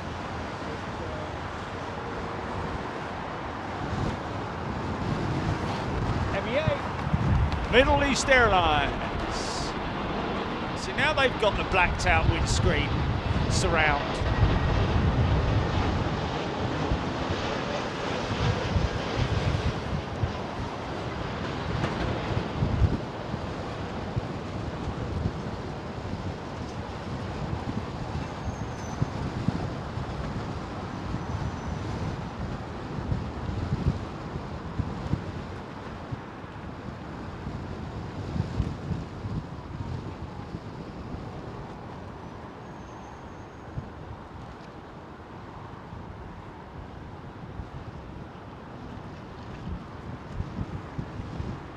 Fury versus Joshua over the road.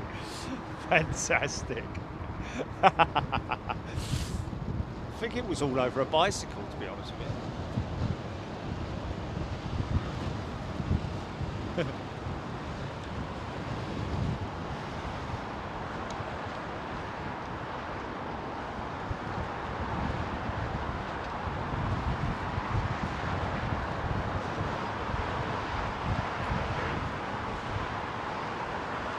Malaysian. Great livery. Is that the Big Mac? Okay,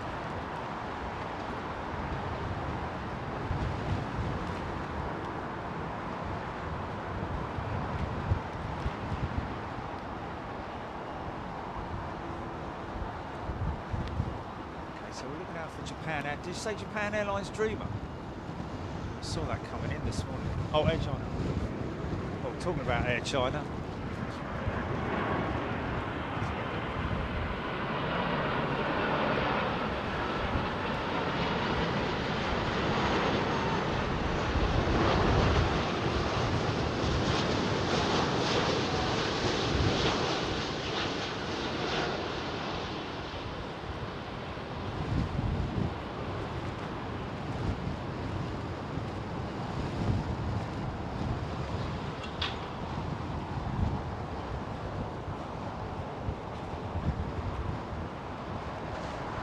Oh really? Somebody on Facebook's parents are on that MEA 321 Neo. Wow, how cool is that?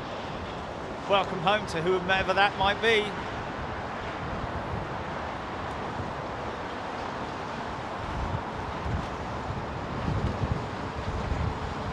Okay, so there's the Air China.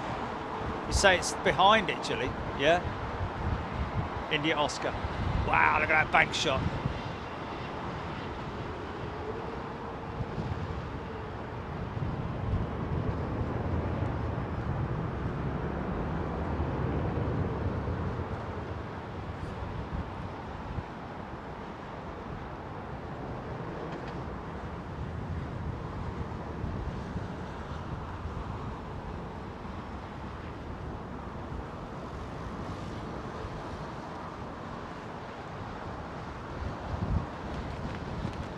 That's good gear, that is. Yeah. That Lipton stuff's good. It's good.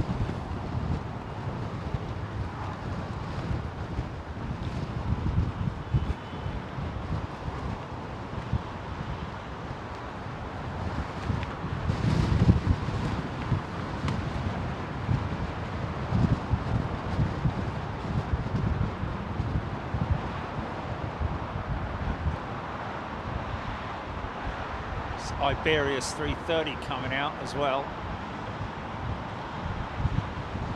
And there is the 777, I think, to the left, just appearing now. Wow.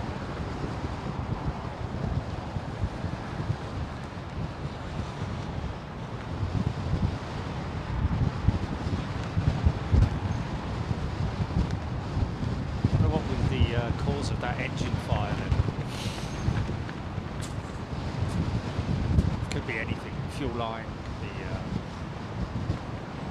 By the sounds of it, was pretty explosive. Therefore, I'd imagine that it would be something related to the possibly fan blade. But then again, that Kevlar lining in the engine nacelle, they're pretty damn robust, those things. So, but he said it was uncontained, so potentially it may have blown out of the. I don't know.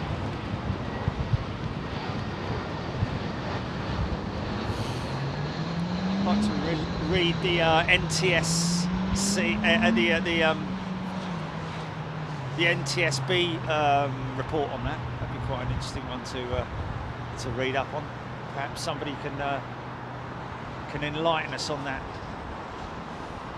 There it is right now. A salvaged 777. Fair play to Boeing for doing that. Of course, you know, it's a bit like it's a bit. Okay, there we go. It's a bit like when you crash your car.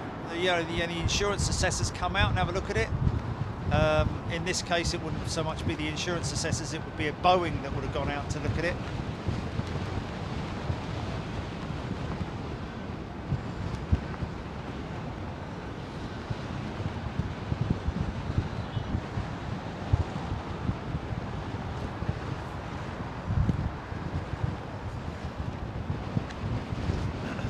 Becomes the unmarked Qatar 330, I think, another one.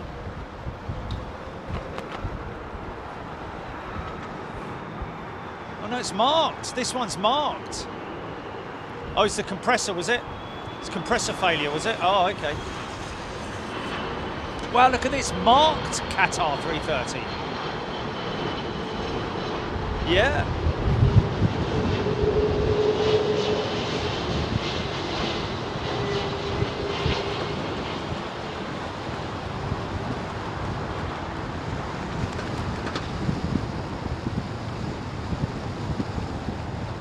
NTSB, yeah? National Transport Safety Board.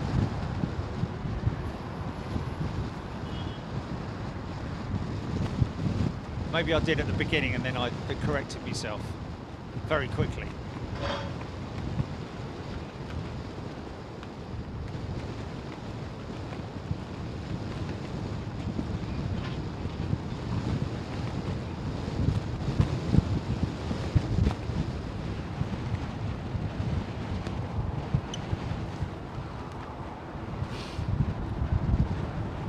Parish Samat.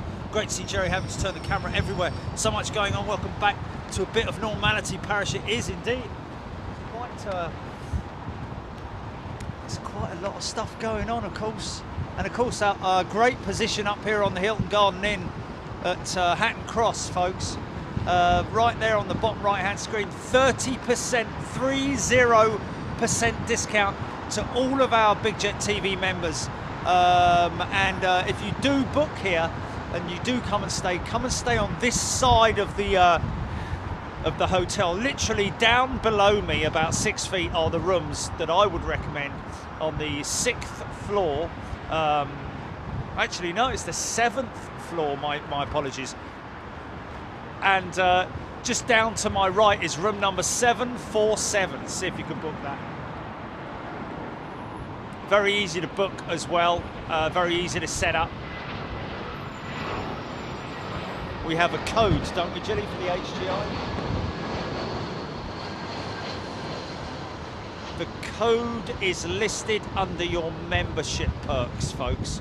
So if you're a member here on Big Jet TV, doesn't matter what level of membership you're at, you get a 30% discount, 30 that is, percent discount off of standard room rate. Standard! Read all about it! Now, this is a 330 and it's with Iberia, so we should have a left turn glide after departure, and therefore possible winglet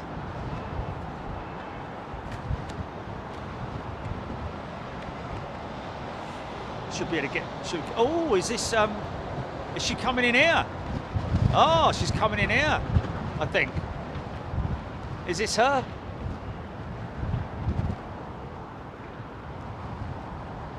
It is India Rosca.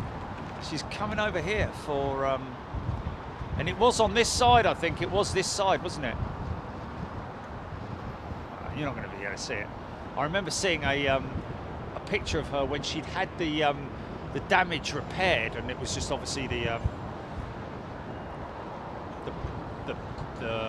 priming panel.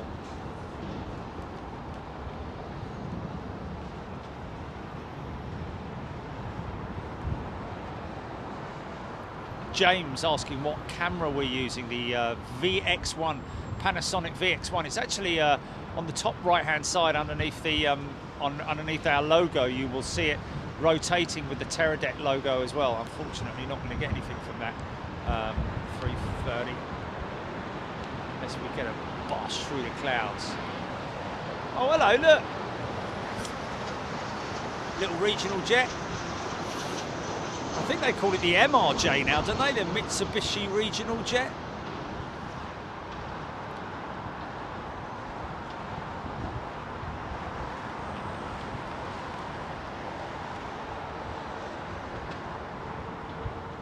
Oh, it's an ERJ, is it? Okay.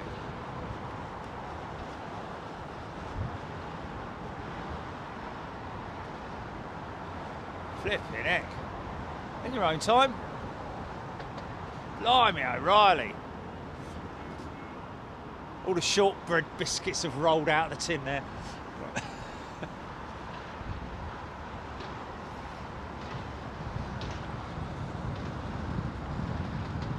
Set over the top, GP.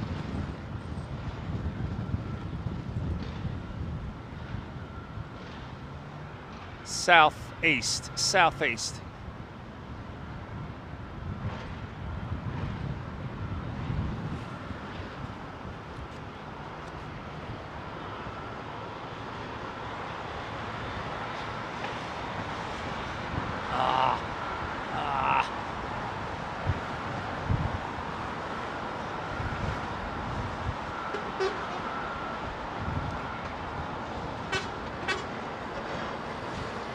Is it?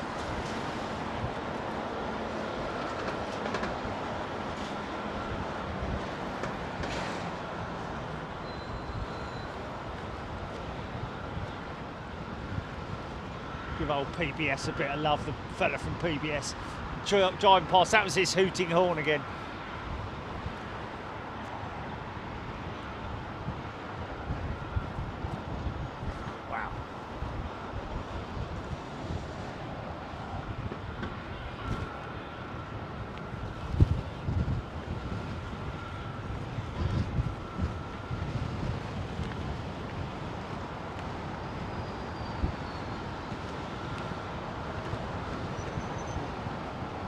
What about the Dreamliner that had the unfortunate front undercarriage issues last year? Where's she? Where's she at?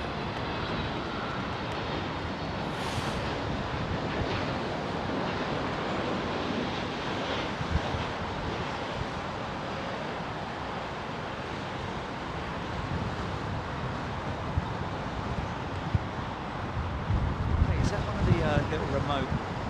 It is, look, they're doing practices with it. There you go, look folks. It's not an episode of Robot Wars you're watching. Robots, activate.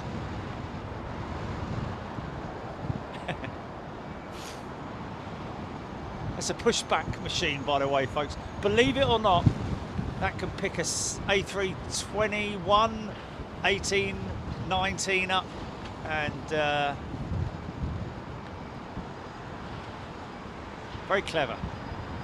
And they've all got names apparently. All got, well, the one that we shot had a Twitter account, didn't it? God bless it. Had its own little Twitter account.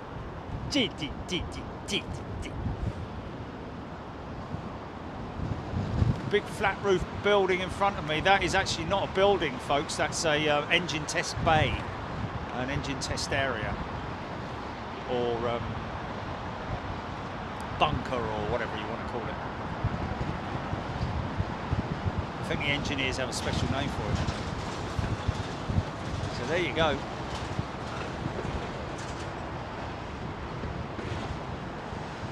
Absolutely no way, other than if you're a pure av geek and you know your stuff, to identify that as being an aircraft that had any type of issue.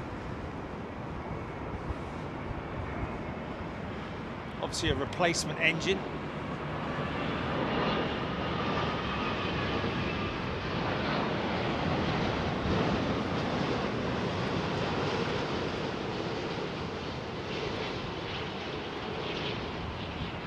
Got a new member.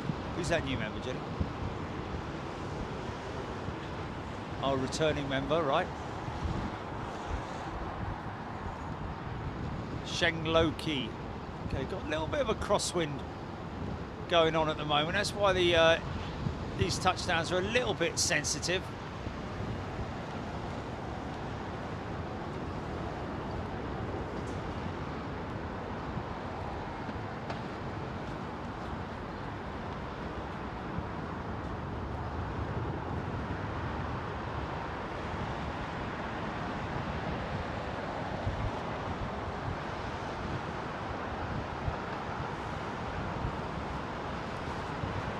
Now, whatever you do, don't feed it.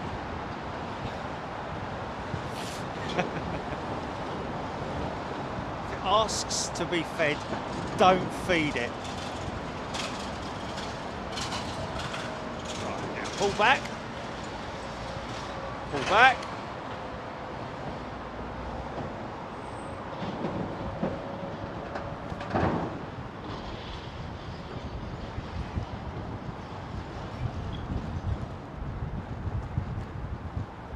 Of course, it's funny, isn't it? You know, always get your what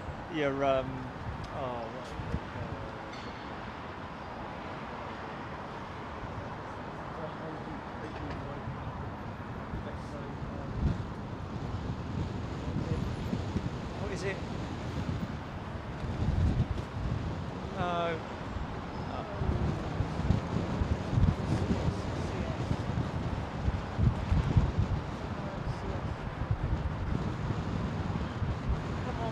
Talk about it all the time, man.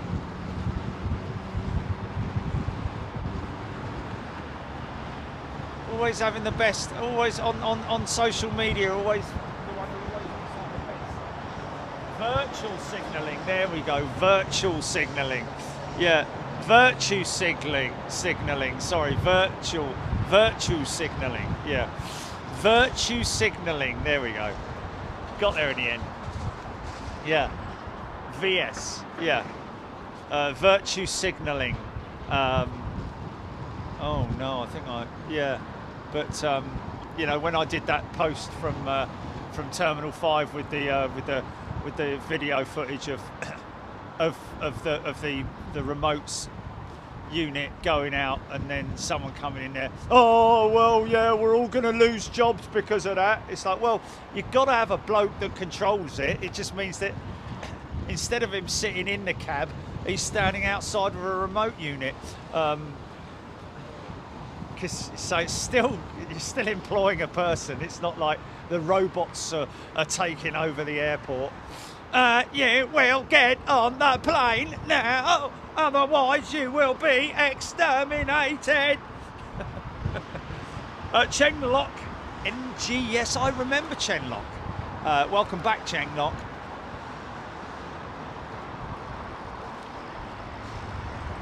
Bleeding robots coming in and taking all our jobs. You still need someone to operate the robot, thank God. Have a think about before you start typing. Type it, read it, do a spell check, think about it, make sure your knowledge is right, and then post it. Rather than posting it and thinking 12 hours later when you read it back to yourself, go, oh, I do sound like a bit of an idiot there, don't I? Anyway, there we go. Icelandic 757, 14 minutes out. Nice, Sonia Keenan, thank you very much indeed. They've got a nose wheel on a frame to practice with, Ian Cummings saying. Where's that? Let's have a look. Got a nose wheel on a frame. Where? How did he see that? Where's that? Or is it just a joke? You're making it up. Nose wheel on a frame to practice with.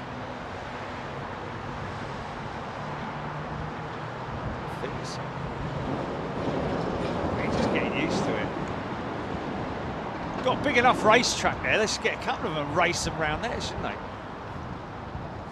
Welcome to the Heathrow Robot Grand Prix live.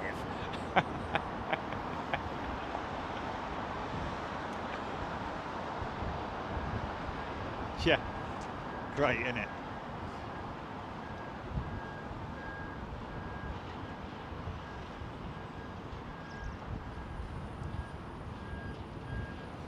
It's all gone quiet. It's all gone very quiet here, I've got to say. Mind you, I've got to be honest with you, even during the most busiest times ever at London Heathrow, there were always little lulls in all the red tails down there.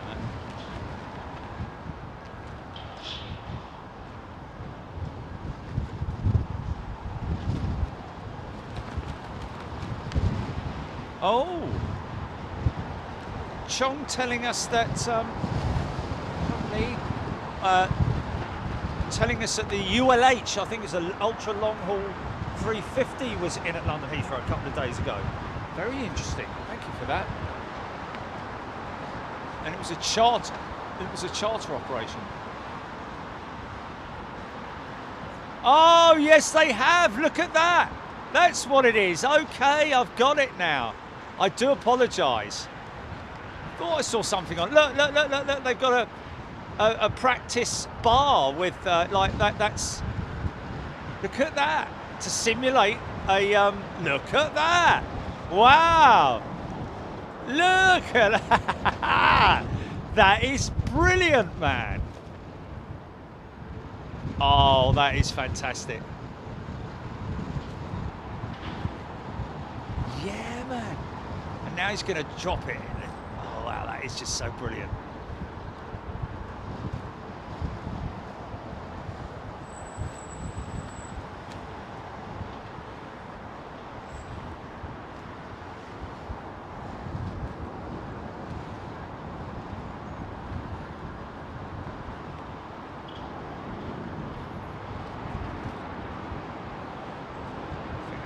Craziest things we've ever seen on Big Jet TV, isn't it? It takes you back to the old days of the 747 crews when they originally trained for the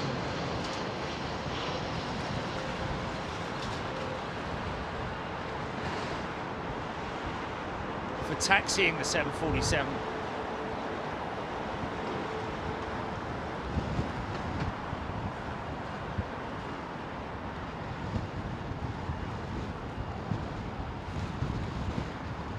That's insane.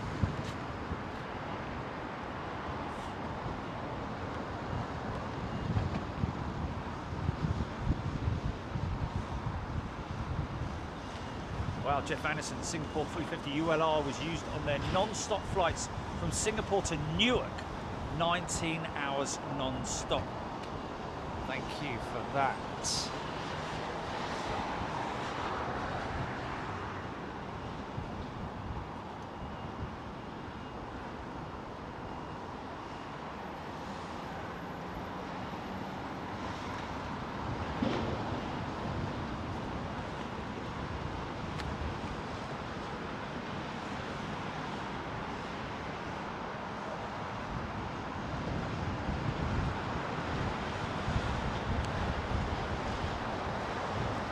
Cool.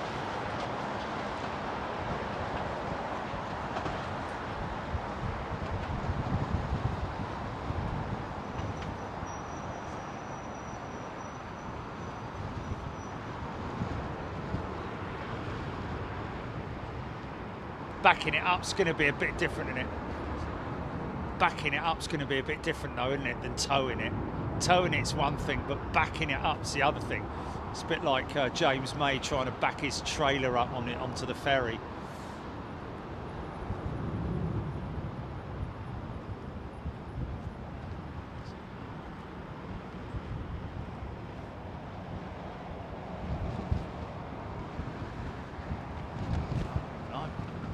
Funny old pot.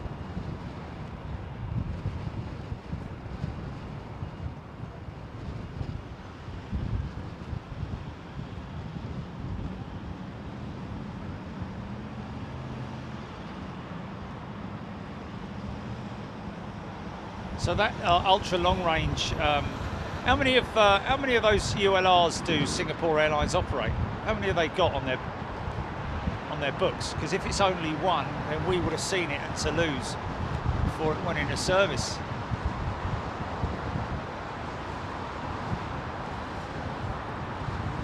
It was. Okay, now try and back it up, mate. And now, live!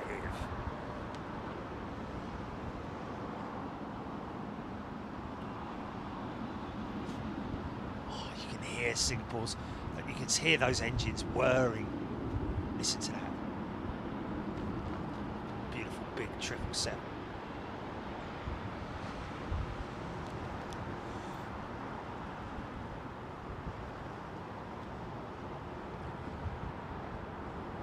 Oh, he's doing it now. He's backing it up now, look.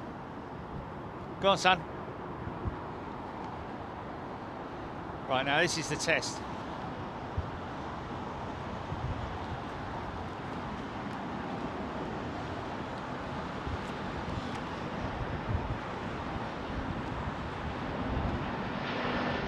There he goes.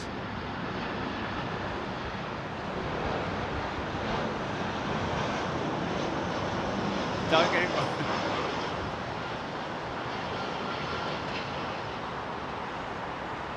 What a great contraption.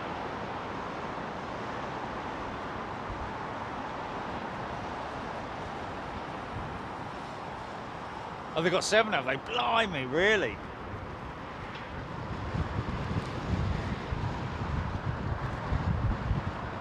But wasn't that one that we saw at Toulouse with...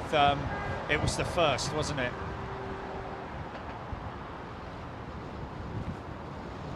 Nice.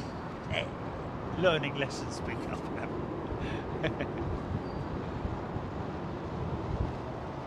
Yeah.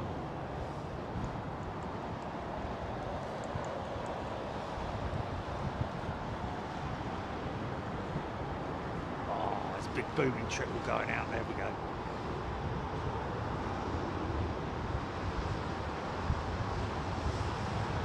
Delta 767-400.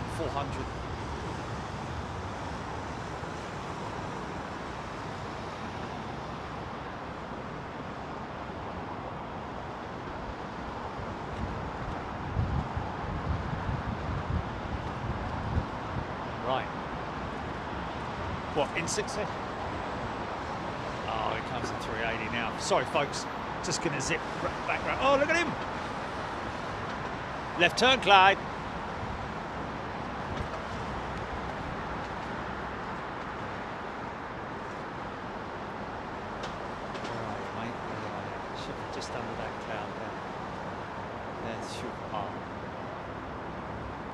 Is it KLM 777, is it?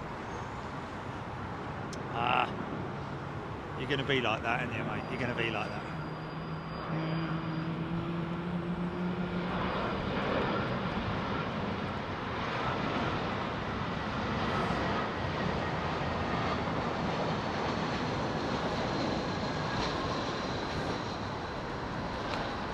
Very strict on their rules of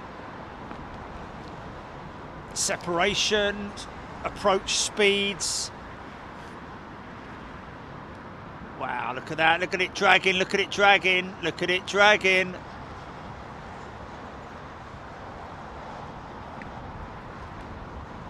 It's just ripped the top of that, the bottom of that cloud off. Nice.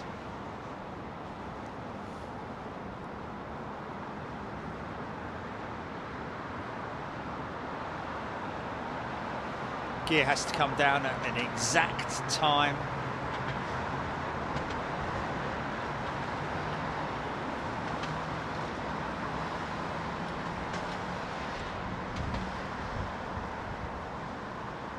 Is this just a stocker, is it? Got to be honest with you, I quite like the stock livery. I like that 51 though. And I like their new Expo 2020 with the big panelling on it.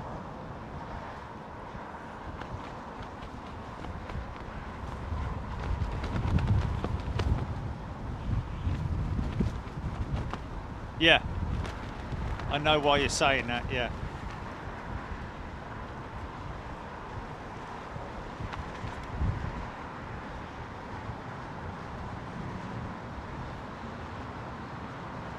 Big wing surface area, big fuselage, a lot more susceptible to crosswind. Here we go. Listen to the guys. Listen to all the noises and things going on, folks. Already hear it, look.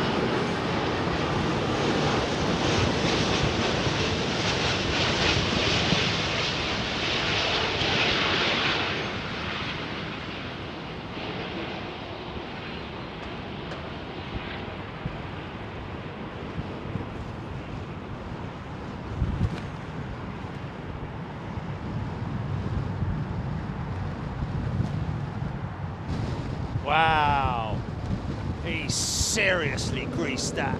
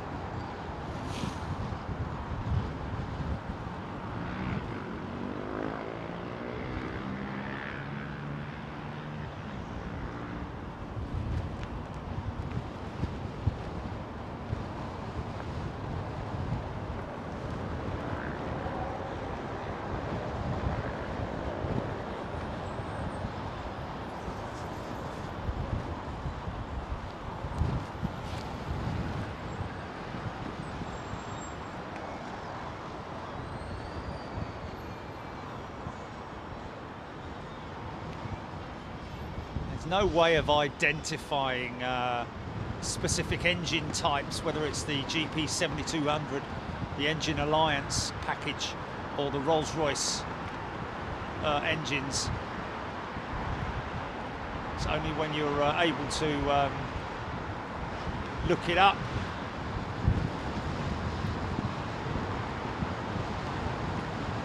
On whatever sites that you use to identify stuff.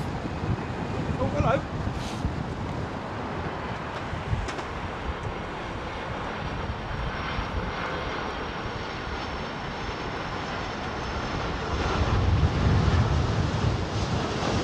It's HB2.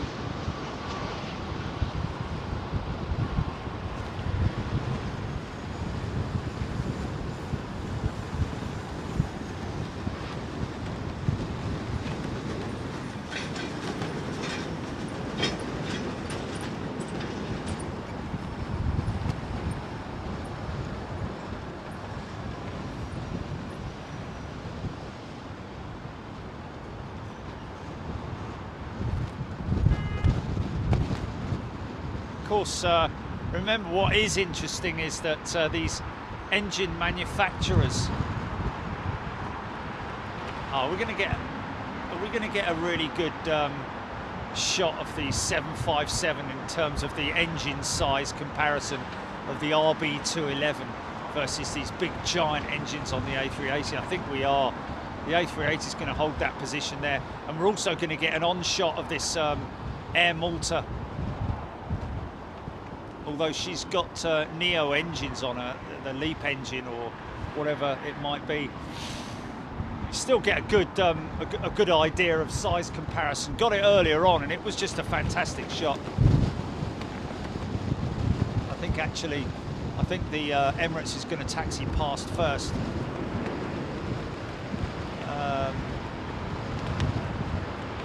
And then the Icelandair 757 is going to make its way in behind that, I think.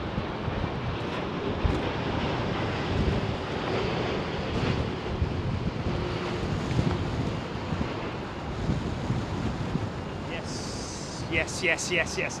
Can you email that, Jelly? I've actually prepared 22 questions whilst I was on my way to, well, it didn't take me the whole trip, but whilst I was on my way to Toronto, I prepared 22 questions for the Christmas quiz. So make sure you mark that one down in your diary, folks. Obviously, when we let you know at what point it's going to be, at what date it's going to be, but yeah, we do have a Christmas quiz this year.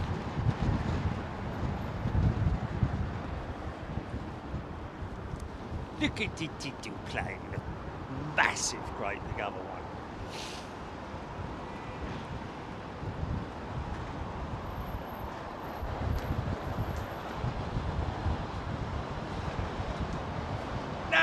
No, that's not how you spell Romans go home.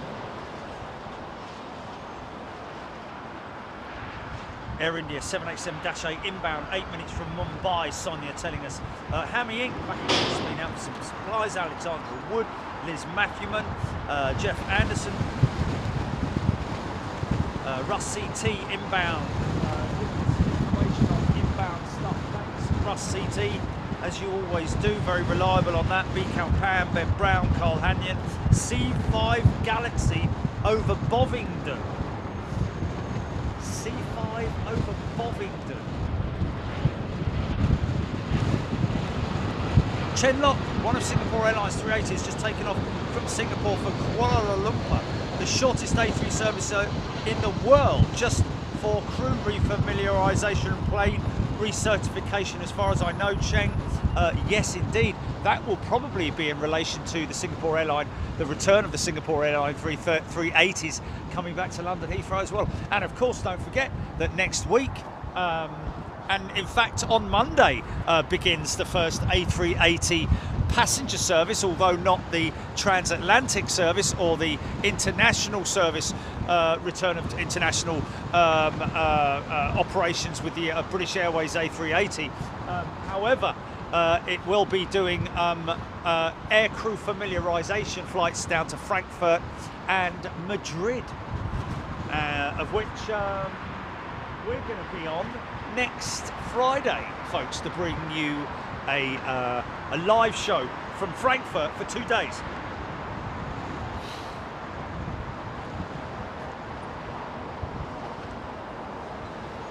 David John, loving a picture of all four planes, yes.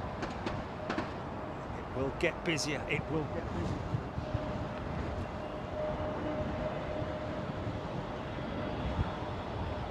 busier. TAP 320 near.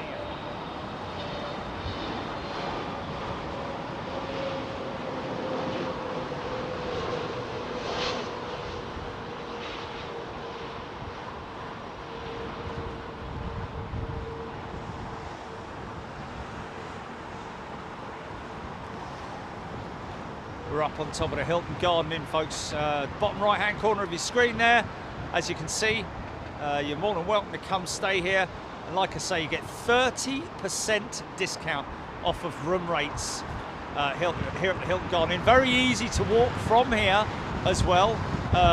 You can literally just pop across the street there, walk along that walk along that pathway past the bus stop there, up to that point there. There's another roundabout, and then you'll make your way across there and to Hatton Cross Tube Station.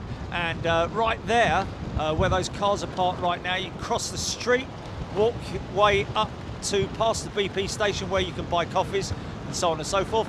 And on your way up there you go, you can walk up to Myrtle Avenue.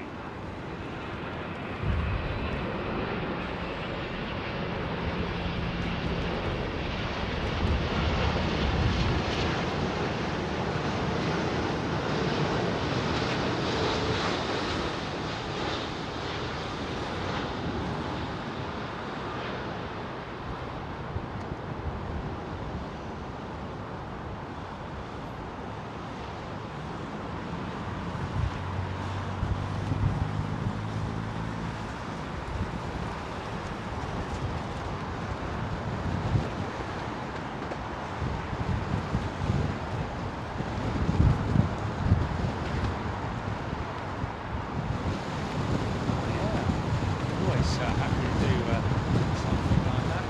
Yeah.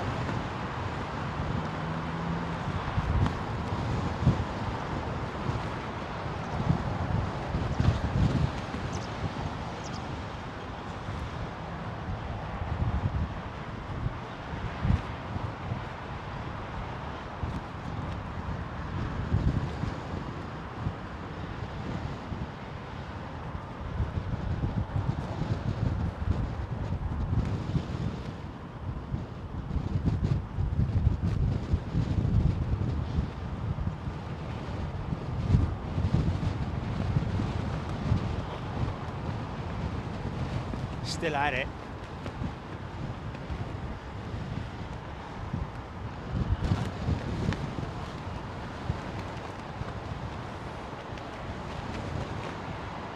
Chenlock, a very good day to you.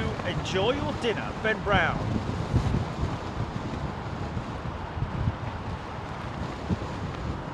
Calvin Grant.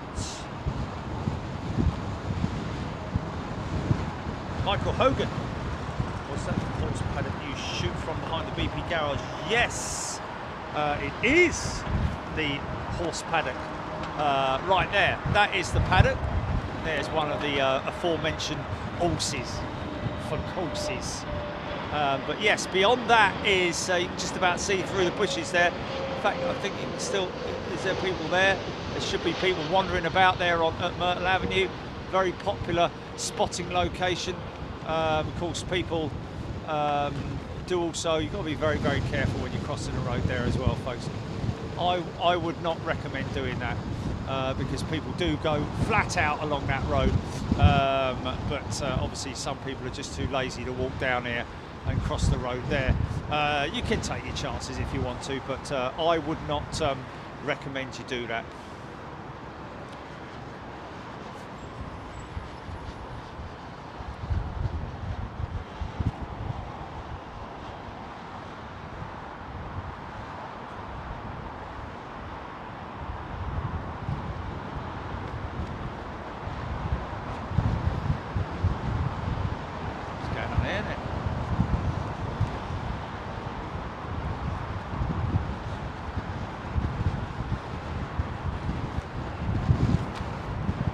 That's the India Oscar jet. Having a little bit of inspection, cleaning. In from Mumbai, 787 Dreamliner.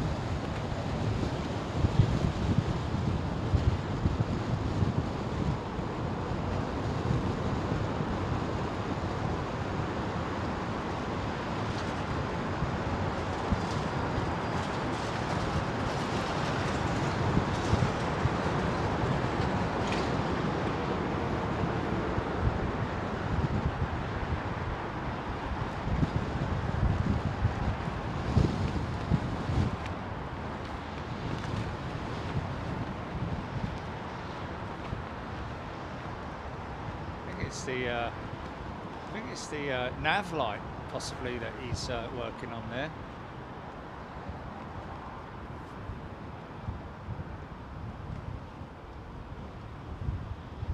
He's got a little workbench up there. Cup of coffee. Don't whistle, because it'll attract a storm. Whistling wind. They must have whistled like the wind back in the days of the pirates.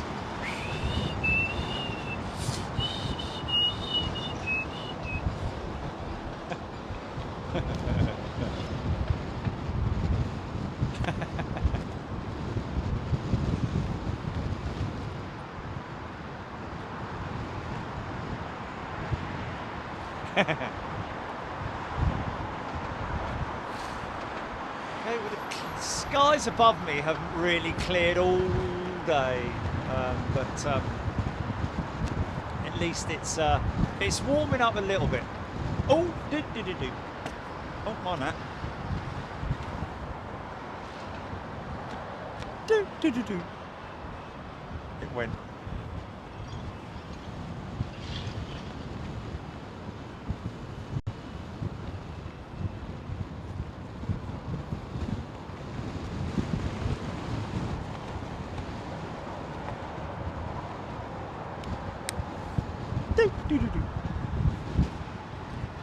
Another new member, Ben Yarnell is a new member. Welcome, Ben. Good to see you here.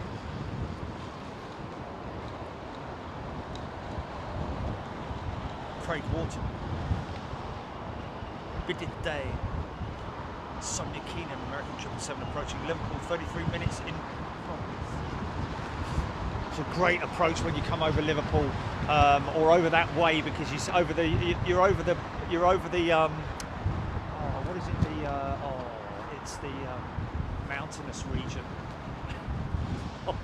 The lake, no, Wales, North Wales, the beautiful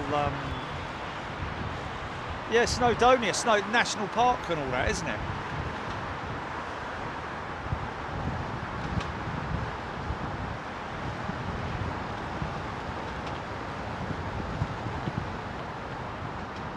I just love looking out for the old airfields when I flew in from Toulouse yesterday morning, looking down after you fly in over Portsmouth. You get to see there's quite a few old airfields there. Well, current operational airfields, that is. But Tom Philip, good day, tuning in from Poland. A very good day to you, Tom. Maybe in your neck of the woods in a couple of weeks' time, Tom. Hey?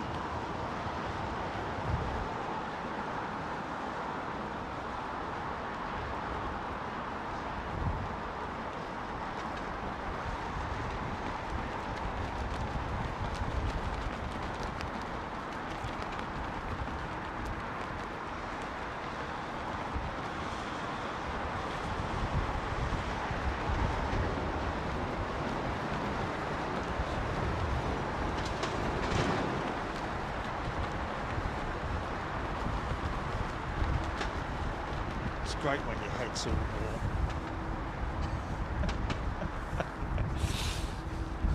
warm. I know it sounds ridiculous, but standing on top of a roof 100 foot up in the air and the wind's howling away and your head's warm, it's like, you know, you almost overcome the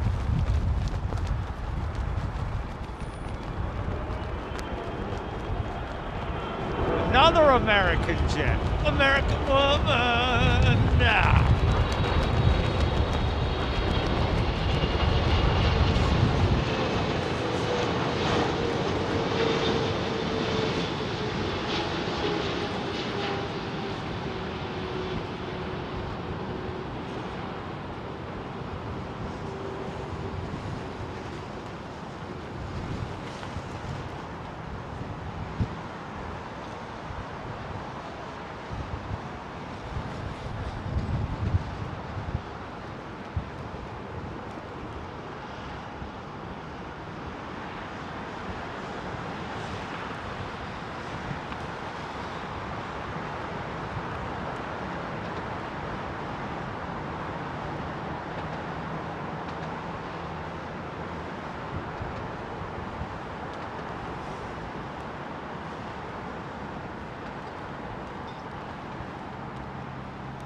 sure that's not JB there.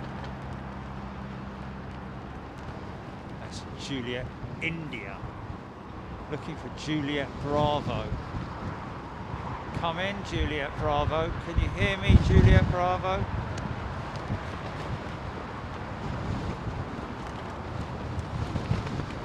Stuart Watson. Paul Hodgson. Hodge is off to work. American woman. Qatar 777 inbound. Sonia Keenan, 8 minutes.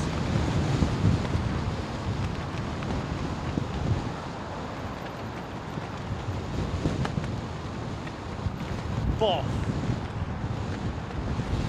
Kelvin Grant. Carl Hanlon. Technical clouds are still around as there's quite a few cargo 747s approaching the west of Ireland, which will go into Europe. Well, Carl, we'll take our chances. Every now and then we get a little break in the clouds, kind of break. We've got some low cloud, which is obviously affecting us being able to get a good, decent shot at these jets.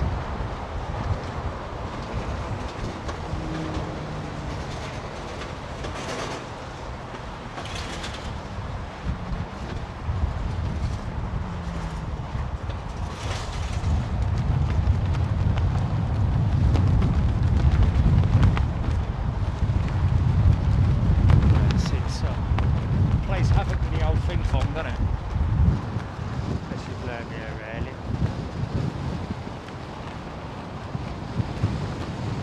Caught that earlier on, folks.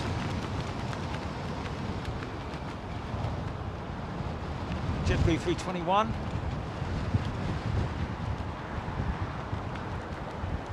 In from New York.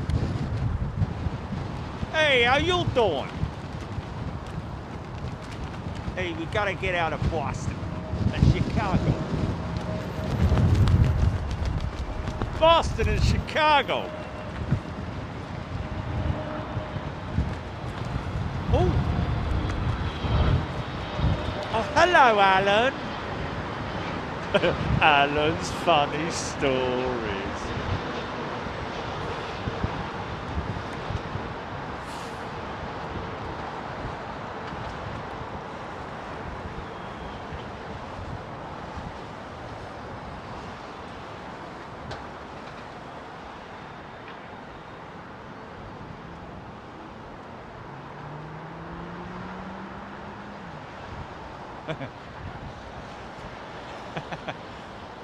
Philip in Swaffham.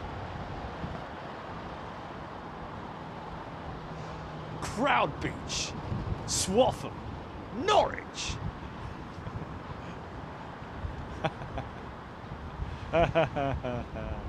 Alan's funny stories. Hello. I remember one. I'm going to start with that.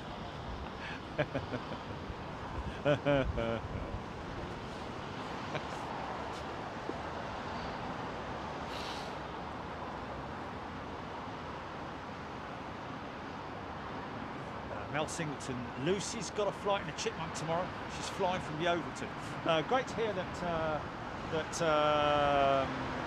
Mel's joined the cadets as well. That's wonderful, Mel. And very best to her. Keep going and don't get sidetracked by anything or distracted. Just get on with it, do it, and before you know it, we'll be catching her live on Big Jet TV. Russ CT, thank you very much indeed. BA320, 232 from Prague, BA320 from Amsterdam, Qatar 777 from Dover. This is the first, I think. Rab H.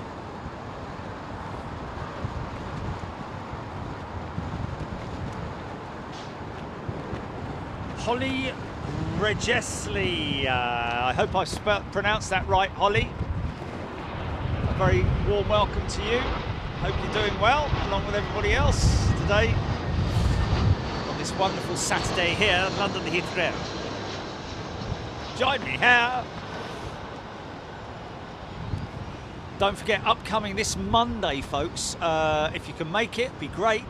Around about 8:50, we have a dual departure with British Airways and Virgin Atlantic flying out from London Heathrow simultaneously on the northern and southern runways. London Heathrow have obviously agreed to for this to be happening, because it's obviously a massive day for Heathrow and a massive day for all the people who work for Virgin Atlantic and British Airways. And I'm really the biggest thing that, you know, other than the fact that obviously we'll be here to cover it live, I think it's a wonderful thing for the staff and for all those people who work for Virgin Atlantic and British Airways, who've been suffering throughout the crisis, some of whom will maybe not return back to the aviation sector, who maybe have found happiness elsewhere in other sectors. I know there are quite a few stories of people who have done precisely that, which, funny enough, is the reason why there is such a shortage of personnel, not just in the aviation sector, but in other sectors as well. But Monday, we will see the return of transatlantic flights for people from the UK into the US. Obviously, having to abide by the usual regulations of supplying passenger locator forms, being double vaccinated, etc., etc. That's a wonderful thing. So we will be here to witness that on Monday morning. Apparently the flights are due to depart, like I say, at exactly the same time, at around about 8:50 a.m. So we are planning to be here, well, we will be here live to cover that at London Heathrow. And then of course we also have BA's 380 returning to service, although this will be a pilot of refresher courses or refresher flights and affiliation flights and so on and so forth, which we will be seeing starting on Monday before they return to international.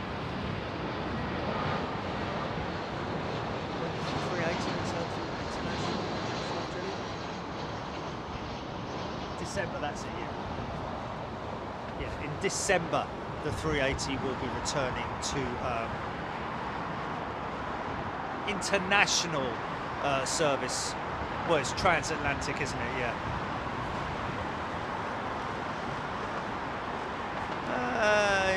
Yeah.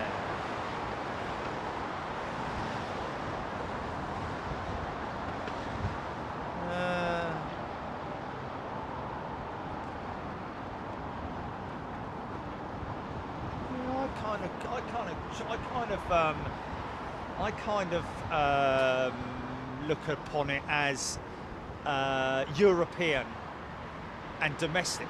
Domestic, obviously, being in a UK, yeah, in a ruck, and then European being in the European sector.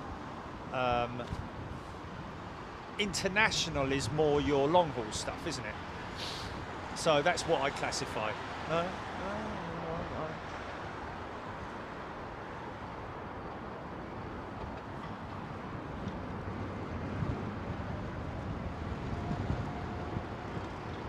Well, kind of, yeah, but that's for them, not for us, in terms of an international flight from the UK would be somewhere with a...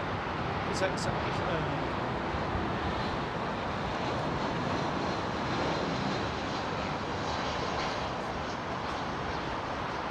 that any member? Trond Petterson.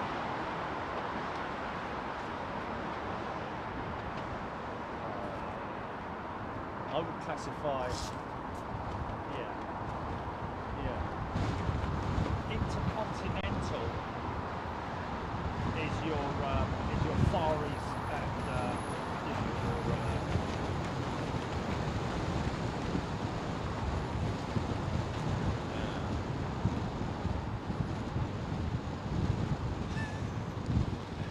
yeah.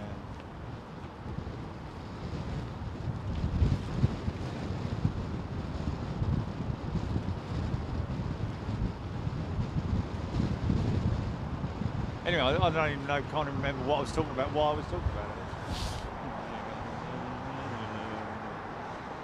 Oh yeah, that was it, yeah.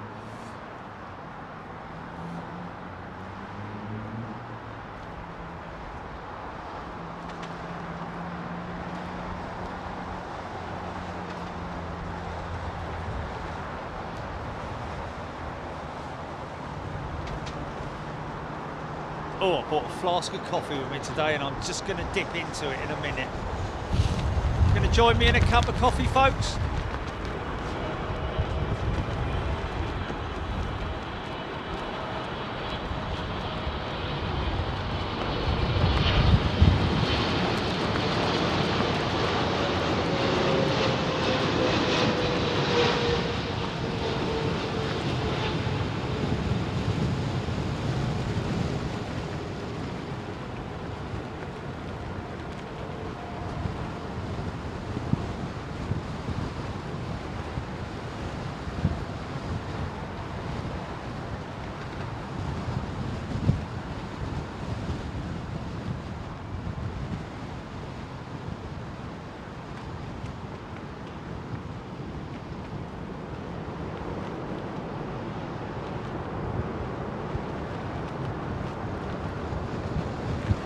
Got some great early morning shots this morning, folks. When we finish off here today, make sure you have a scroll back and look at the early part of the show where we've got some great sunrise shots.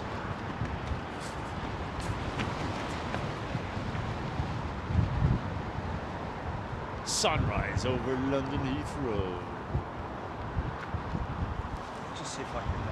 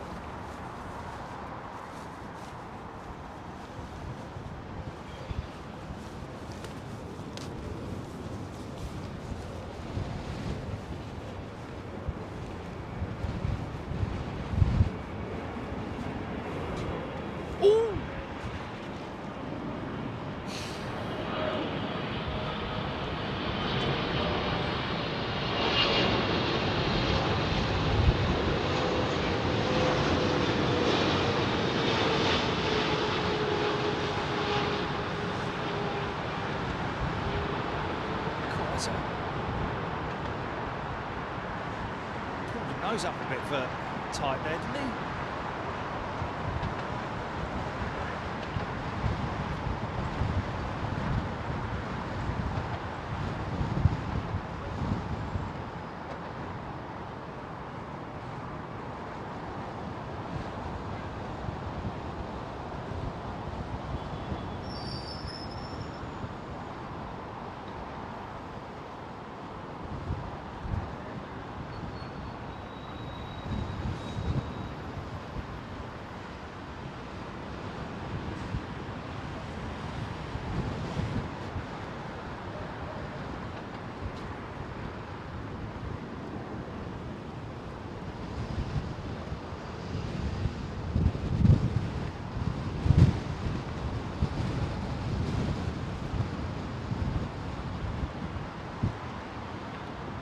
Andrew Doubtfire is a cruise driver.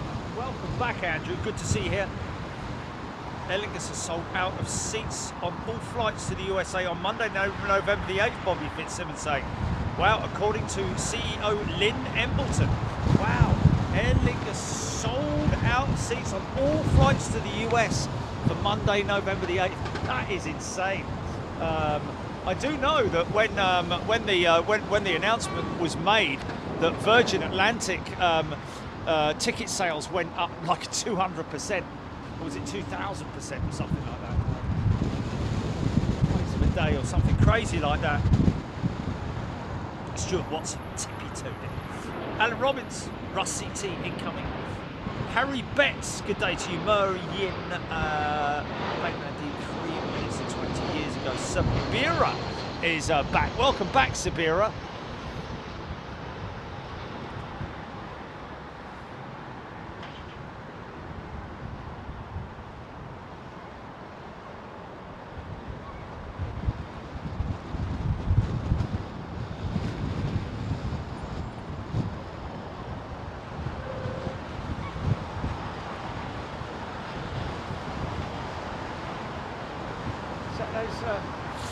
those geese down there making that racket.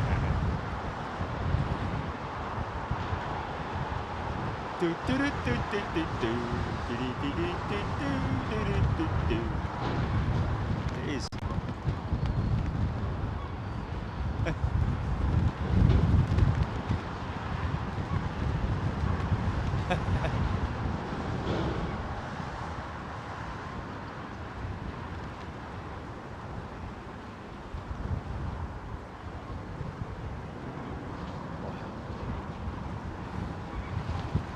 Getting foodie poodie, look.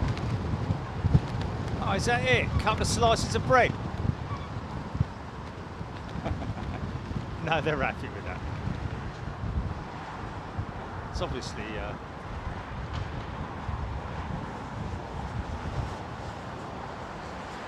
I know loads of people are going, you shouldn't feed bread to horses.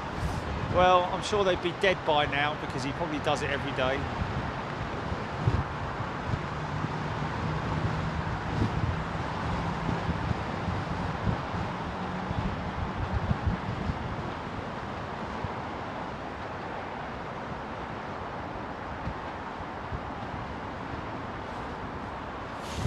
Hey, if you're a tug operator, do they do tug operator duvet set?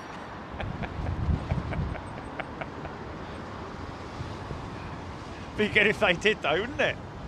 Mind you, they should do you're sitting in your bed towing a sodding great big A350. Bit like that bloke in the simulator. He looked like he was standing up, didn't he? The guy that was the geezer that was pushing us back. I'm sure you can probably get like aeroplane like piloty type. Oh, well, this is yeah, look, E-Jet Vidaro.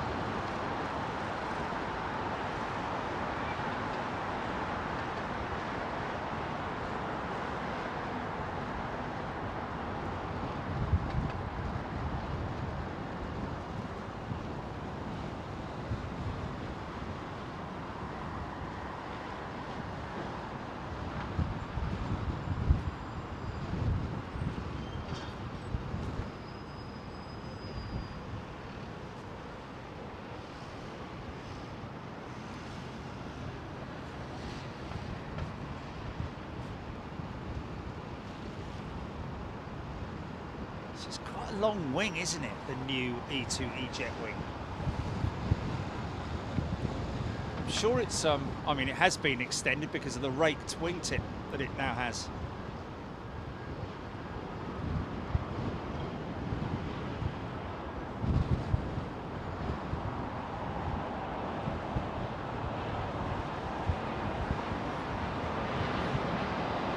redesign the wing to accommodate the big engine, I'd imagine.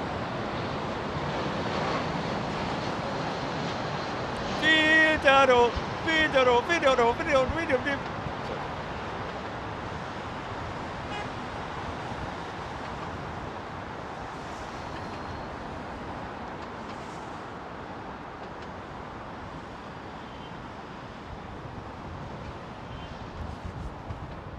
Now it looks like a pregnant fish.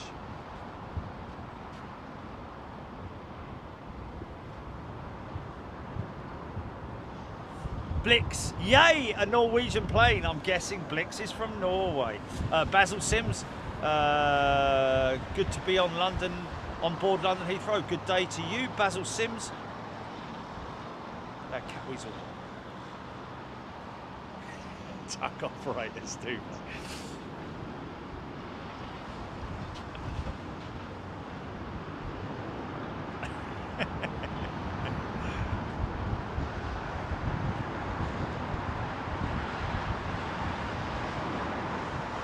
Outside Steve and his new motor 999 Sandy Hubby.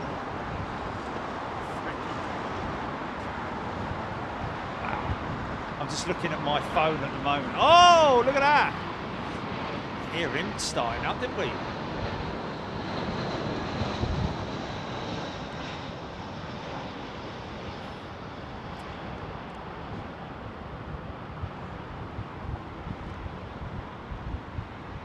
Just coming up to 12 midday here in London, folks.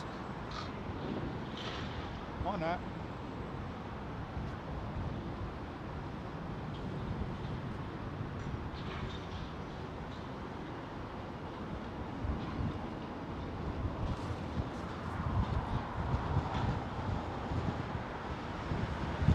James Doink, odd looking plane, motors look huge. Oh, always talking about the MNG, yeah? What, 300 or 330?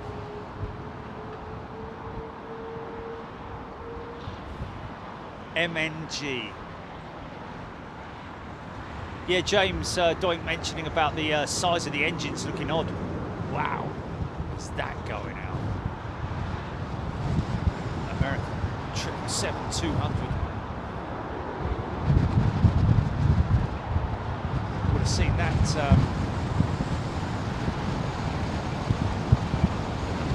That landing earlier on, that's for sure.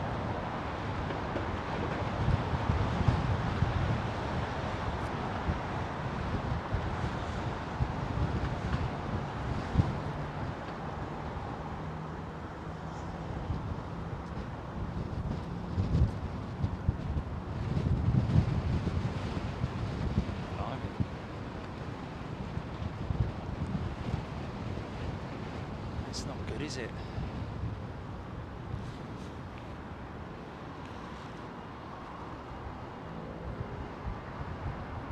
How many are there planes? 30. Well, I've got quite a few. But I bet those 30 include a couple, well, if not all of the 380s. Isn't Thai one of the airlines operators that scrapped all the 380s? I seem to recall. Say it there, then.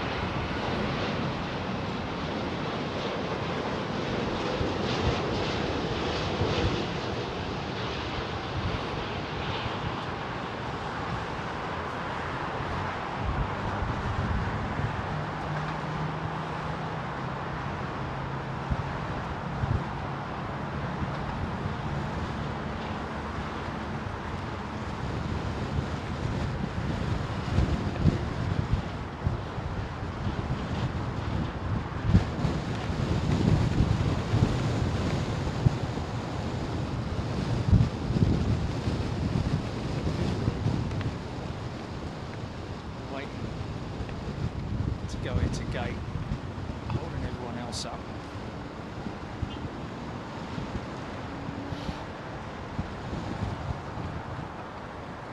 A bit of day, thank you, all the very best. Enjoy the rest of your weekend. Kevin Beasley. Look on Google under aircraft quilts.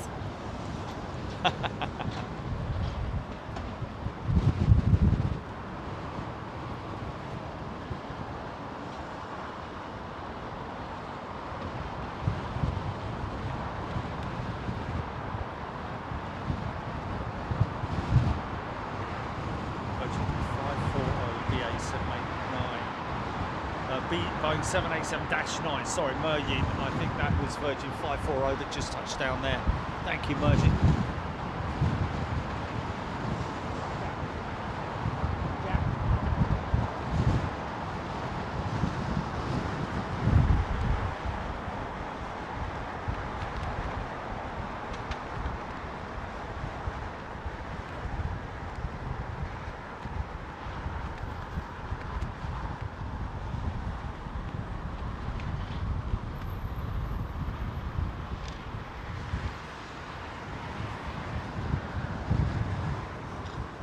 Waiting for him. Oh, no.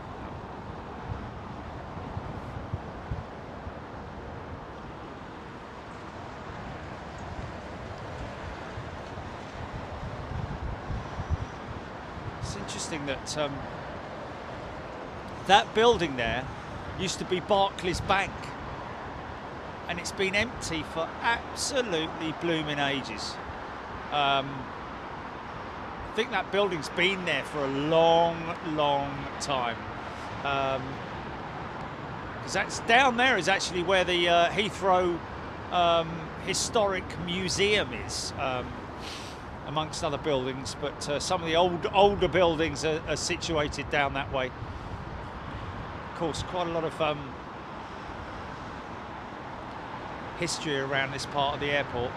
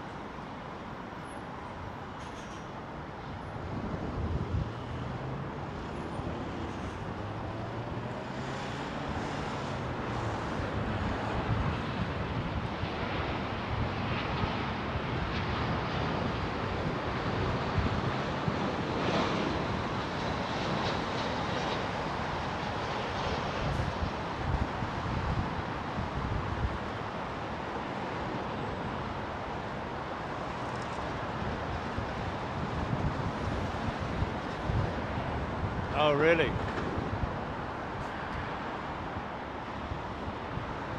Oh, yeah, drive-through cash point, you mean? Yeah. Did it? Oh, wow.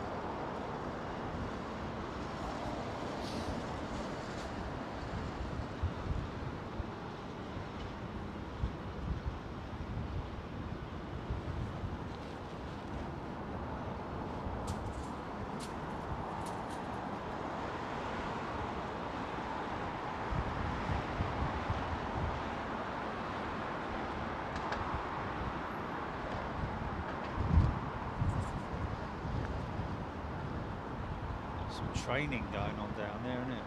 Learning lessons.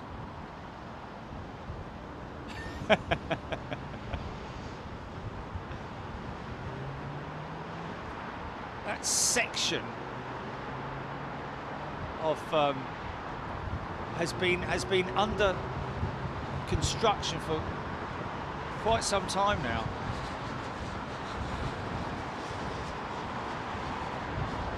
I think they're possibly re-strengthening the I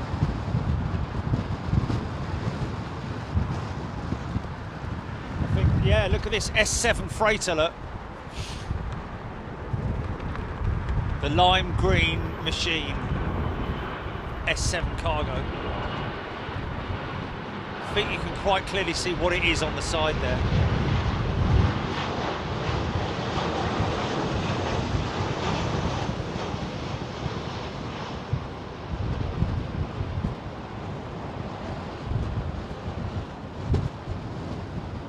Easy.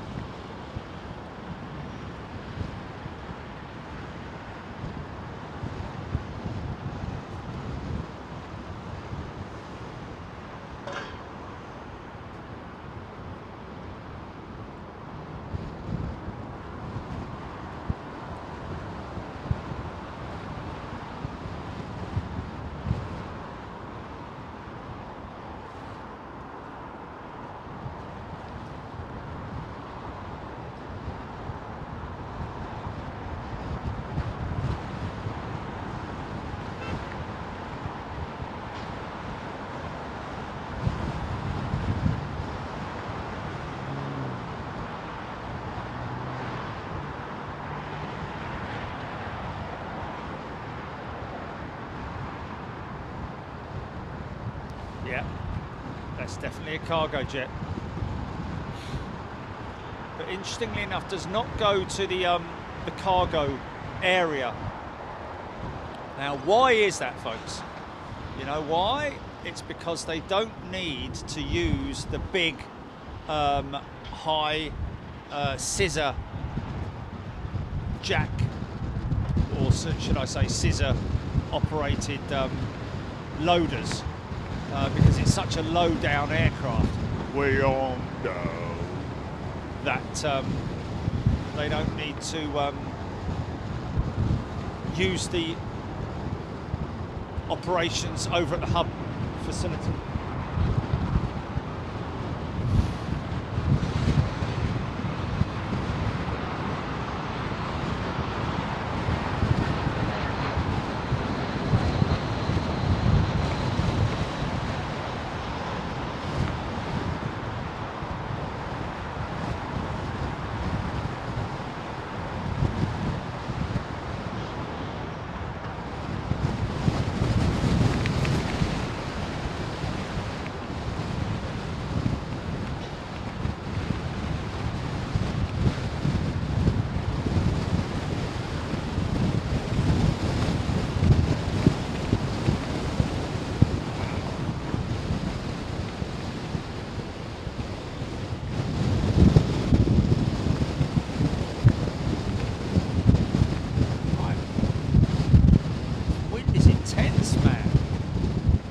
Constant.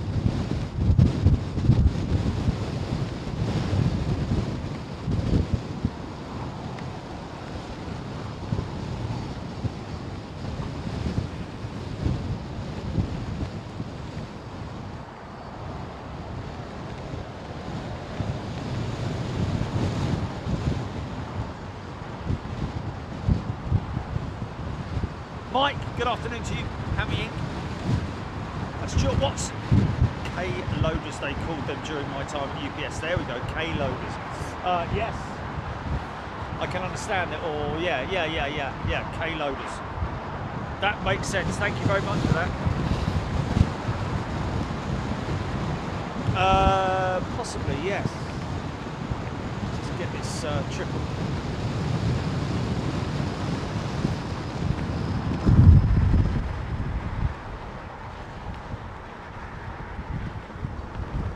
Mind you, it should be 7 hours on a battery check.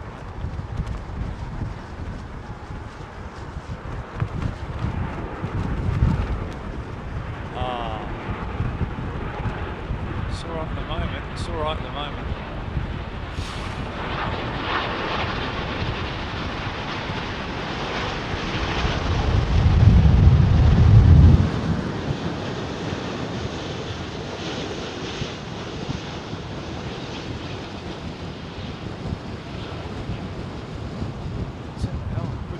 Goggles up next time.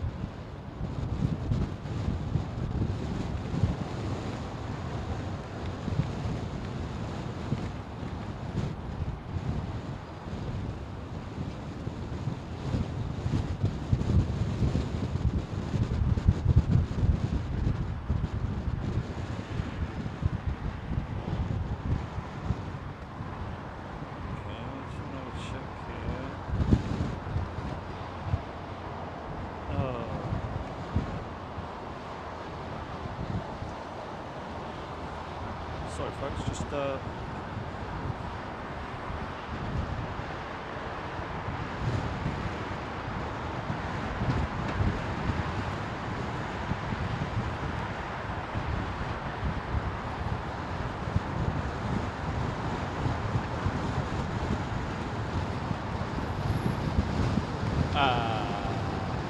tried to. Well, I tell you what, when the Antonov project is completed, that will probably be our entry to Moscow, wouldn't it? Nice share.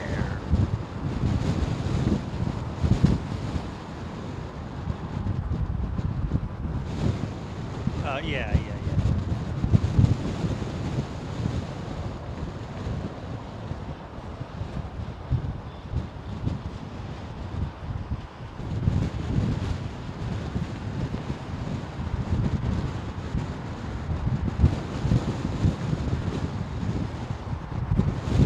All Nippon Airways celebrating the 10th anniversary of the 787 this year, isn't it?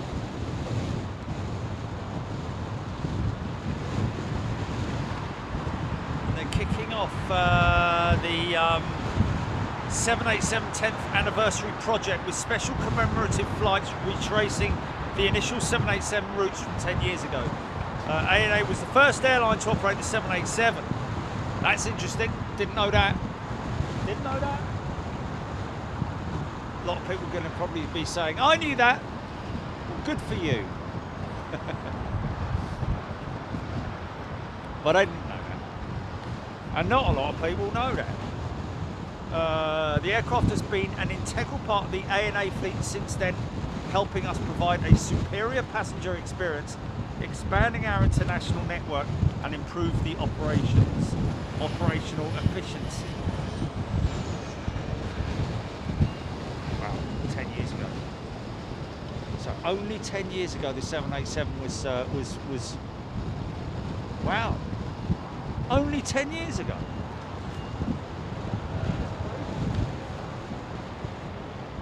Aren't you getting that kind of makes sense? Is that right? The 787 was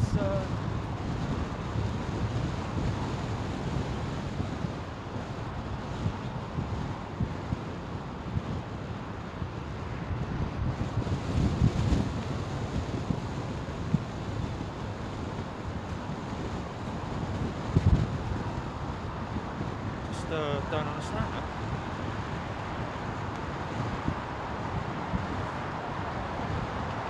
Government pilots go for a refresher or reassessment courses on an ongoing basis. Colin McCann asking. Good question, that.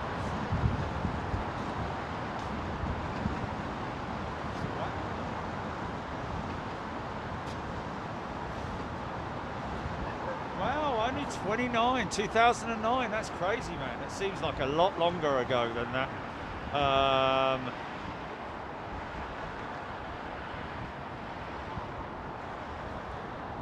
Colin McCann, I think you'll find that pilots will go through refresher courses and line checks at least once a year. There are pilots specially dedicated to the line checks and refreshers and so on and so forth.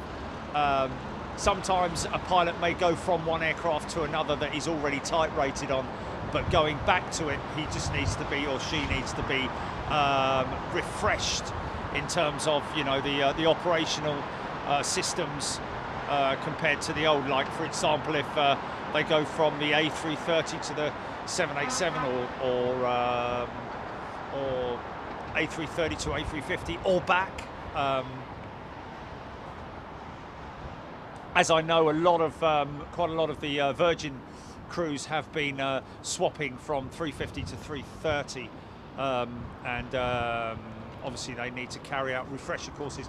Obviously, you have your you also have your health checks and examinations and stuff like that on a continual basis. It is not like when you pass your driving license, that's it. A driving test, you can drive a car for the rest of your life. Personally, I think we should all go through a yes, I think that should answer your question. Of course it is. That sort of information is available on Google.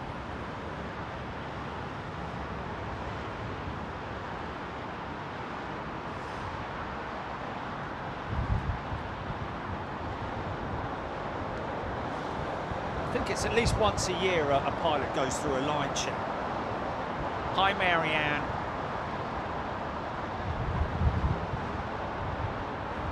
David E. The 380 being washed is actually there is a video up on my LinkedIn page if you want to see it. It's just Jerry Dyer, as it is Jerry Dyer on LinkedIn. You can see that video of the 380 being washed on my LinkedIn page there. A couple of minutes long. Incredible to think that, you know, when you think of these massive aeroplanes, you think, well, they must have some kind of like a big washing system that they use. But no, these guys are just using extensions with big squeegees on the end. Well, not squeegees, big spongy well, anything, exactly the same sort of thing that you would use for washing your car, to be honest with you. They've got a jet wash, which they obviously wet the aircraft down with, just to, you know, get the surface nice and wet. And then they've got the mops, the big spongy mops that they use to wash them down. And the one that I caught was actually, you could actually see it quite clearly, how clean it was from front to back, the parts that they hadn't completed.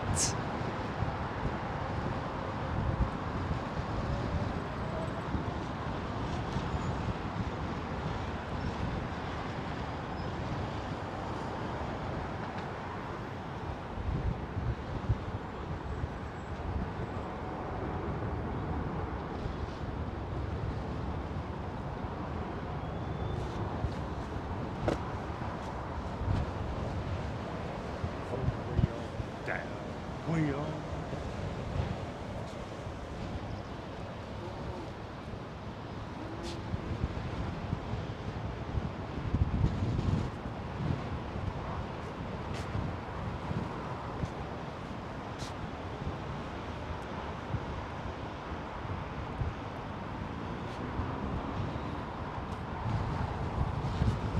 I guess we could.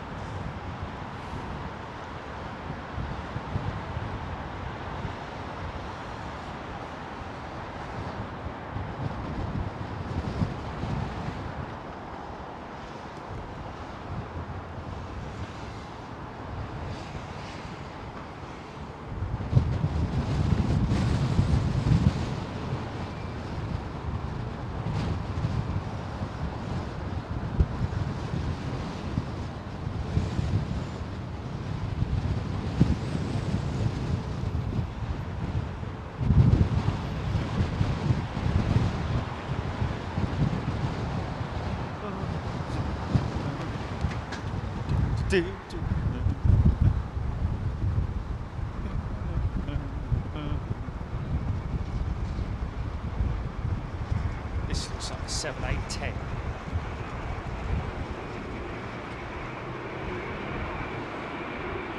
No, it's not, it's a 9. It's here.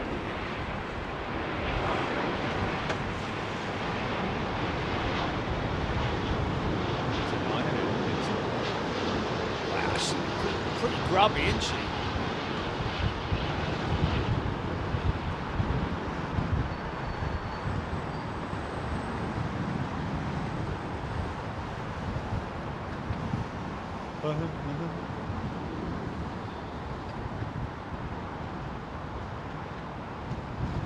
Wow. The lurch.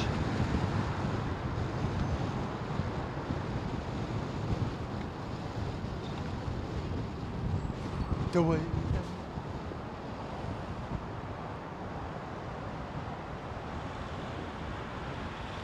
Holly asking, can you say hi to my mum, Sophie Shawnee? She's just had heart surgery and watching your videos made her smile, and she watched you the whole time she was in hospital. Oh, Holly, that's wonderful. Sophie, a quick, rapid recovery for you, please, so that you're up and about as soon as possible, please. And Holly, thank you very much indeed. Hope you guys are all well in the Holly family. Alan Robbins, RAF A400M. May pass over you soon. East, west, possibly Bryce destination.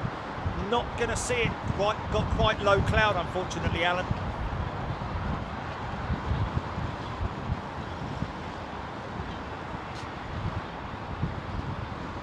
Tony Haynes, he was out mudding. Let's off-road. So an APU up there in startup. We've got, is that one there?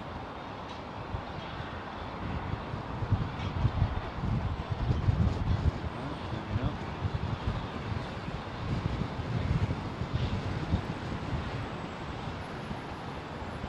You can hear an APU.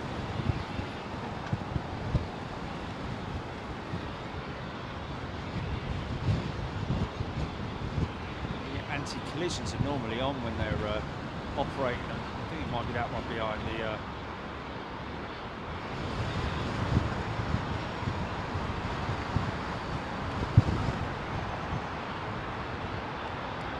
down, oh, way on down.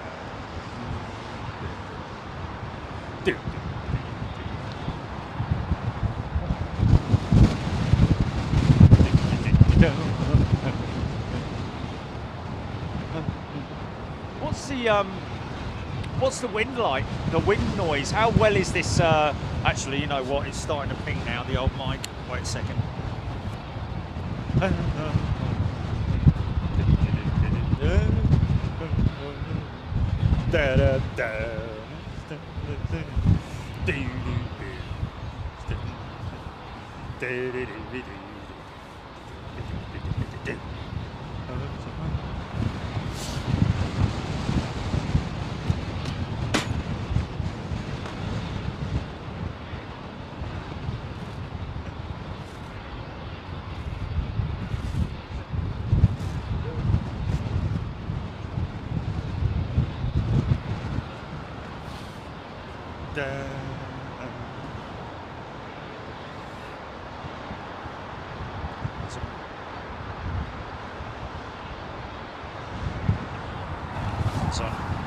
Okay, audio check.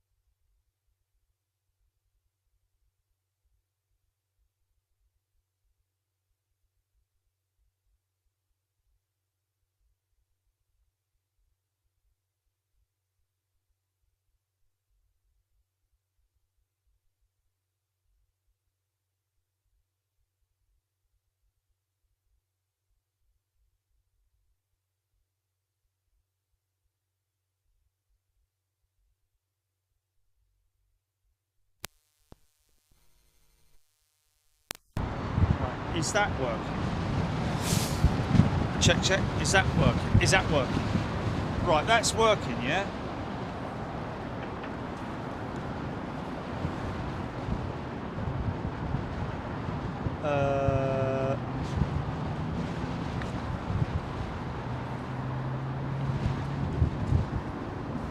Well, that doesn't make a great deal of sense, that doesn't.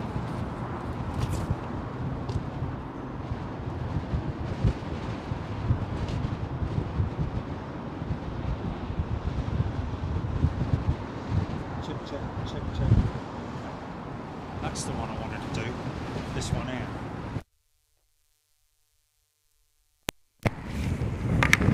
Right, there we go, that one there.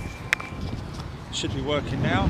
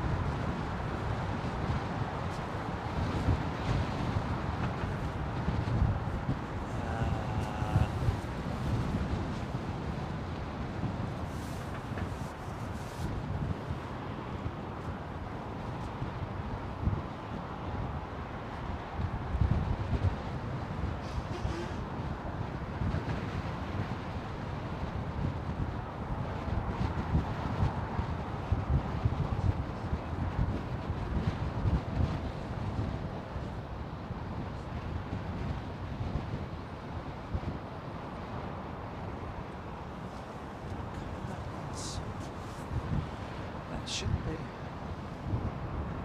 Okay, so that's on full power. Let's just check the battery in here. Oh,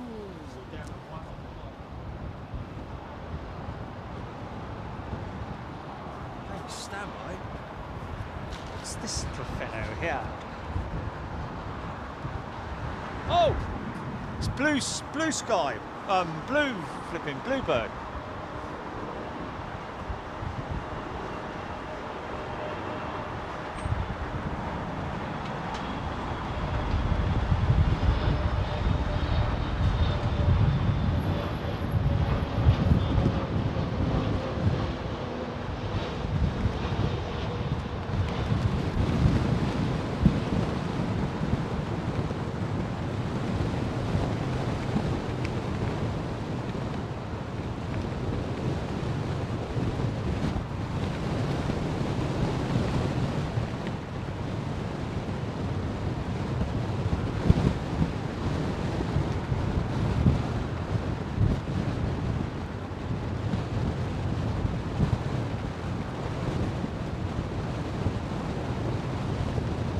So, right, okay, hold on a minute, let me just take this, let me just turn Right, okay. Let's switch out here.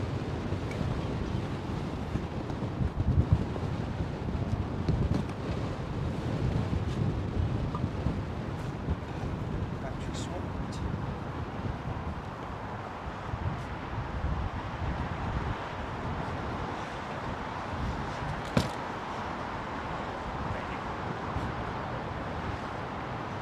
It's like a discoloured rock.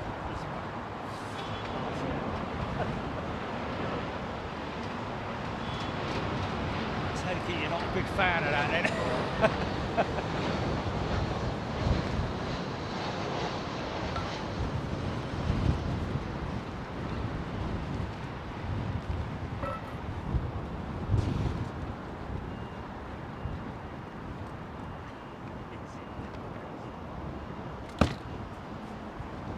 Nice! Yeah!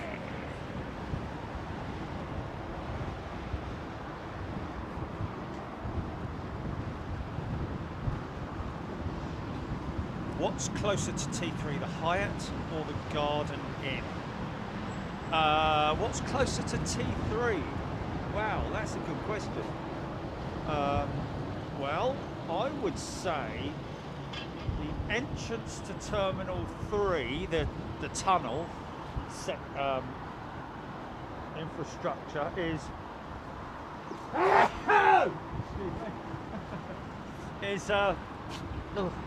is the Hyatt. I would say the Hyatt. Although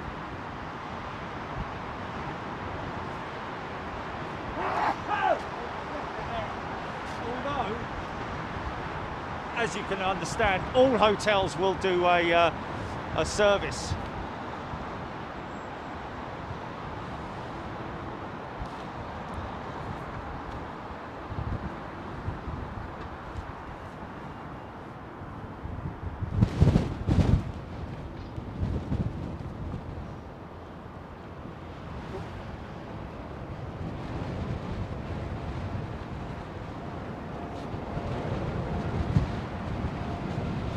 Ugh.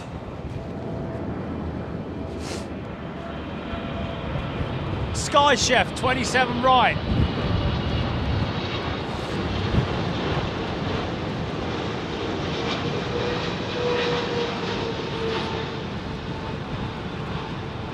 Big old flaps on him, look.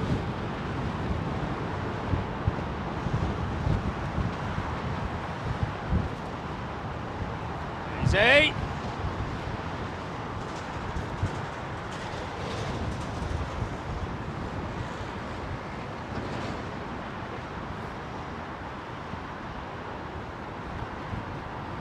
Yeah, but you know what?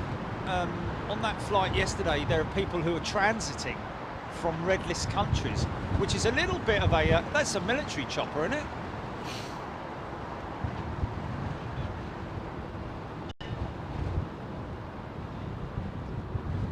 Going to Northolt, I think. Oh, is it? Oh, okay. It's got skids on it. I got skids on it. I got skids on it.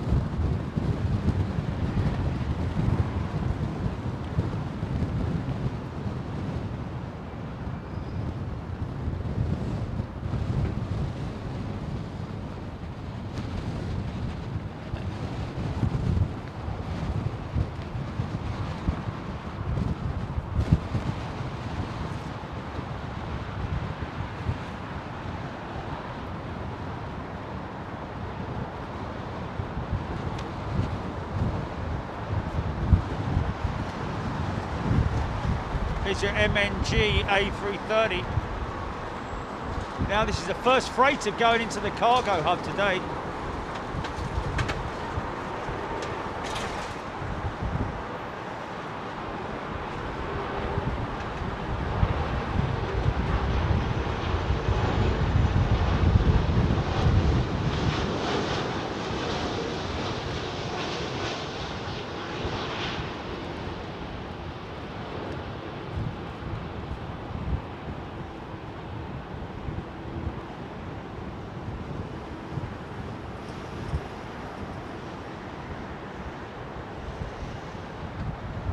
So this is all your perishables, likely to be all perishables on this aircraft, folks. This is why the all the crisps and sandwiches, and all your perishable items in the supermarkets are running quite low at the moment.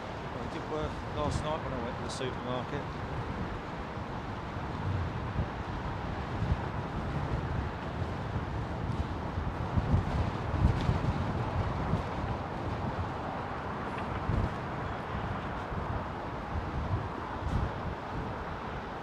From whence it came.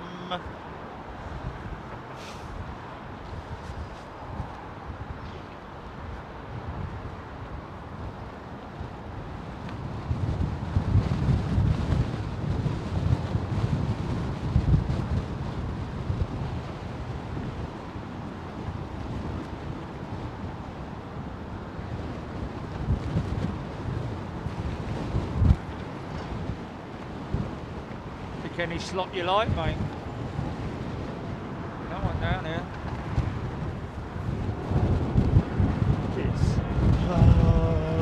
It's coming like a ghost town. Nice. Saudi trip.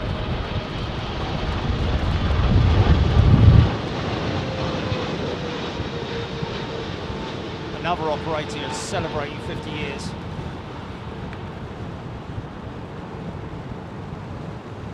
I've seen their special livery 50th. Way! Oh, got caught by a bit there. Took a bit of a dive there, a bit of vertical wind shear almost.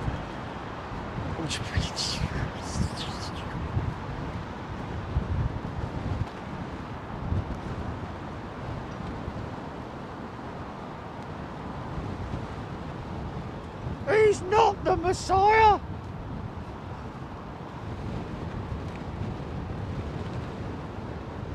Oh, looks like they're going in, maybe it's a DHL operation, by the looks of it. That's a pure freighter as well. Look at the hump at the front, folks. Look at the undercarriage. See where the undercarriage bay has been lifted, or yeah, I think that's. Oh no, actually, maybe I may be wrong there. No, he's going right at the end of the line. To the end of the line. That is starting up. Starting up the APU.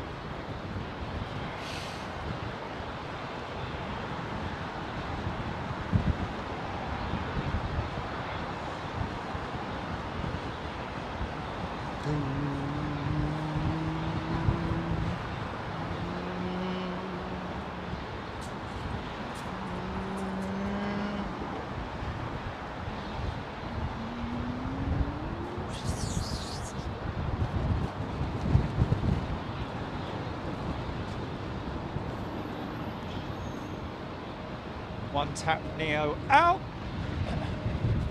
One tap, Neo in.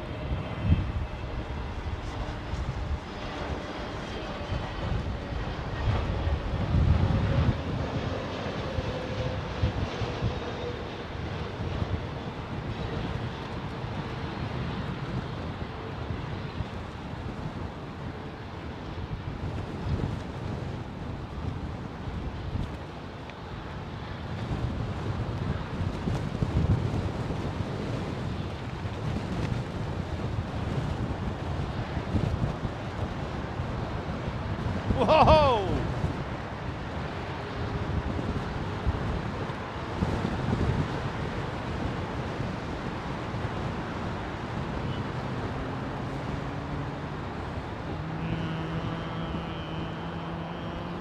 Sky Express 320-200 Neo turning on to 5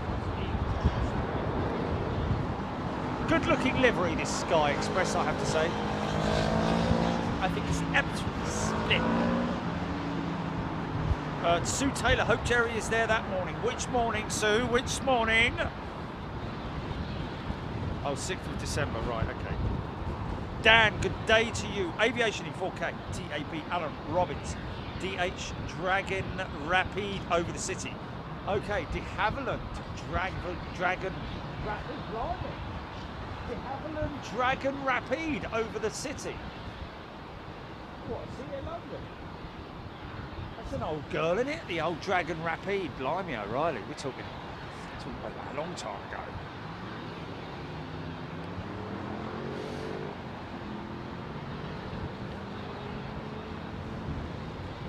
Yeah, that's an old machine, that is. Doink, doink, doink.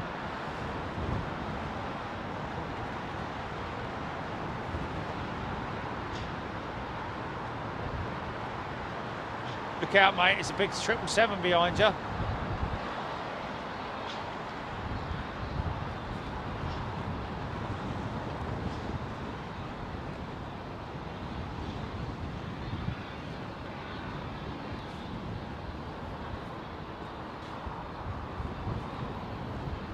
Is that a dual flow tap or separate tap? Kelvin. 40 minutes, Paul Skilling, Emirates 380.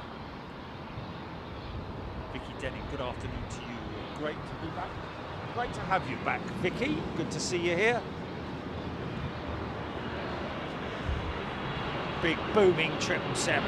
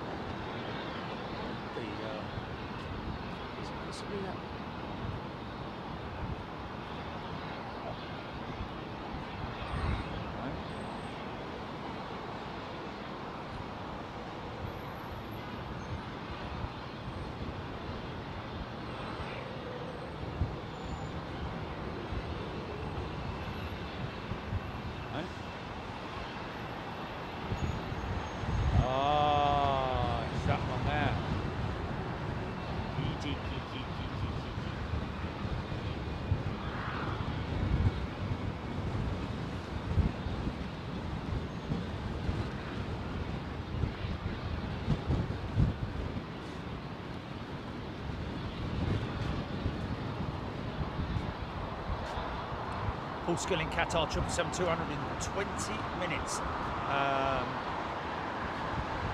Stop cloud. Washington looks like he had a rejected takeoff on 27 right. He's gone to line up again. Oh, okay, interesting. Is that one there?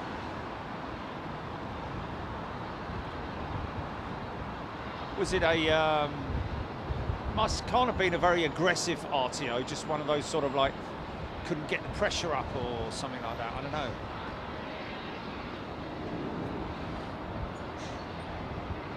Here's the Sky 320 Neo. Nice looking aeroplane.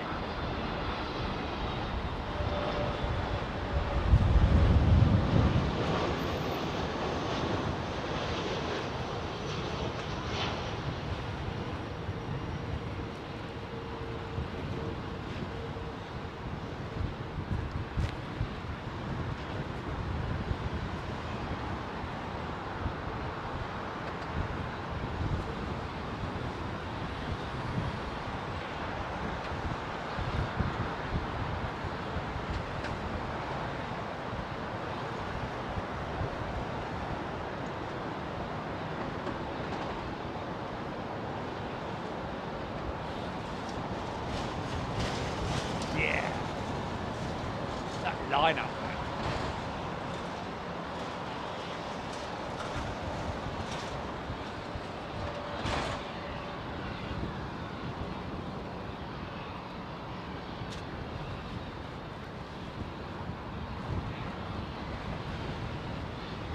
America, America, America.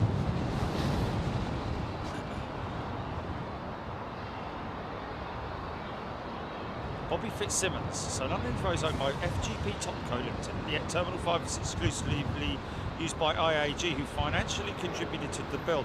Would selling, leasing individual terminals drive down ticket prices? No idea, Bobby. Absolutely no idea. Where the hell did you get that from?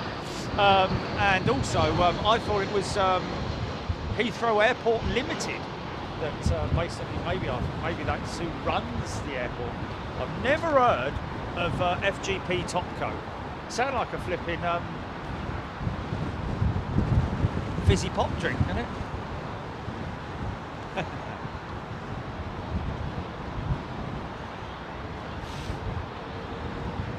Or maybe a foreign football team. FGP Topco versus Milan, I don't know, whoever. You stupid boy.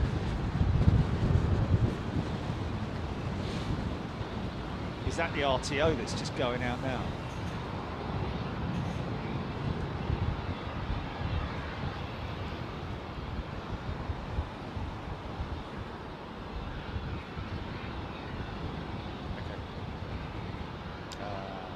Just want to clap eyes on this beautiful Icelandair.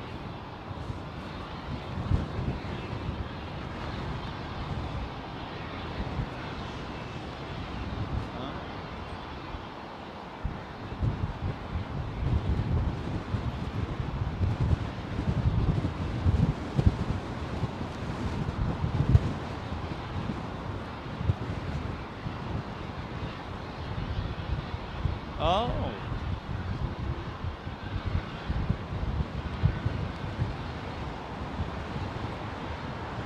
Blimey, who are they?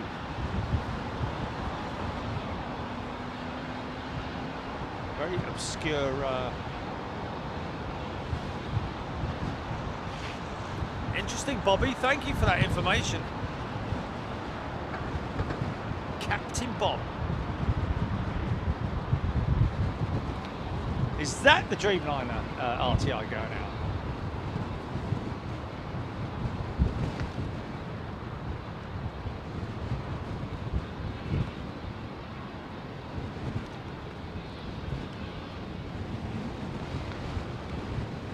Blimey. A hostile takeover bid. So BAA were ousted.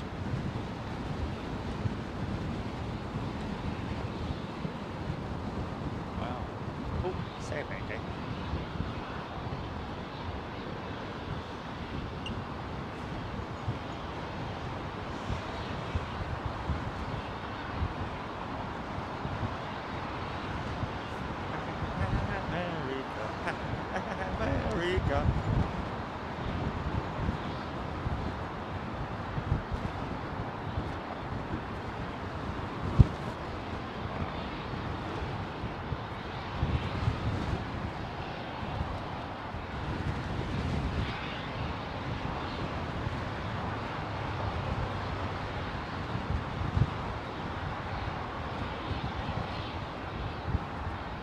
Okay, Bobby's saying Heathrow Airport Holdings, HARP Limited, run the airport, who are in turn owned by FGP Topco Limited.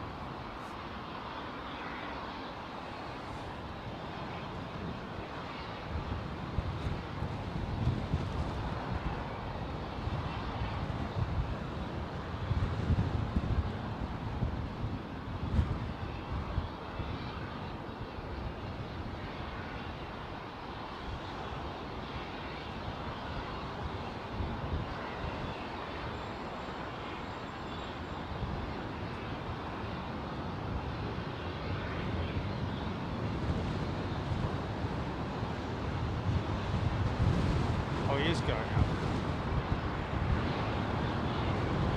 Sorry, it's been total remote.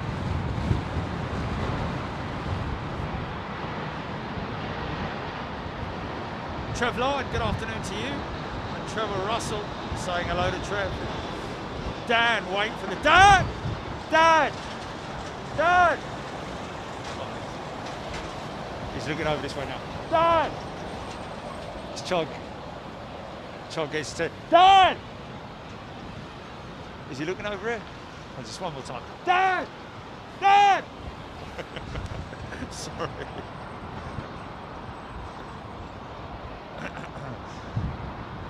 Neil.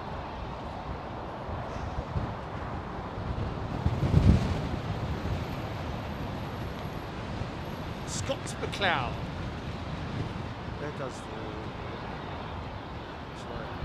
Just quite ready first time I have to take off. There we go. Yeah.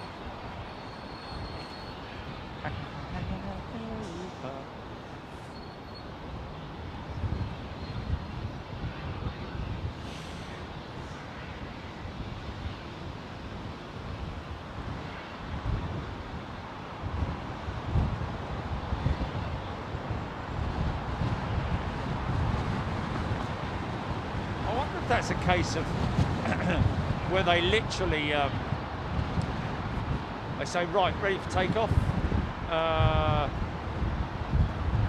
or in some cases I guess they might not be ready, not for technical reasons, as in mechanical reasons, as in engine parameters and that sort of thing, so therefore they will just roll the aircraft out, take the first exit, and then literally do a 180 and come back round again. Or in some cases where the throttles are applied and one of the engines, one or both of the engines, don't respond in the right way that they expect them to, and that's when they reject the takeoff. But I've seen a number of slow rollout RTOs from the right-hand runway before.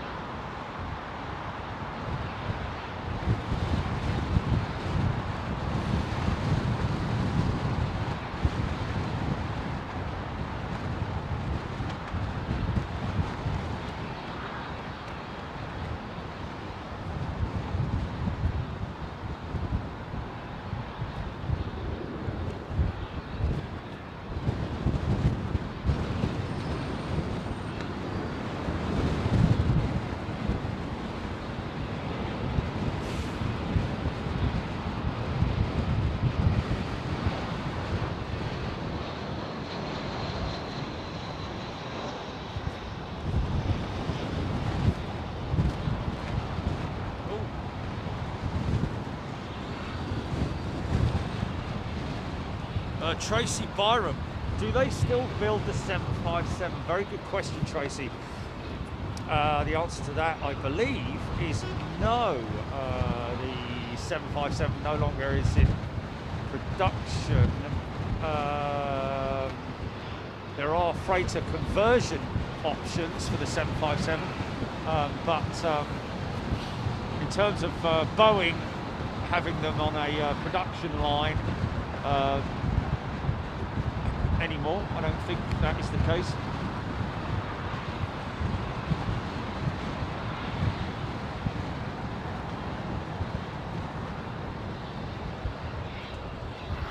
I seem to recall seeing about a year ago some report on them saying that Boeing have retained the 767 production line on the basis of them possibly up-rating it or changing it to a all-freighter production line. I seem to recall that anyway.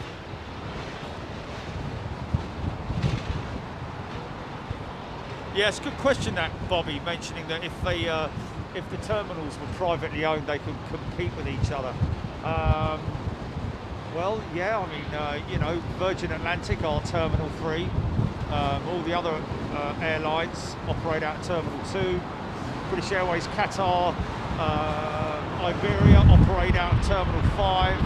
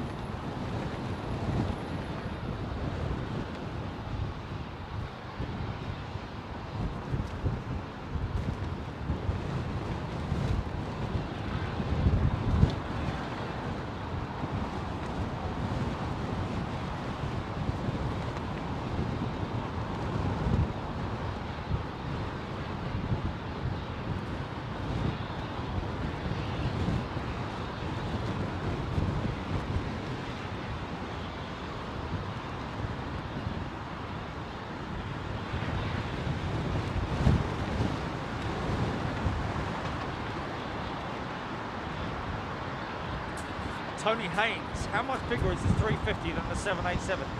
Well, Tony, the 900, the 787-900 and the 350-900, more or less the same size in terms of dimensions and carrying capacity and range and so on and so forth.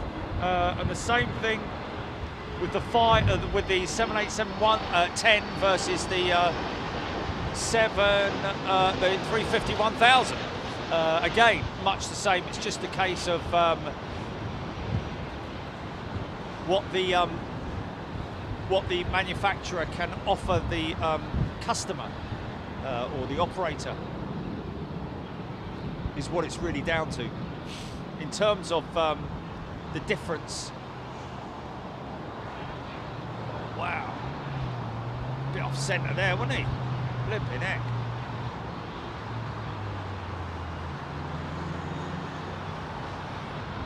Yes, just really down to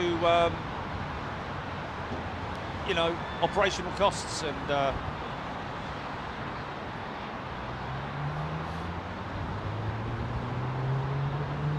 engines have more or less the same power delivery. Like I say, the aircraft has more or less the same range. How the cabin is fitted out is something that the customer will decide on. So yeah, not a lot of difference, to be honest with you.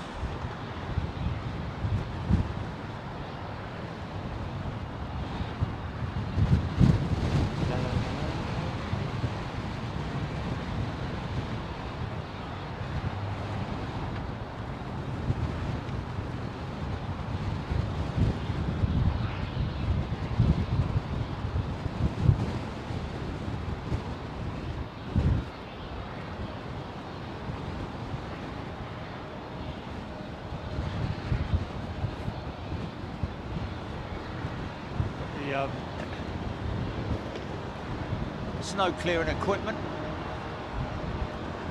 ready to go into battle for the winter months. Half an inch of snow and the whole bleeding country comes to a grinding halt.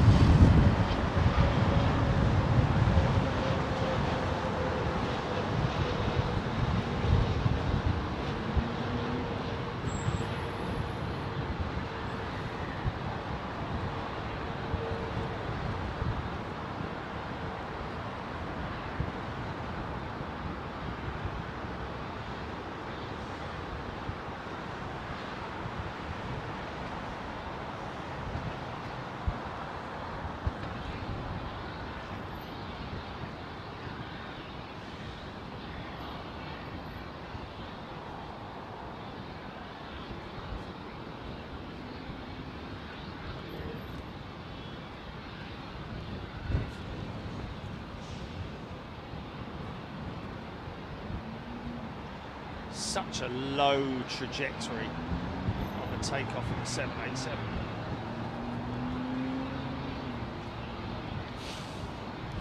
So one difference between there are obviously benefits between the 350 and the 787 in terms of the electric operation of the brakes and the window dimming options. I think that's something that Airbus are actually working on at the moment to try and catch up with Boeing with that technology.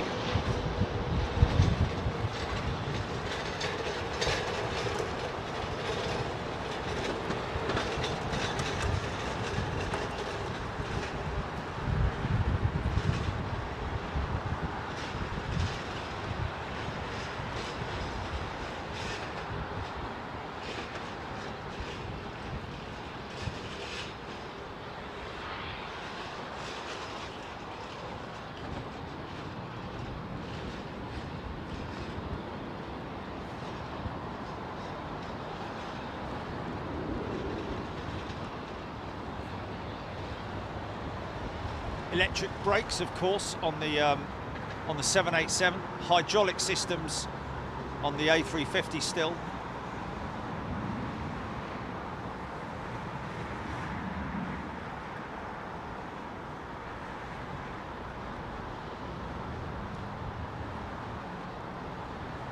I think both aircraft are around about 45% carbon construction.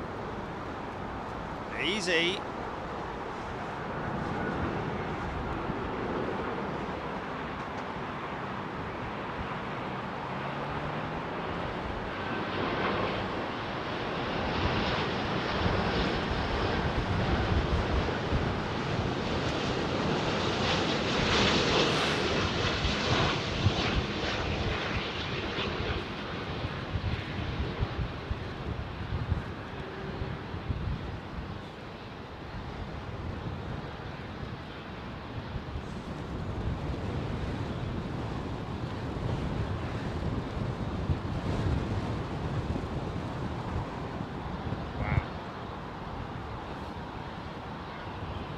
Very smooth.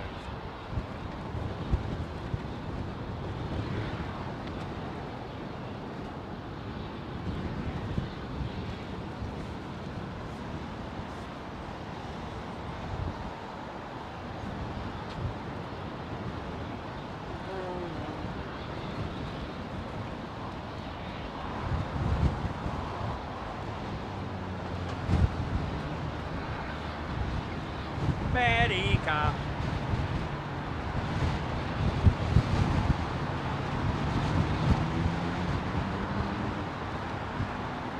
Yeah, a little bit twitchy, but managed to save it. Get a great landing out of it.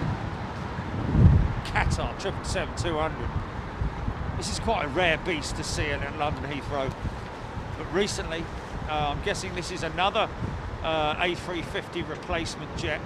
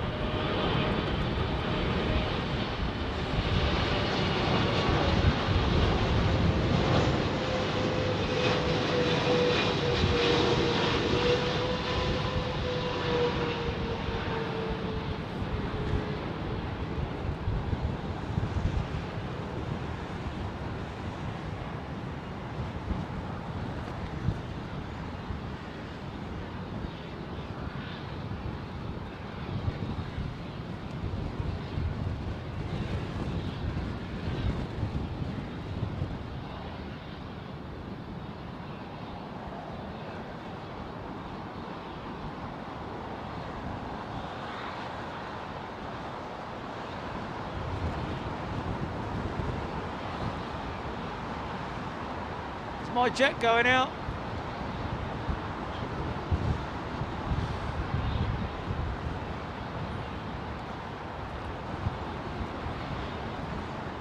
$34K I was in.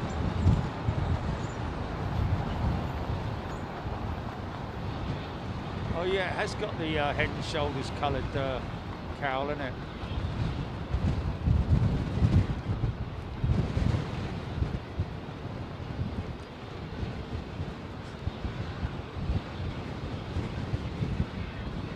Two behind the overwing door right there.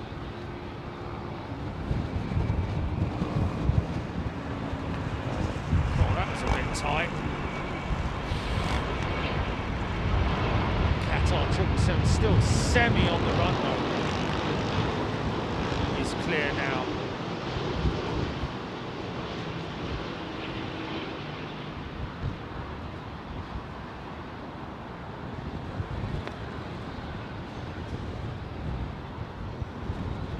Watch the wings straighten out.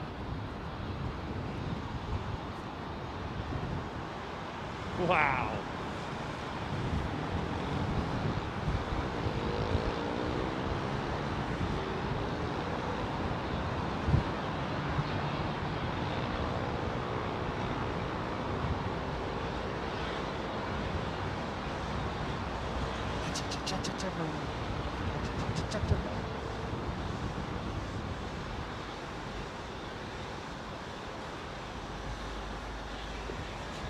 Ray, good afternoon to you.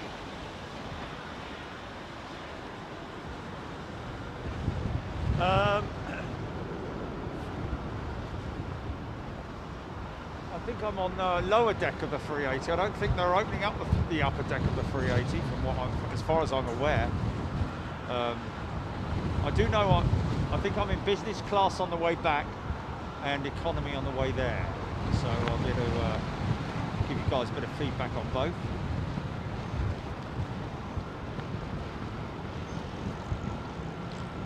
Such a short haul flight, isn't it? On the 380 back to Frankfurt.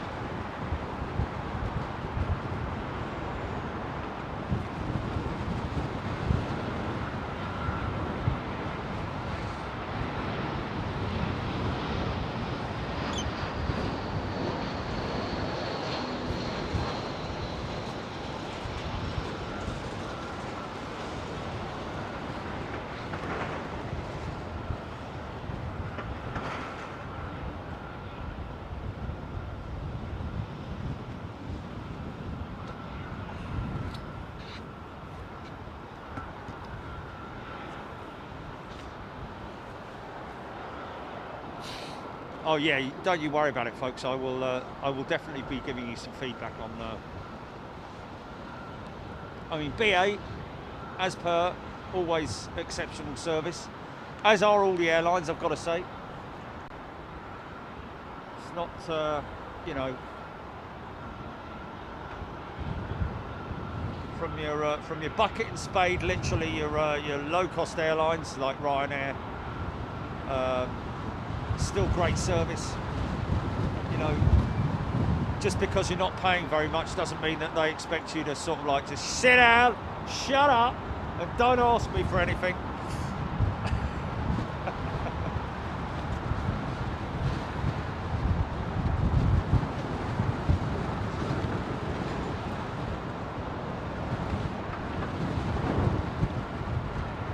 Rosie. Rosie's daughter, Immy, for her 11th birthday. Happy birthday, Immy, today. What a nice name, Immy.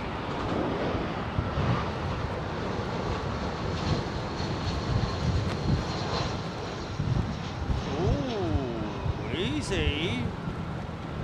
A bit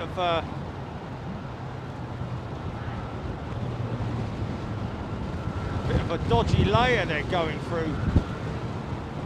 About 200 foot down. Easy. I'm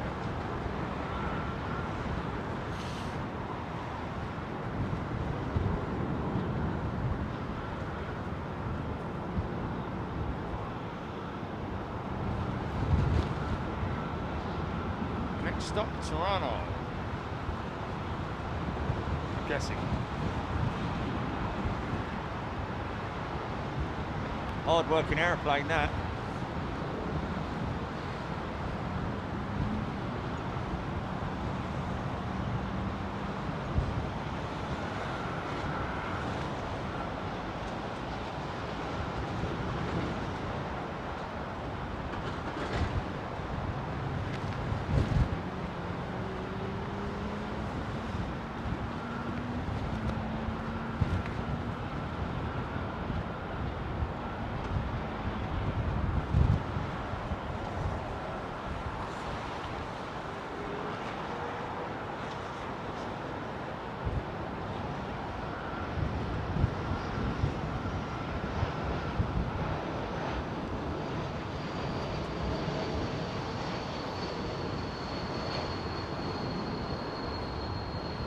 Listen out for the intense reverser action and the noise from the Pratt & Whitneys. Here we go. Whoa, easy, son.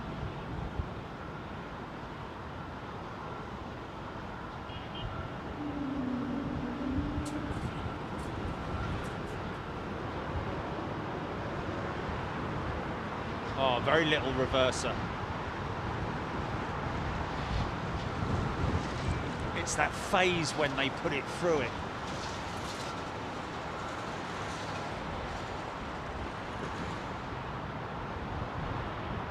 That's what we'll be seeing next Monday, folks. BA and Virgin Atlantic flying out simultaneously from the northern and southern runways here at London Heathrow. Join us live on Monday for that. And if you didn't catch it earlier on, just to let you know that Big Jet TV have managed to work very closely now with Antonov Airlines. That's interesting. Where that 220 is going? Which way is it going that way? Why is it going that way? We've managed to do a great cooperation with Antonov Airlines, operating the AN225 Maria, or Maria, and she will be, we will be live with Antonov Airlines on an operation later on this month. Details to follow on that one, but trust me, you do not want to miss that, because that is, we're talking the biggest show on earth, isn't it? That will be the biggest aviation live stream show ever.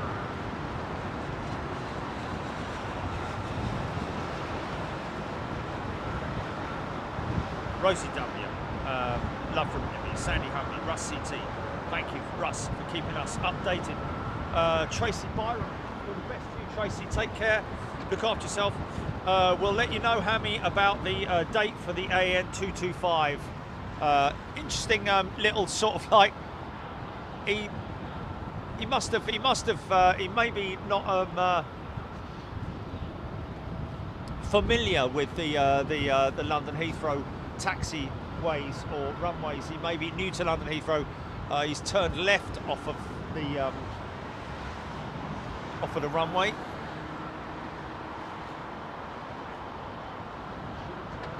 Hello, who's this? You there, Jilly? You still popping? You there? Okay. Who's 737? Oh, this is Sunwings, isn't it? Sunwings, is it?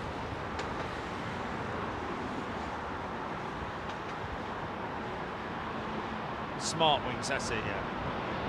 I'll get it right one of these days.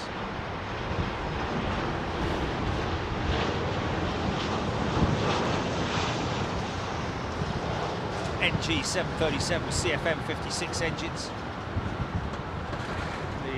Possibly a 900 maybe, or an 800, maybe an 800.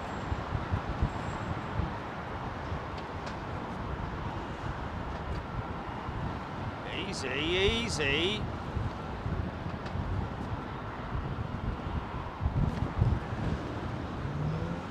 Struggling a little bit on that. Bit embarrassing for the pilot. Ladies and gentlemen, I'm afraid we took the wrong exit there. I'll get me code.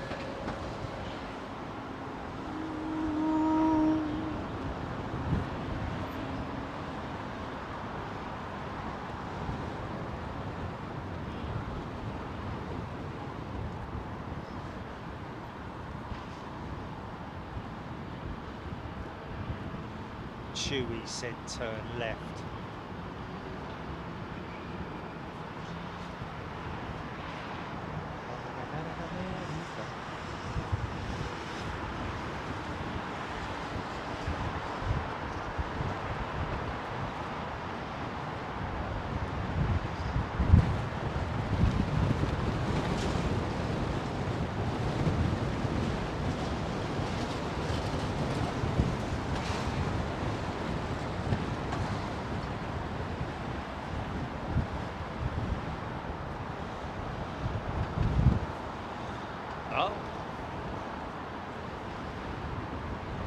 Whereabouts? What, down at T5 or?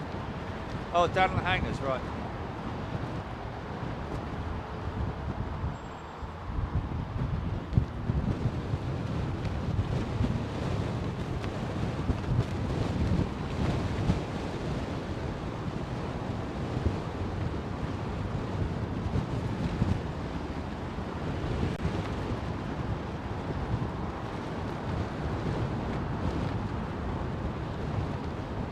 Well, they've got getting ready, haven't they? That's the Vidaru E2 E-Jet right there, folks.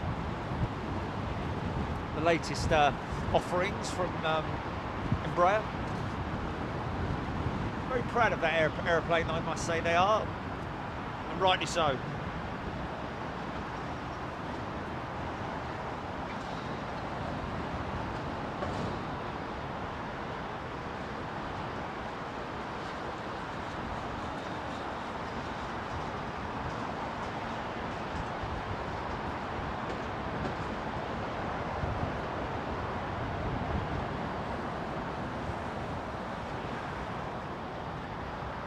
London Mountain Range.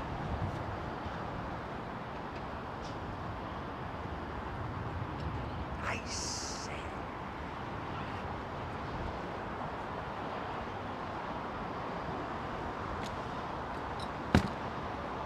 This is a 4-engine jet, and if I'm not mistaken, it's an A380.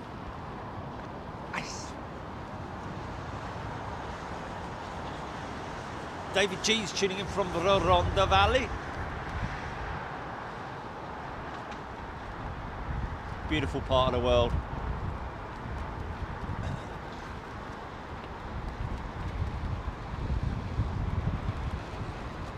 Great vegetables up in the Rhondda Valley.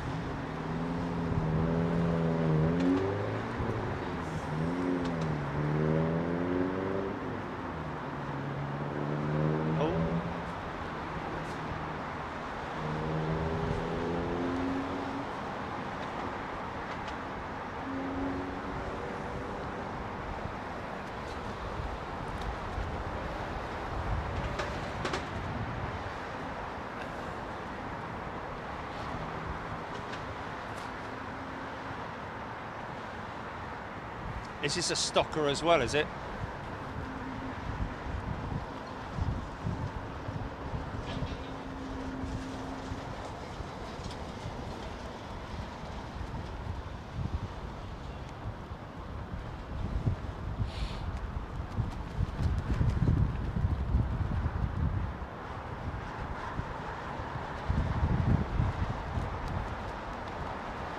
Okay, well, blustery-ish conditions. So let's see how these guys handle it.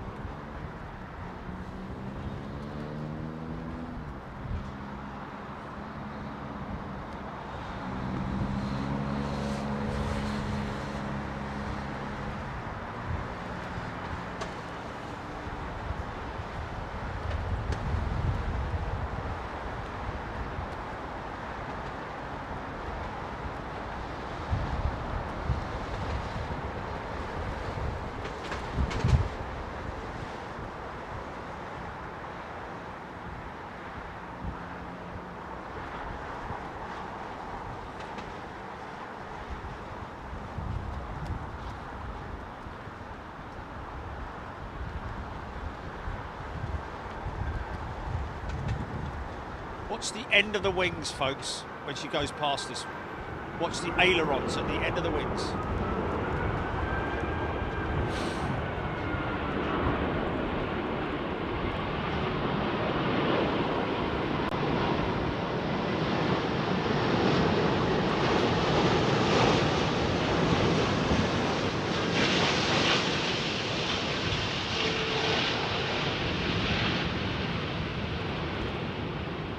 Look at the ailerons, look at the ailerons.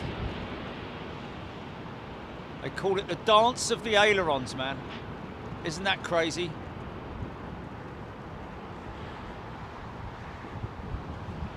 And that's all automated as well. Obviously manual control, but automated systems that will manipulate those controls surfaces. Wow, very nice, beautifully controlled touchdown there.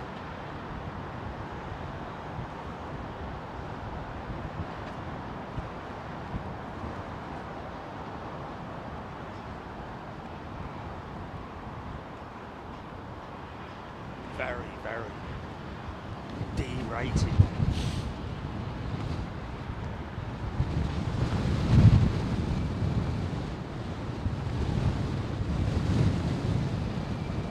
It was actually a Royal Jordanian 787 captain who told me about the dance of the ailerons, because we were discussing it once on one show.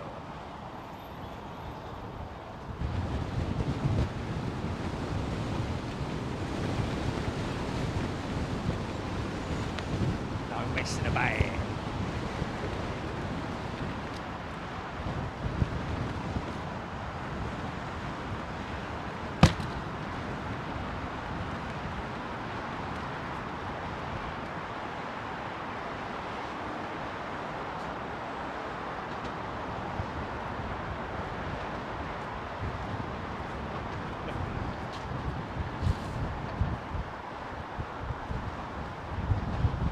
Yeah, they are amazing wings, Rabsay.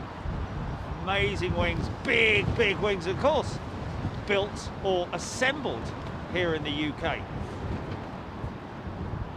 I'd love to know where all the individual components come from to make those wings, to assemble those wings.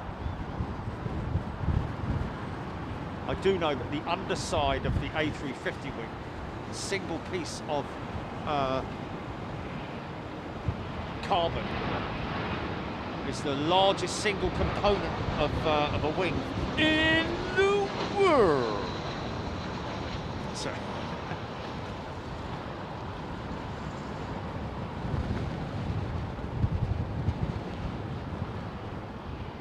That'll go up like a skyrocket.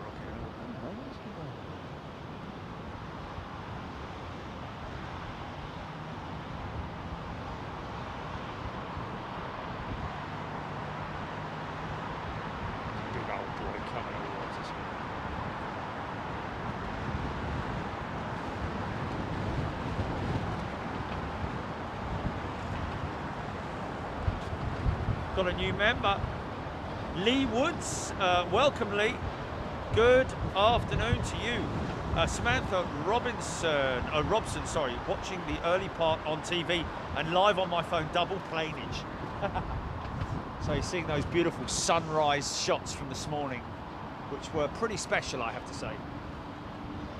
Yeah, old Mother Nature did a great job this morning. Hey, that must be the Vidaroo making all that racket.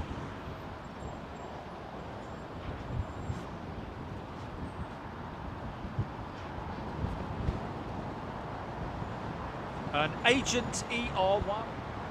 Is that Agent ER1 or Agenta? Whichever way you want to pronounce it.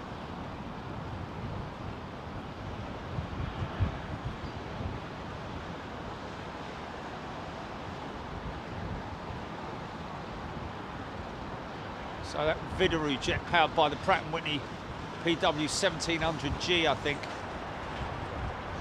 Same as the A220, which is why it howls like it does.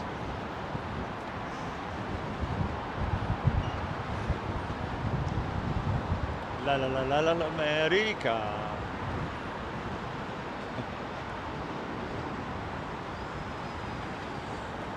Just look at the sheer size of everything on that plane. There's not one little thing on it, is there? Even the bleeding undercarriage lamps are about the size of your house.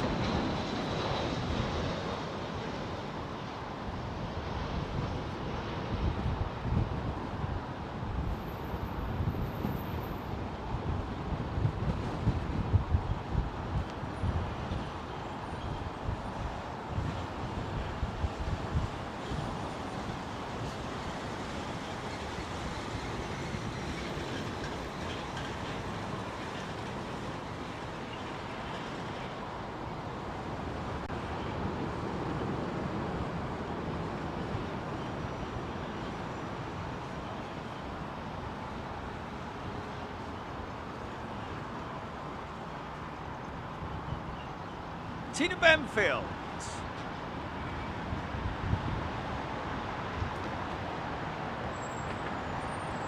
TCC, yes indeed, almost the Toronto shot there of the A380. What a great shot that was. Last shot of the day, literally, or the last shot of the weekend when we were there in Toronto.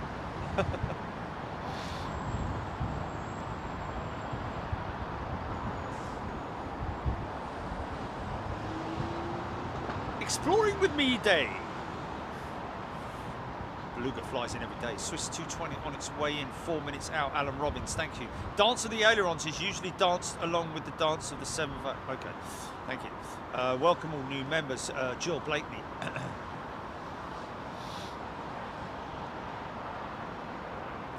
Wow, Connie, I used to machine parts for Airbus and BAE.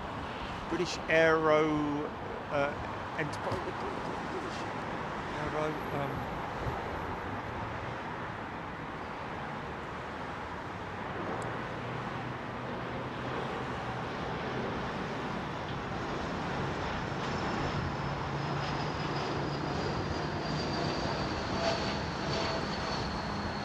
Okay, let's listen out, see if he gives a little bit of.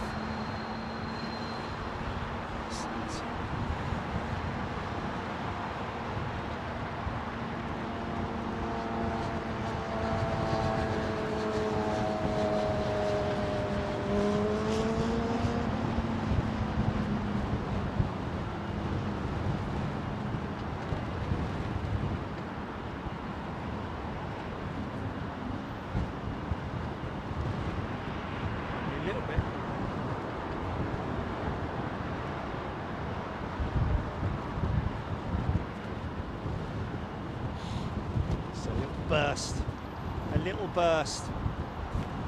That was that Dreamliner firing up. Yeah, no, Jay.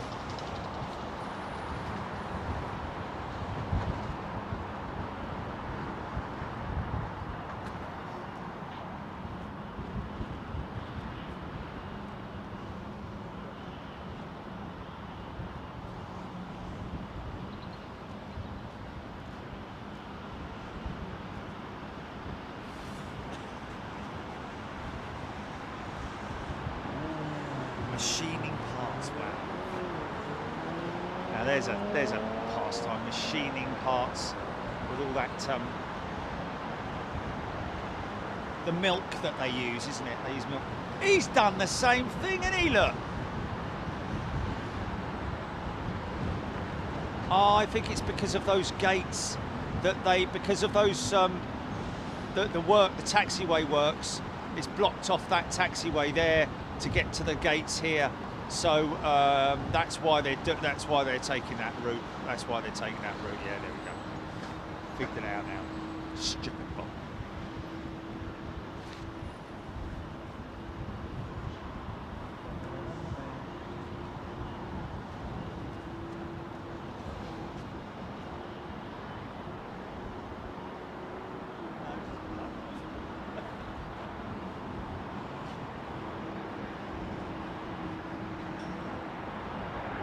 Phoenix Rising is a new member. Welcome, Phoenix Rising, as this British Airways 777-200.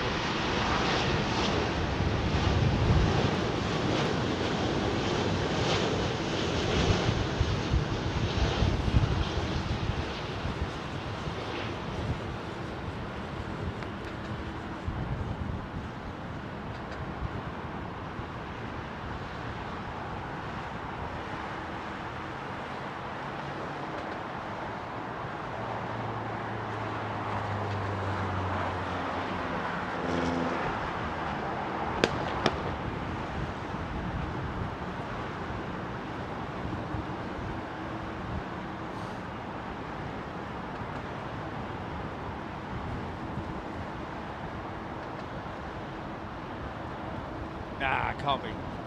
Cargo door's still open.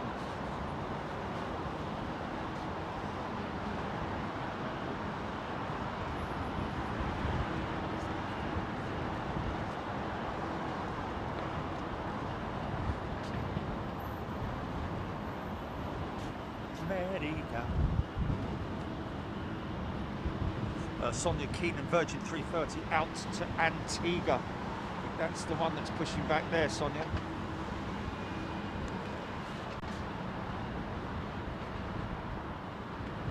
Kenneth Wilson is just dipping his toe in.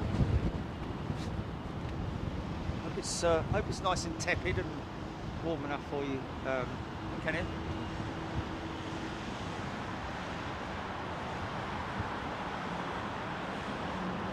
Chris Streluk telling us about the Emirates 380 next one. And don't forget, we've got switch over at 3 o'clock, folks. We're going to be heading out. We will be back, of course, on Monday morning, bright and early. Set your alarm, early doors, folks. All you have to do is literally wake up and turn your phone on. I'm the one who has to get up, get everything over here, and get myself set up, so I can bring you these fantastic shows. And you know what? I really enjoy it. I mean, I don't. Is this the Kenya Airways? 5 o'clock this morning I was up. But you know, once you're up, aren't you? It's not like, you know. And then the last thing I said, right, let's go and have some fun. And Chancey was like, well, oh.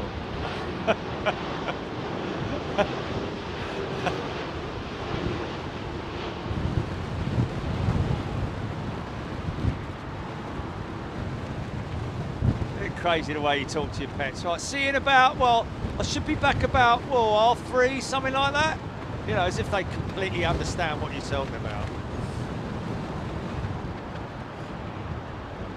And a precise time as well. About 3:30. Oh, really? Ah. Oh, have a listen to that.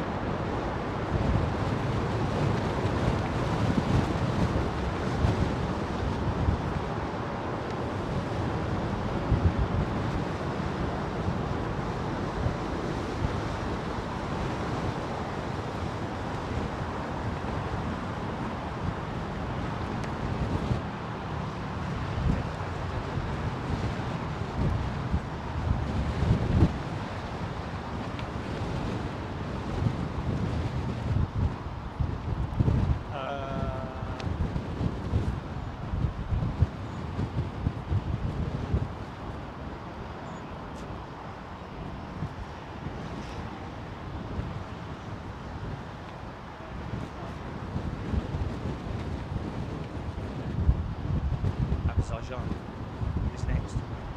Stephen Callahan, Qatar Cargo 777, 42 minutes from Doha. There we go. That's what we're used to seeing in terms of the 200s. They have, of course, brought their one of their 200.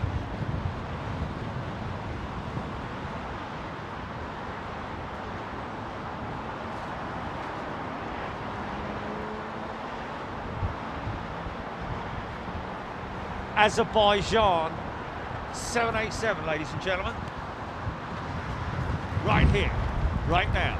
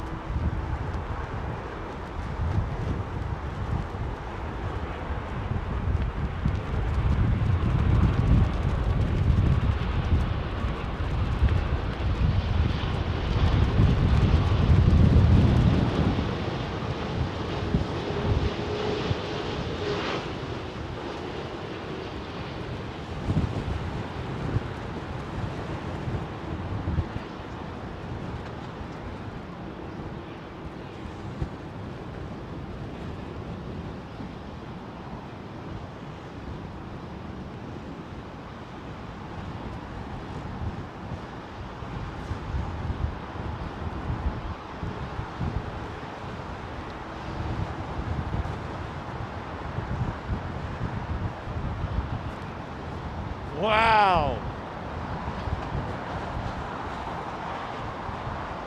Full up on that elevator to bring that front end down nice and slow. Fair play. Great job.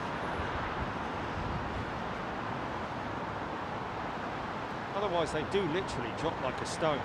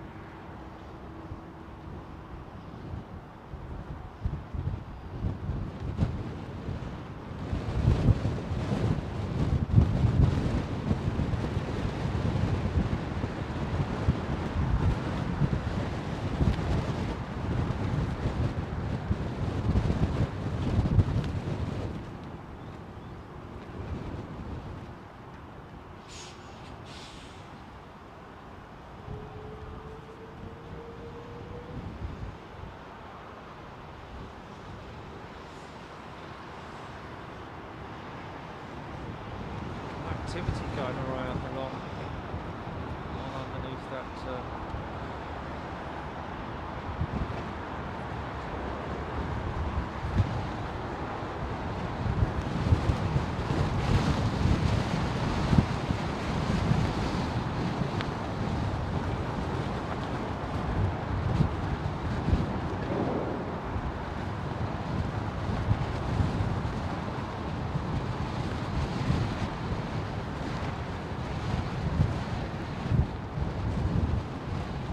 Something in there, aren't they?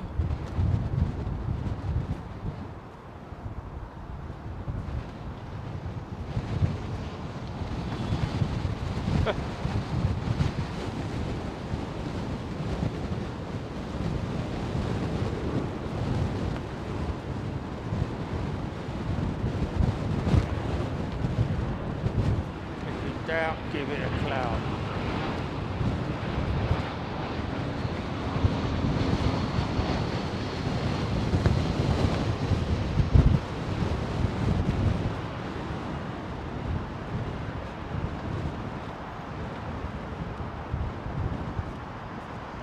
Rab HD, 50 years of getting up early, fair play. Phoenix Nitro's loving the Azerbaijan livery.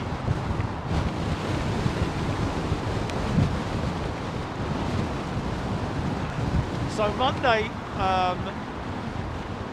we will be filming the simultaneous departure of, or synchronised departure, one would hopefully say, with British Airways and Virgin Atlantic on the restart of their transatlantic service, passenger service, should I say.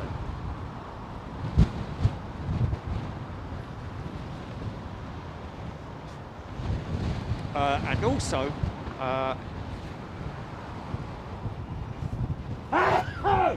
flipping heck. What time's the 380 go out on Monday, Jilly? Is that also? Oh my God, are you serious? Wow. Okay.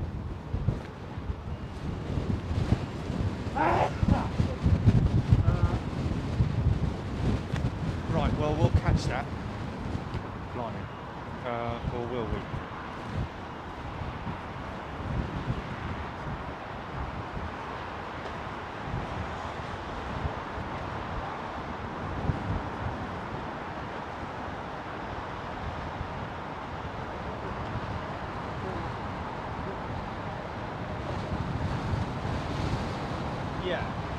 Yeah. I think we'll do that. Probably about 8 o'clock on.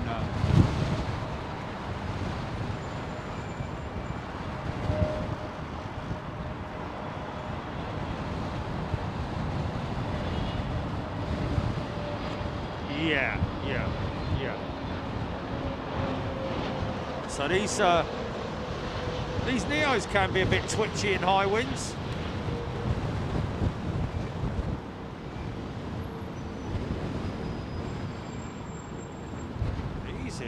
Easy. No, I'm allergic to having 20-mile-an-hour winds permanently, constantly blowing in my face all day long.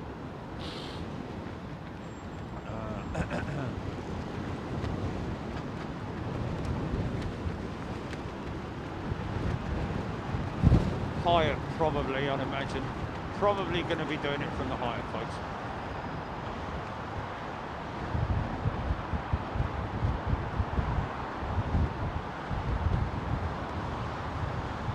Using his sleeve. 10-year-old kid, isn't it?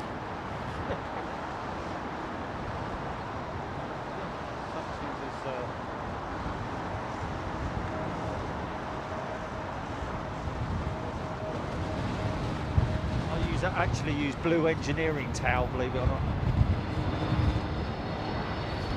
Because that's what I use for cleaning the screen when I'm doing the filming with Walton thing.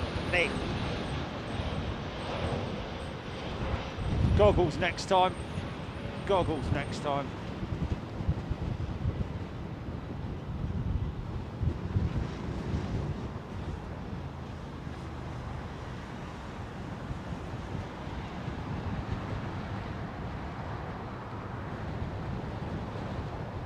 What happened to that 380 that was on radar next to it? Sang it, okay? Yeah. Oh.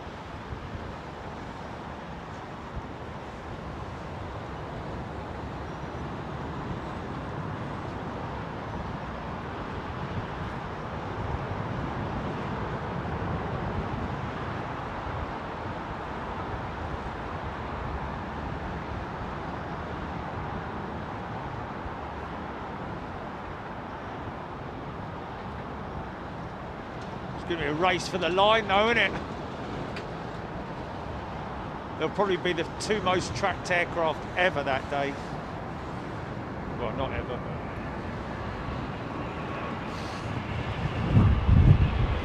In the world.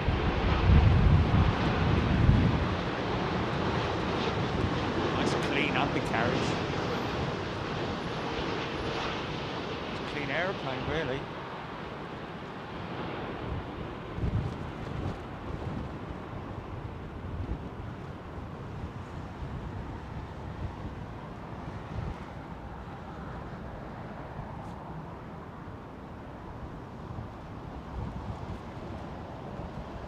Swing it. Yeah.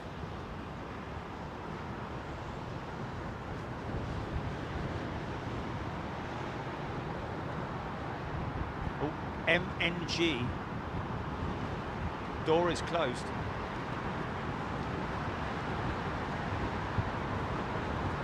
Cargo loading door I'm talking about.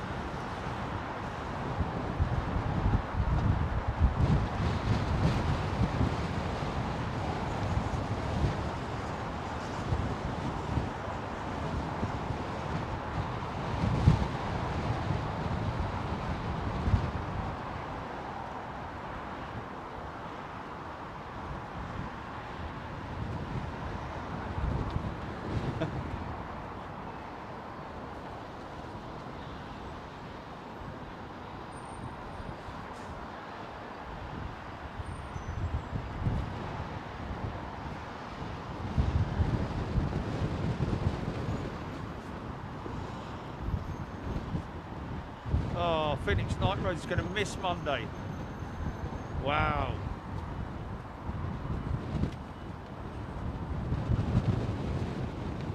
Oh, Phoenix will be asleep. Well, Phoenix, set your alarm for. Yeah. Always watch it back, can't you? Always watch it back.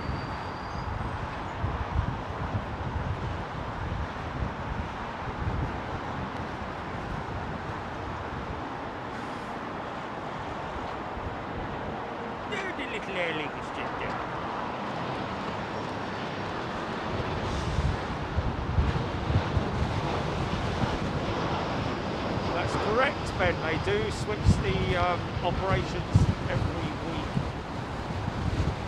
They don't maintain the same operations. If they stay on 2.7s, they will They will be coming in the morning on Monday. They will be arriving on the northern runway up until 3 o'clock. Good job that it is actually that it is 2-7 operations. I have to say that. Wow, this wind is constant and it's intense. It's got a lot of layers on it, and I've got me snood and all.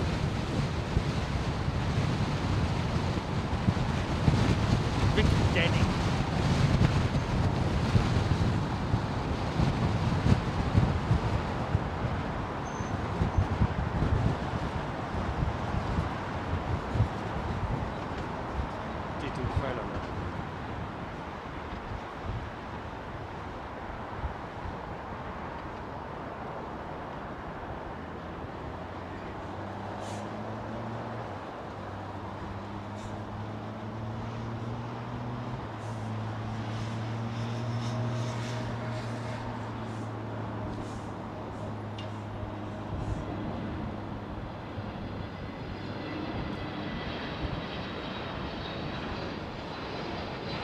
F&F check.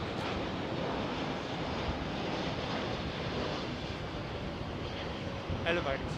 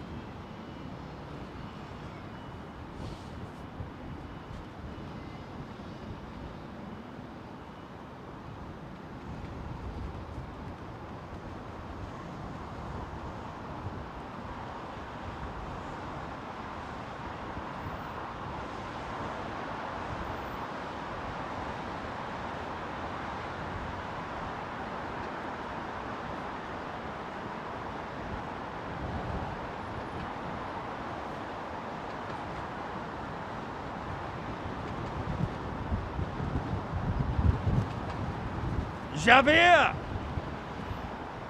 The knight, the king, the supreme. Well, it's definitely the heavyweight. Well, is it? If you were trump carding the 380 and the 747-8, quite an interesting trump off.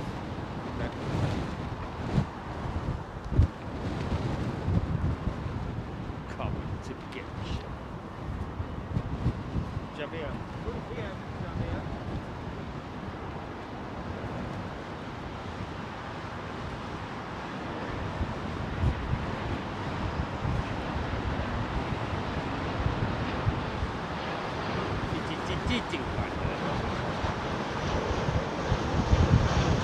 His big tail, look. His big tail.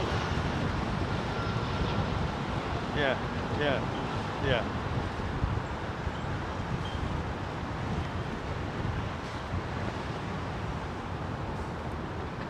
See?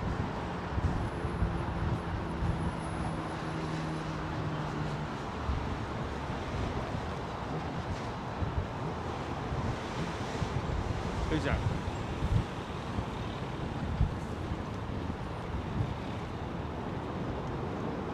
Oh.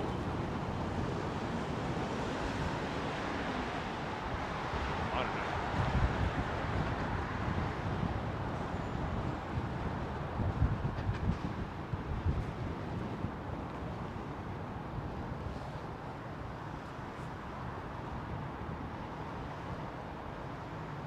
Diddy pass.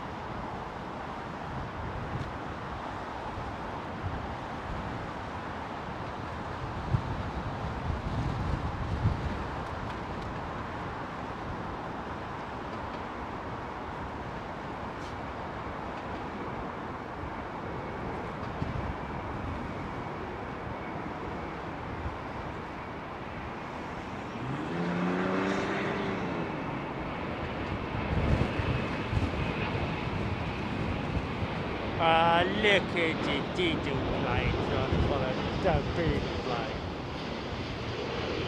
Wait for me, Daddy. Come on, son. You can do it. But I've only got diddle legs.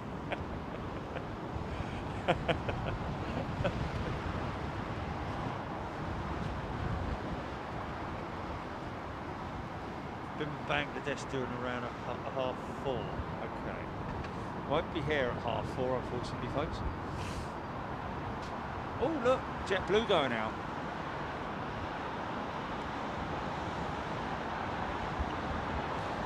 We will try these guys, folks. We're going to try them out on a trip to New York at some point.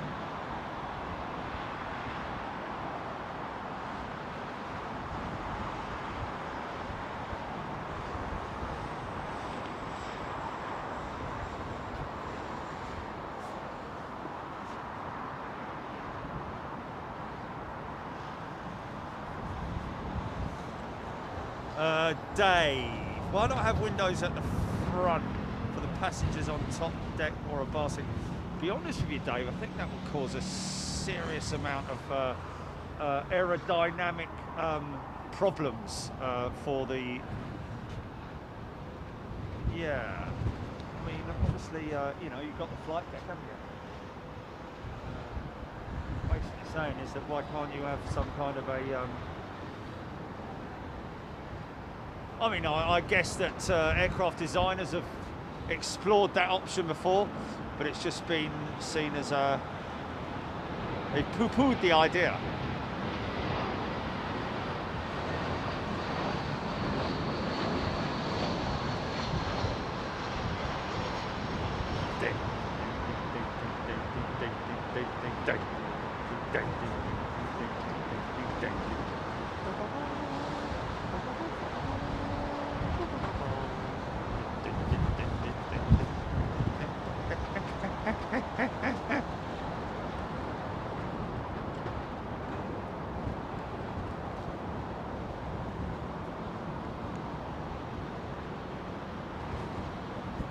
Oh!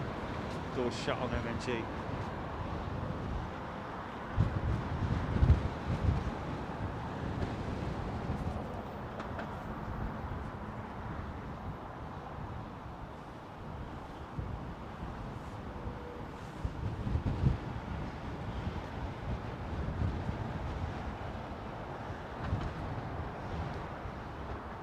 Sandy Humby, great to see a wider selection of airliners back at London Gatwick. That's good. Well, it could be soon that we take a trip down to Gatwick then.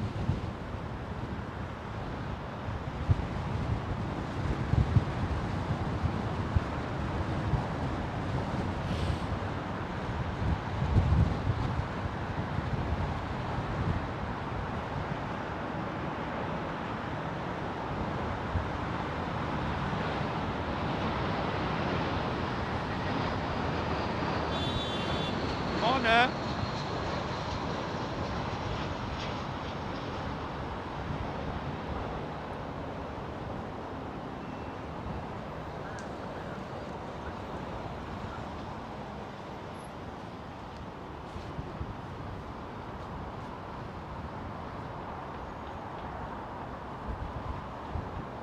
Yeah, have been keeping an eye on what's been happening at Gatwick, and yes, indeed, the number of operators, the operations are certainly starting to increase.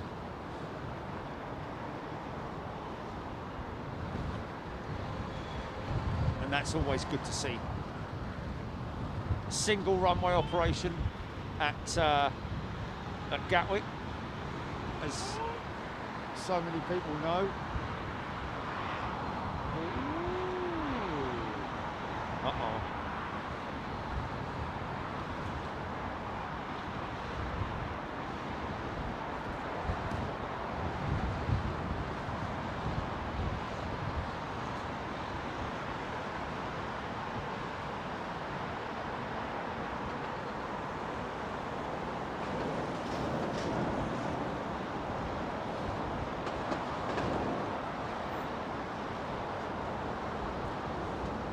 Michael Kay, yeah, the roll-on point on the southern runway at Manchester. I don't think there is any better location, really. And of course, that is highly overgrown at the moment, so we'll have to get a whole load of us together to get up there one day and trim that bush. Of course, don't do anything until I've spoken with the airport and with the local council as well, because I know exactly who to speak to, the environmental agency, as well as the folks at Manchester Airport, who actually do own that land there. So you need to be very conscientious when you're dealing with things like that. Deal with the right people, speak to the right people, and get it done right. Wow. It's a big old lump, in it.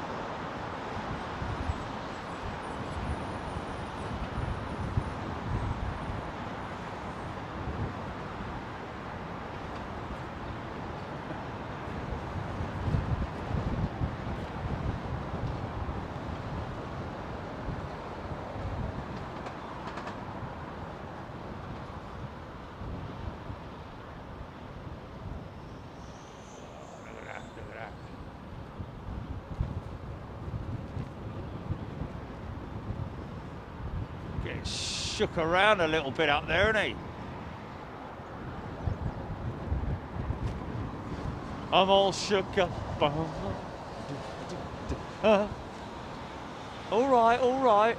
Oh, okay, it's cut off completely. Blimey, didn't give me any time then.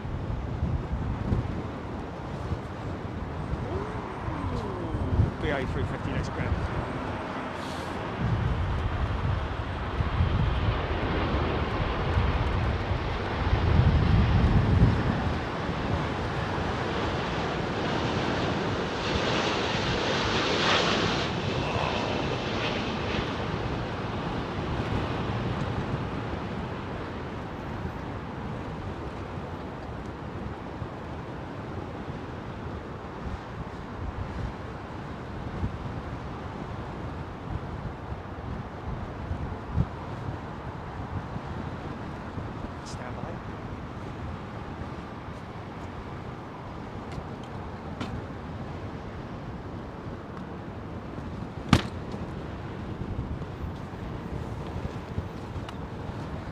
Oh,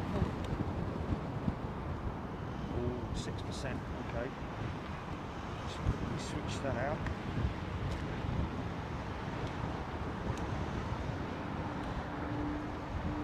I can count to 3.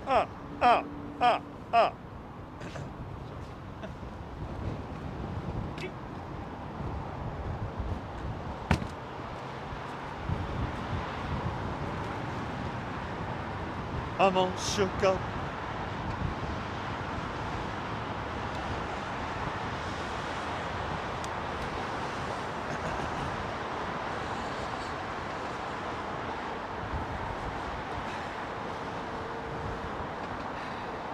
Hello? Oh, hello?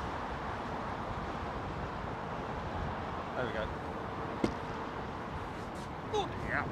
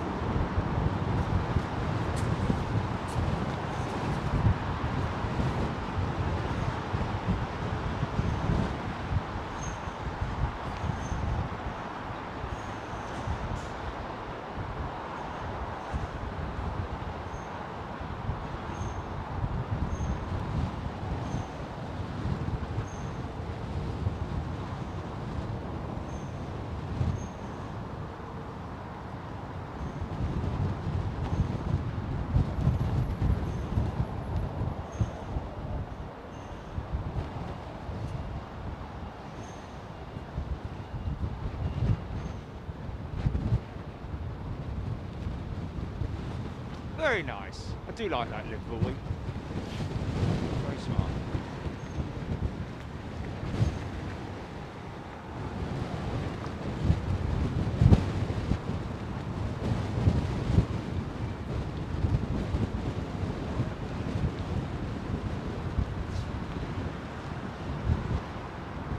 Kelvin Grant, is this China 5 or 6? I've lost track. Well, to be honest with you, I think it's more than that, isn't it?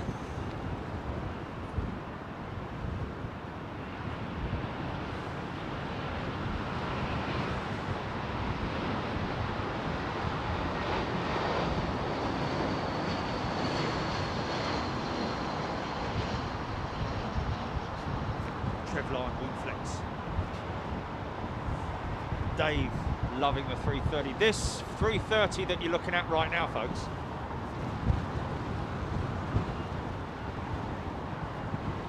is a pure freighter variant.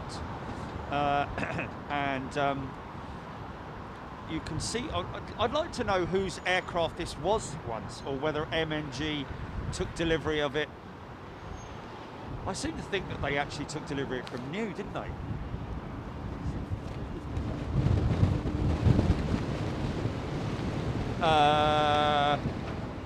But if you see where the undercarriage is there, you see the bulge underneath the well, above the undercarriage. It was from new, was it? Wow. Because they also operate A300s, don't they? Which we call them below.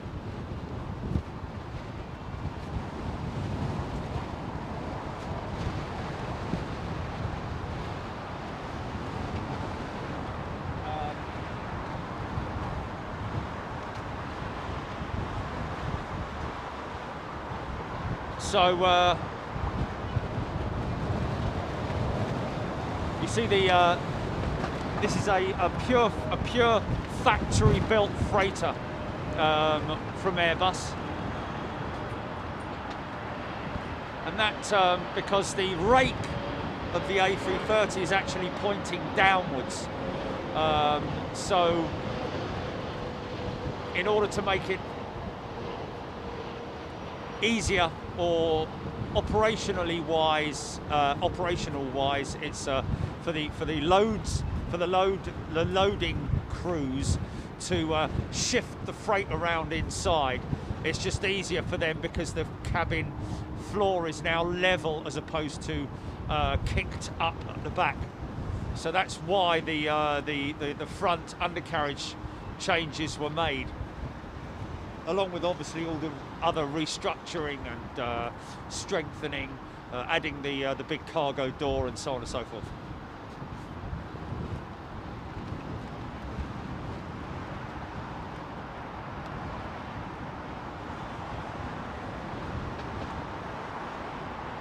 Double chin, Dave Freeman.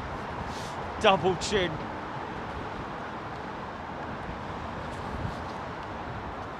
Here's the Royal Jardinian. Way out.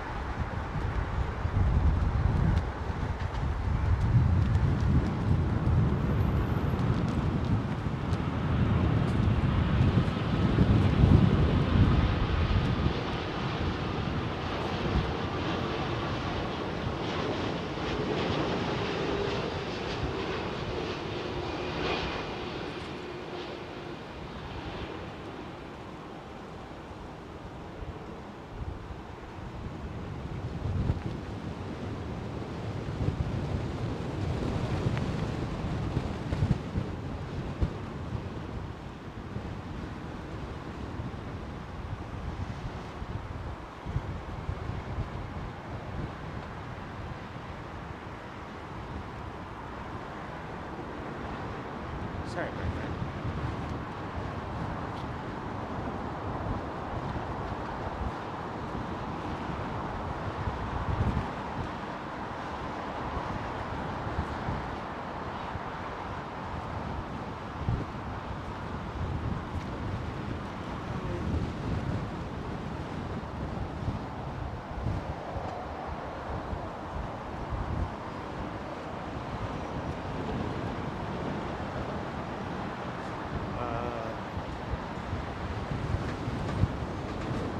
They're from, what is it, Israel or the Turkish, that's it, yeah, yeah.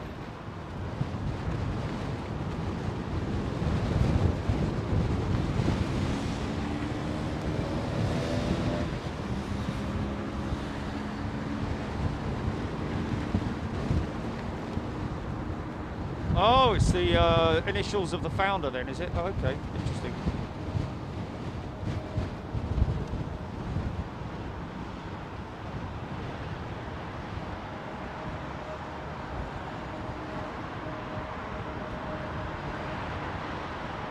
I'm all shook up.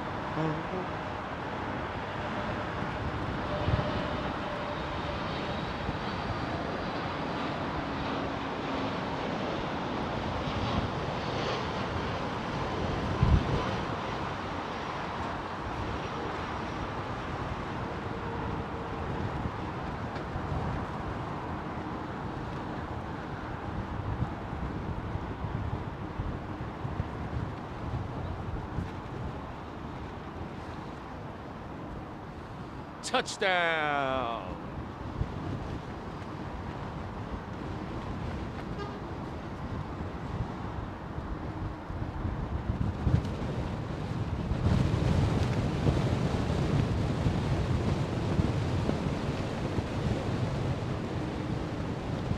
James Lloyd Port Southend, that's in Southend. Yeah, wow. So no operations at Southend. That's crazy.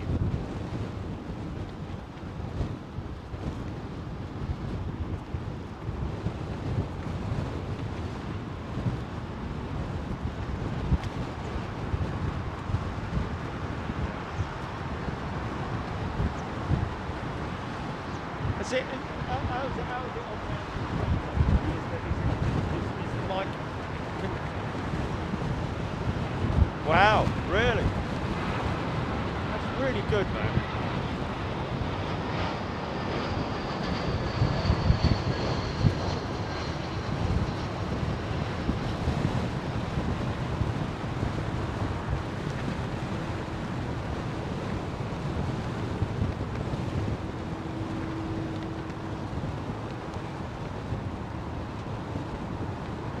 Michael K. 7 hours on the go we've been. We have, is it 7 hours we've been on? Oh, it's going to be 8 hours by the time we finish the mission over here, ready. Here we go. We're flying across the Atlantic.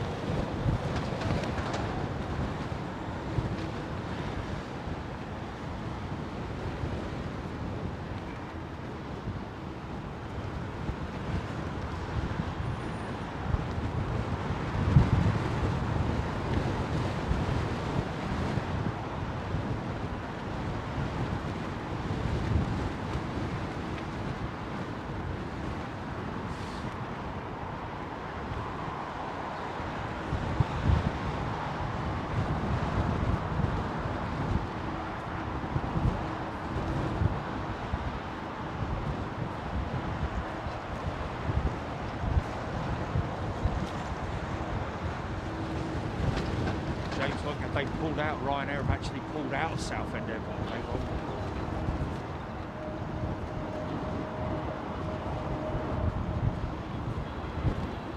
All those poor folks that worked at Southend Airport as well. Terrible.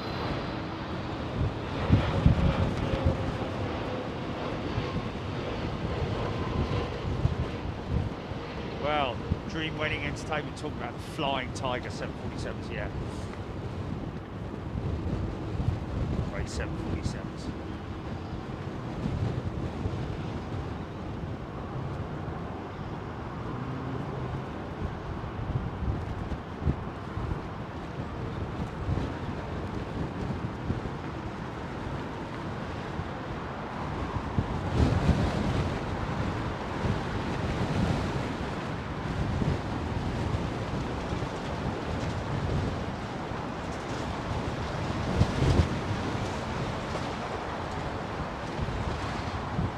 Oh, is it? Okay.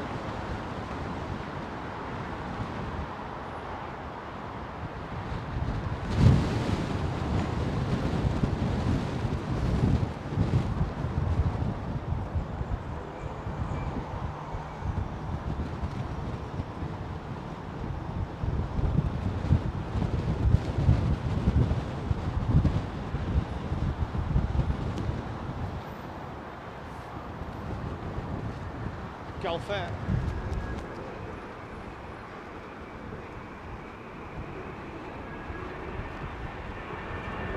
Oh, right, yeah, probably.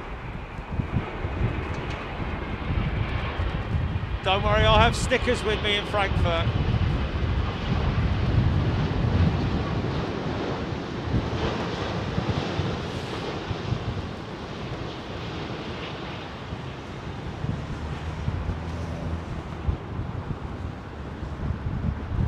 Oh, okay, Andrew, yes. Well, we'll be there Friday and Saturday, isn't it? Yeah, we'll be there Friday and Saturday, Andrew. Obviously, coming in on the BA 380. I've got a rental car, so the first spot that I will go to will probably be at the end of the left runway, which is it 27 or 26 or 25?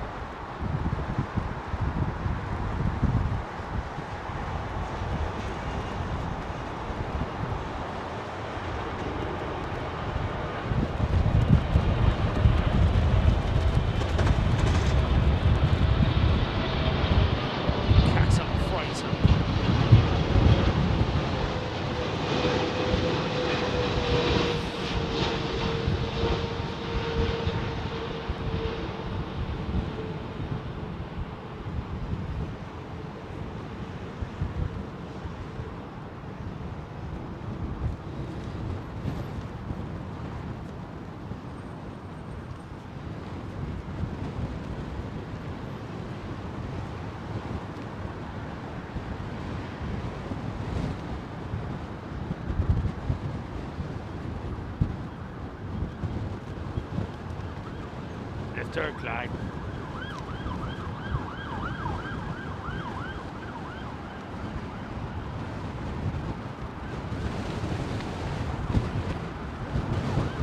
Dean Handley is back to Big Jet TV as a member. Dean, a very warm welcome to you.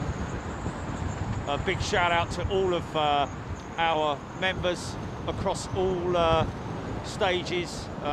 Thank you so much for your support here on Big Jet TV. We cannot thank you enough. You are the fuel for this channel, and for that we are eternally grateful. And that's why we will always strive to bring you the best content that we can.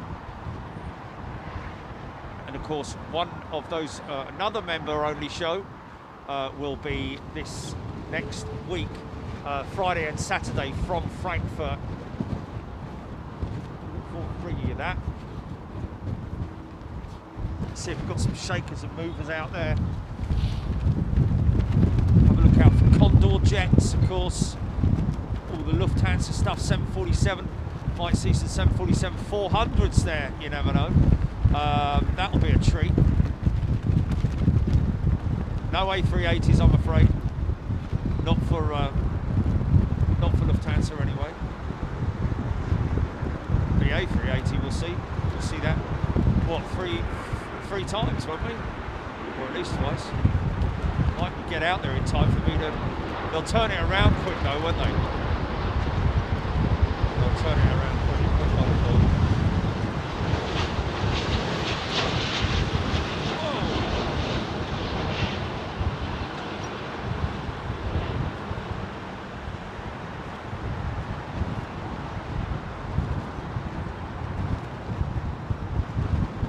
Services a day are they running out to Frankfurt? How many operations are they doing a day on? Oh.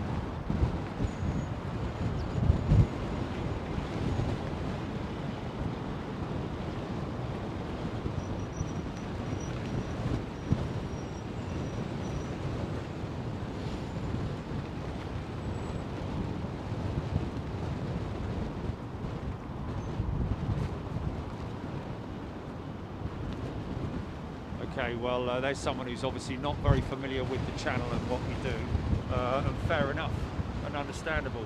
Lee Woods, how often do you live stream, and is it mainly at Heathrow? Lee, no, it's not mainly at Heathrow. I mean, Heathrow is our main hub, so to speak. However, we film all around different airports, different locations. Here in the UK, Manchester, obviously. We also do Dublin. Oh my God, I can rattle off a number of different places. Yeah, I mean, I was actually thinking of putting stickers on the van of, like, you know, when you do a world tour, how many places that we've been to. It's countless is the answer to it, Lee, to be honest with you. And of course we do the international shows as well, overseas for our members only. And of course we do, from time to time, do overseas shows for Freeview, purely because the client is kind of insistent, based on the fact that we are trading that off against the fact that we're able to get airside. But when we're at an airport, like we will be next Friday, it will be member only.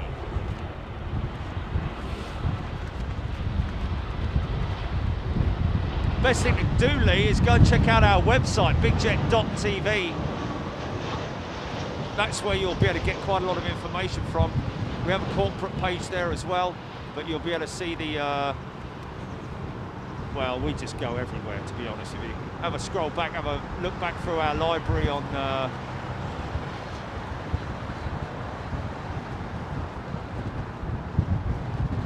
YouTube. Our Facebook channel, we have a Twitter channel as well.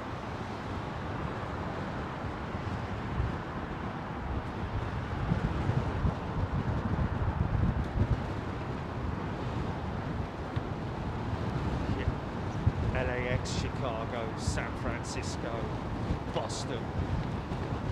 Yeah. Toronto. Yeah.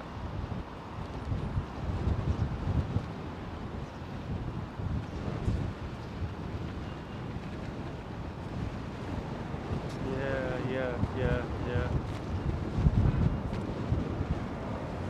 So many. Trevlon, good afternoon to you. Dean Handley used to work here before COVID, Dean. Hope you managed to get yourself back into work again, my friend. Paul Skilling, DHL 300, due in 18 minutes. Ye oldie banger. Emirates 777, turning on to final. Wow. Emirates 777, haven't seen one of them for a little while, have we?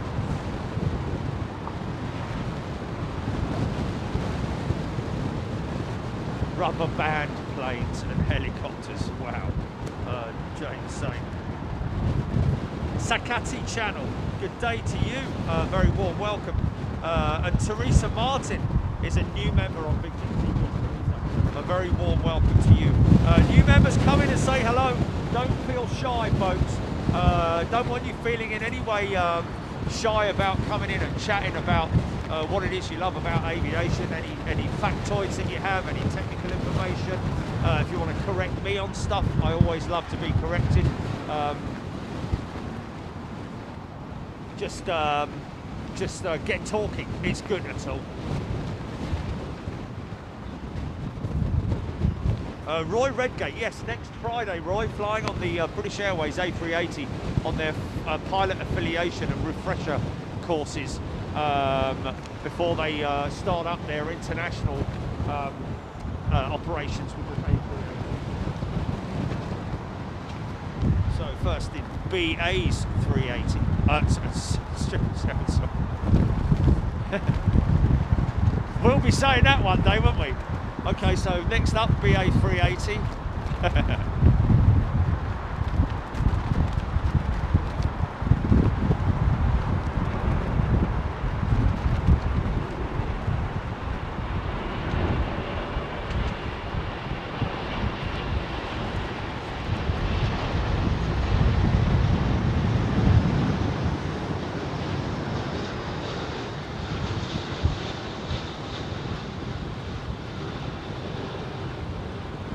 Dirty girl, mate, look at that brake dust. Stuck to the flaps.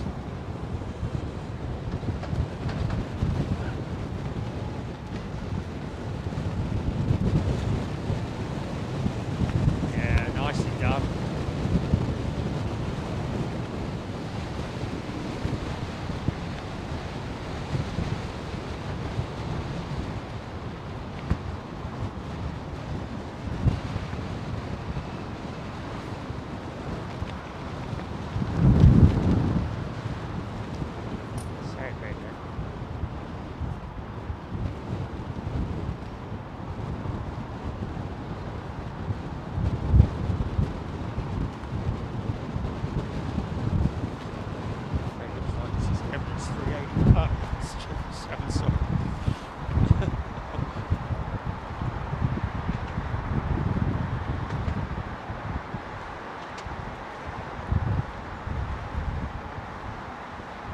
Is it a freighter? Is it a freighter? Or is it Pax? I think it's Sky Cargo, isn't it? Yes, they're 200.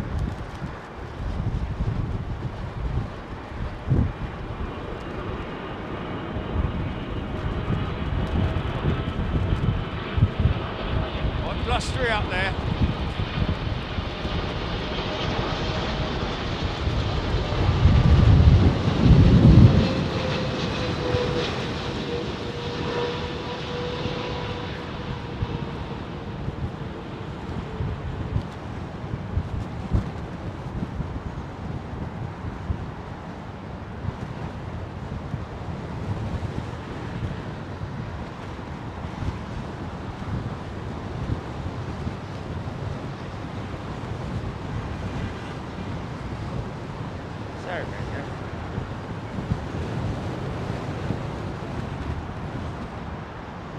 I'm all shook up.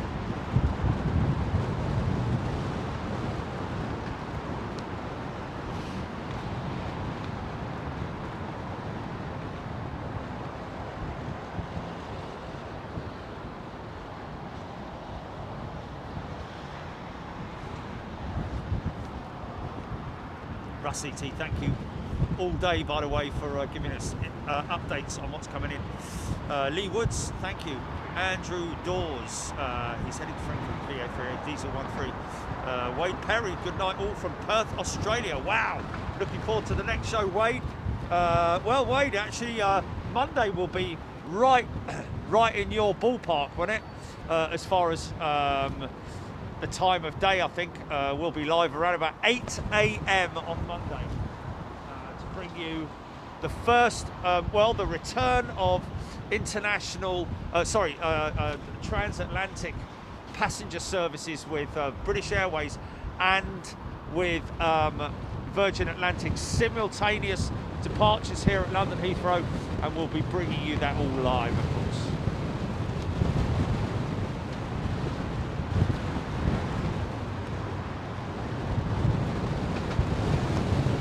Turkish 321. Quite a long time ago, pre-COVID, to be honest with you. Oh, okay. Well, normally, yeah, this is not something that's common, I have to say.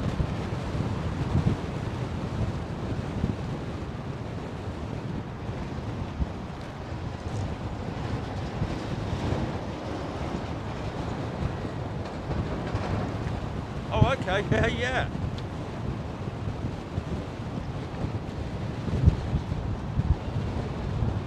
Ian Campbell, I will be more than happy. Come and say hello, and I'll give more than happy to hand you a sticker, my friend.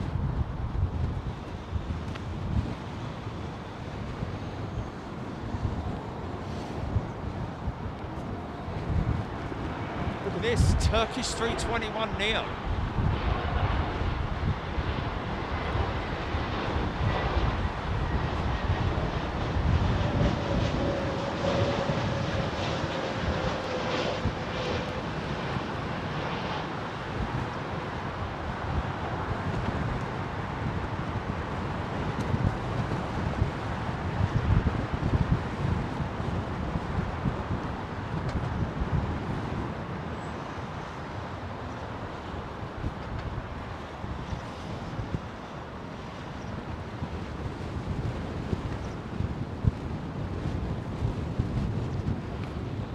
Wow. S7 freighter going out very intercepty. 2 737s. Nice. What a big shot.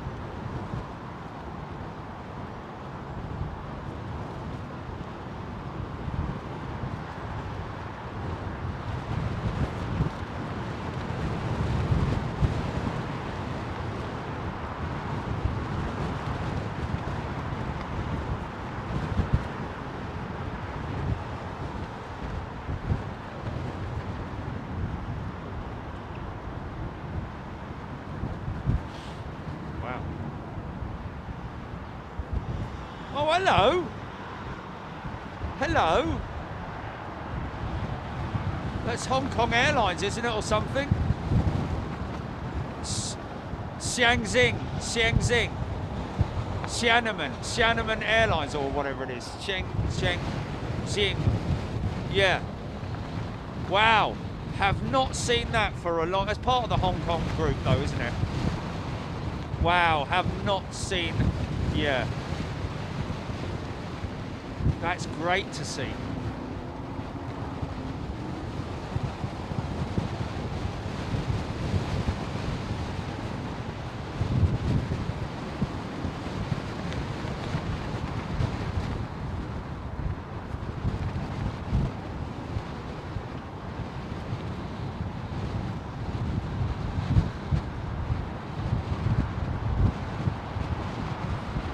That's a wonderful thing to see right at the end of the day as well.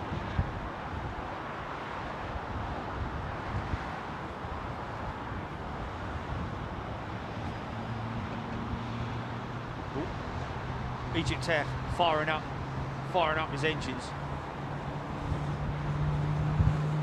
Go on, son, nice and loud.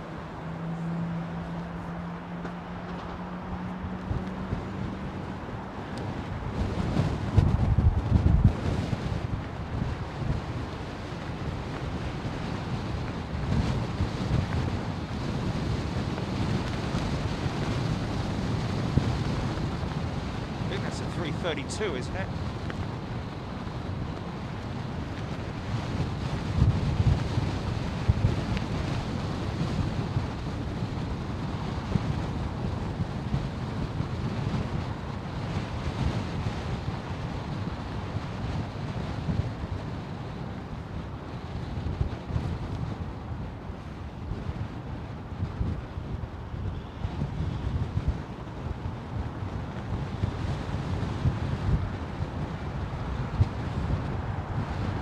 Nice looking jet.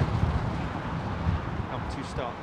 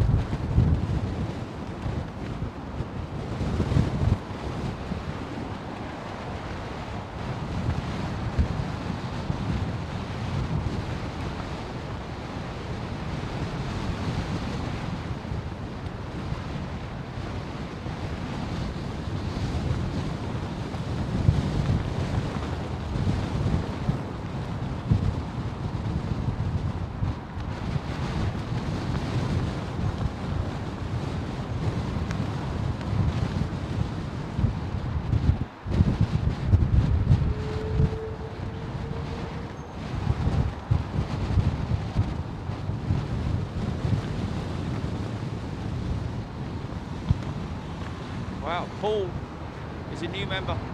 Jumps straight into super class. Paul, a very warm welcome to you, sir, and thank you very much indeed for your support, along with all of our other great members as well.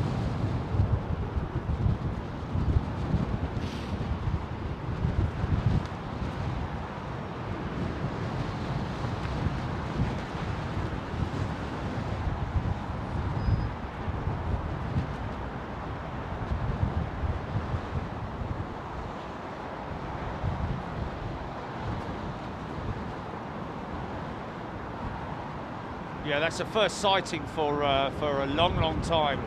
That's Xianxing. Oh, hello. It's the old bang alert.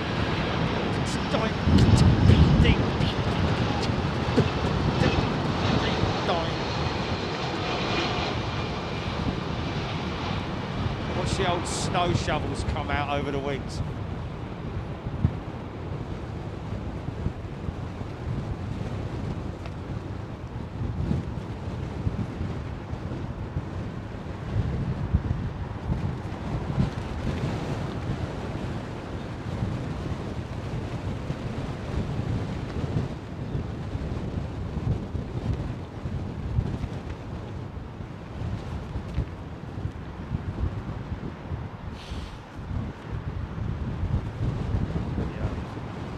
Head and shoulders liveried Air Canada 787. Look at that front end look. That's the Comet.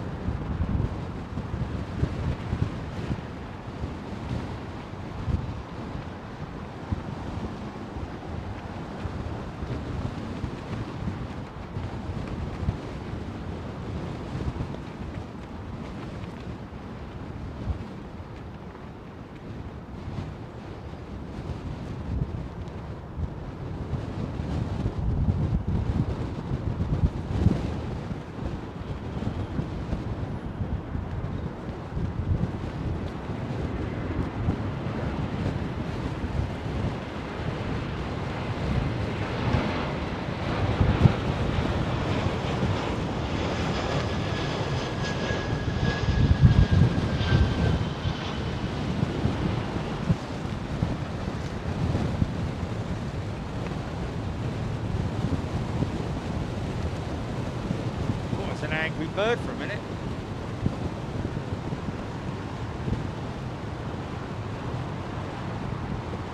That's all I played on that bleeding flight on the way over to Toronto.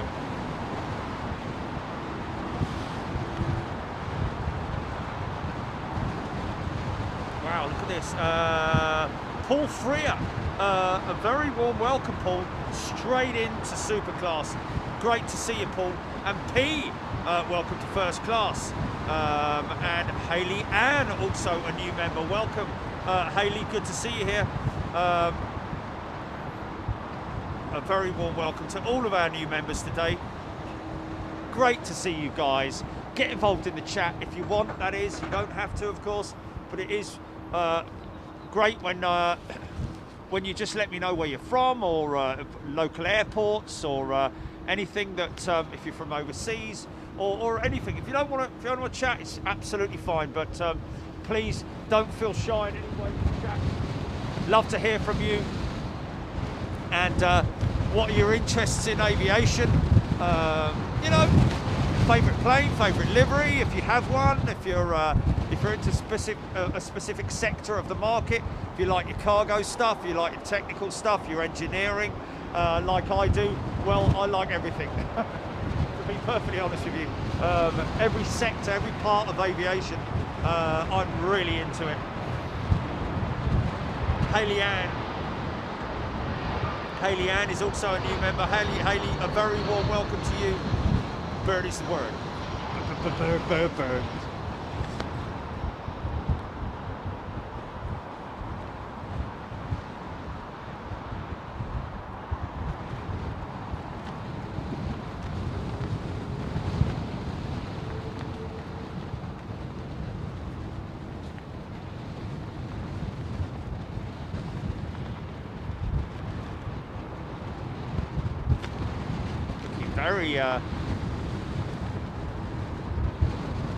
Very blue.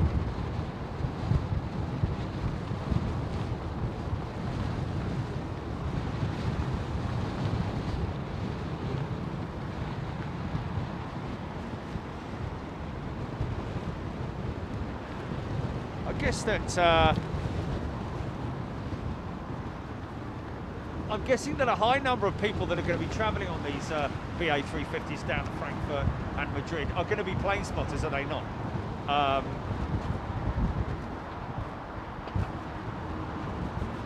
mean, obviously, you know, there's going to be a number of people who are going to be put on that aircraft, have no idea why they are on it, but and don't really care. But to be honest with you, I think the majority of people that are going to be getting on that plane are going to be like in awe of the whole thing.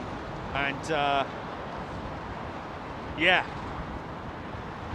I've been on the 380 before, but I haven't flown on it. So looking forward to it. Looking forward to the whole experience, really, right from the gate, you know, right from the gate right the way through to departure. And am I over the wing, Gilly? We haven't booked it yet, have we? We haven't. Could be a scramble for the window seats in there when we can book them in. As soon as that, yeah, as soon as we can, we're in there, mate.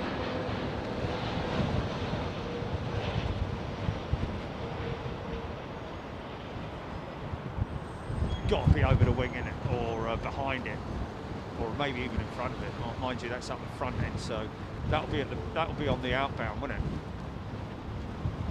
But on the return, it's going to be in darkness, isn't it?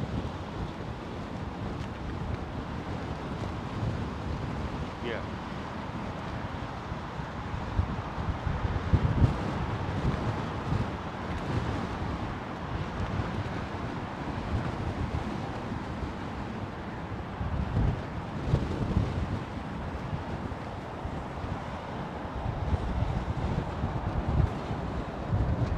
Cool. I'll make Marvin, I'll tell you.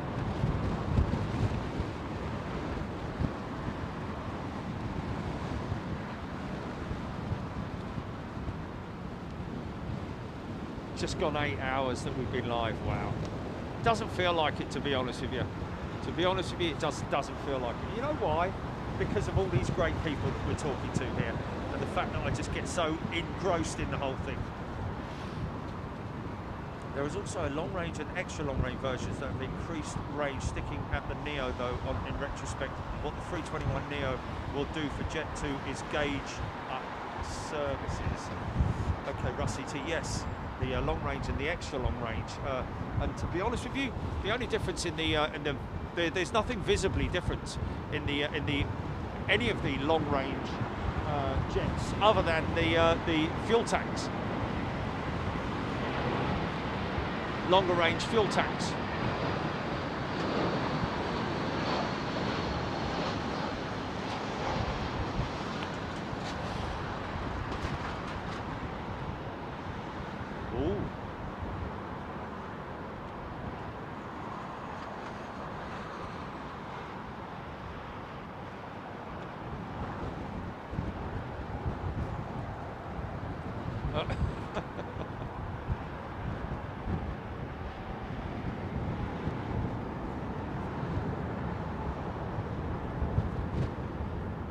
But it's a word. Wow. Noisy for a 350. Very noisy for a 350.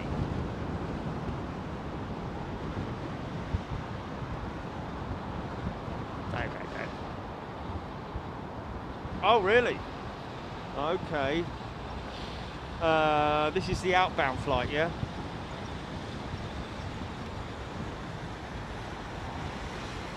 Ooh.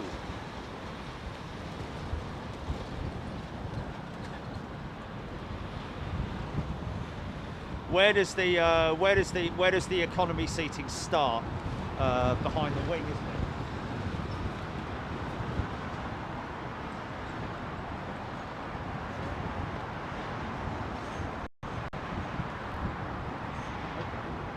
Well, let's take 23A then. Oh, it's over the wing, is it? Oh, no. I want behind the wing, yeah. I want to be just behind the wing.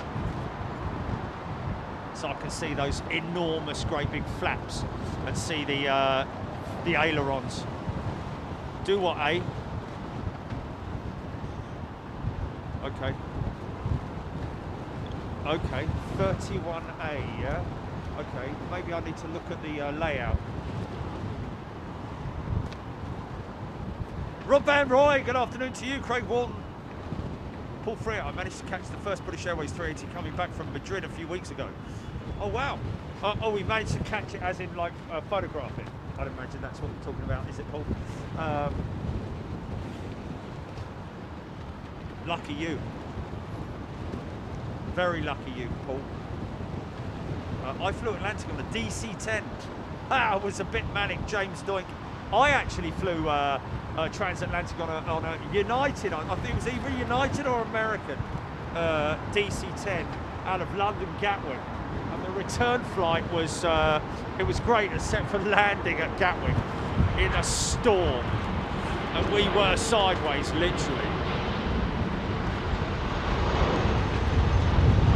I think it was an American DC-10. I don't know if it was a 30 or what. Only difference between the 30 and the stocker was that bogey wheel.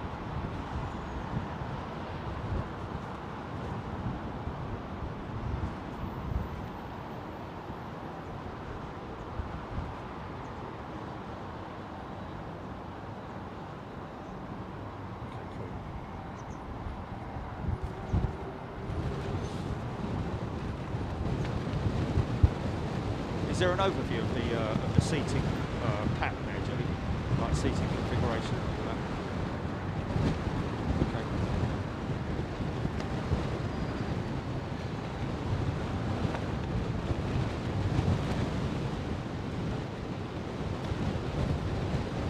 The bird is a word.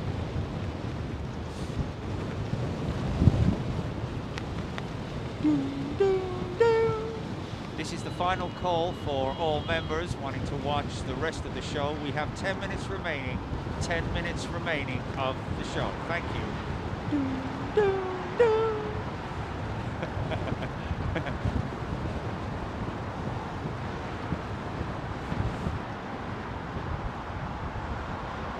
New Camp Lisbon spotter. They should fly as much as Sam does it. George Boomstra, good afternoon, TCC. My parents have been on the 380. They were very impressed. Rusty T. James Doink. All three on my Instagram. Stainless Aviation.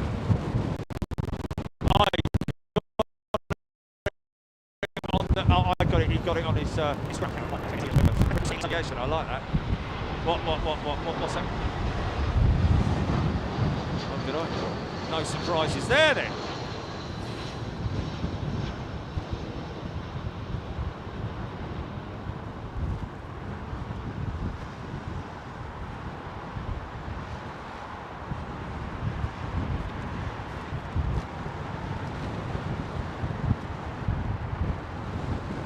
Yeah, plus I'm speaking behind my mask at the moment because I've got my snood on as well, so it might sound like I've got a bit of a blocked up nose, folks, but I don't. I'm just speaking behind me snood.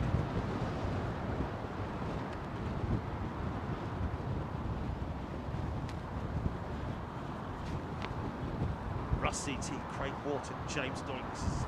This DC-10 was previously under a sand dune in Abonia. Wow.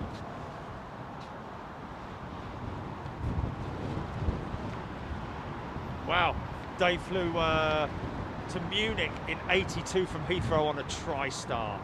Wow, probably watched by hundreds of people standing up on the Queen's building as well. Watching from up there. Jeffrey Primus. Yeah, Jeffrey, you know what? That happens from time to time. It's completely out of our control. Don't know how it happens, why it happens. It's completely random. So apologies for that. Hope you were able to get rid of it very quickly. And apologies to anybody who's had random pop-ups. But it does happen from time to time.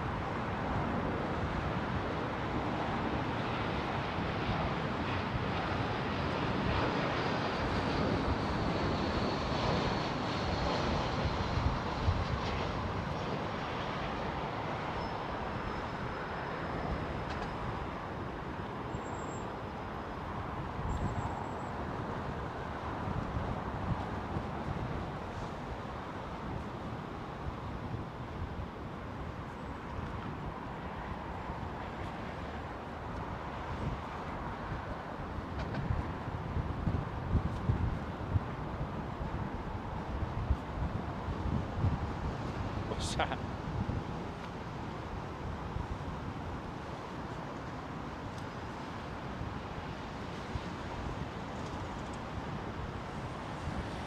Kareen flew to Caracas on a DC-10 very often. The airline was Viasa.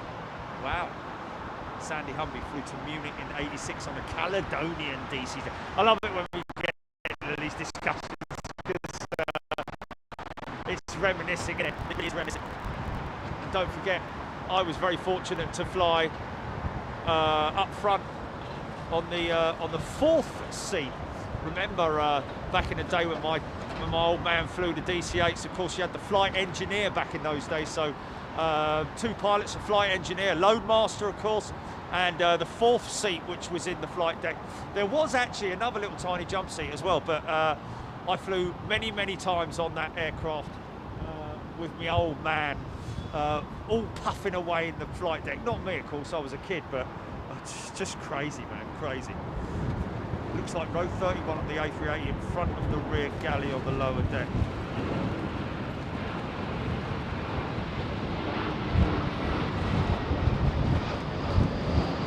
Just so long as I get a good walk along the wing is what I want.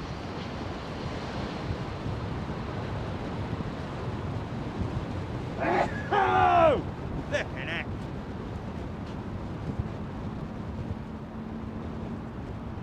Captain Rob flew to Minneapolis on a Northwestern DC-10 out of Gatwick 2006. Wow.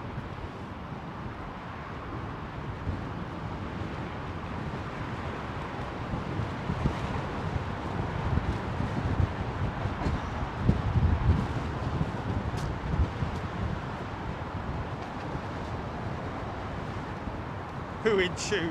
Attention please, the Emirates 380 hot tub and sauna.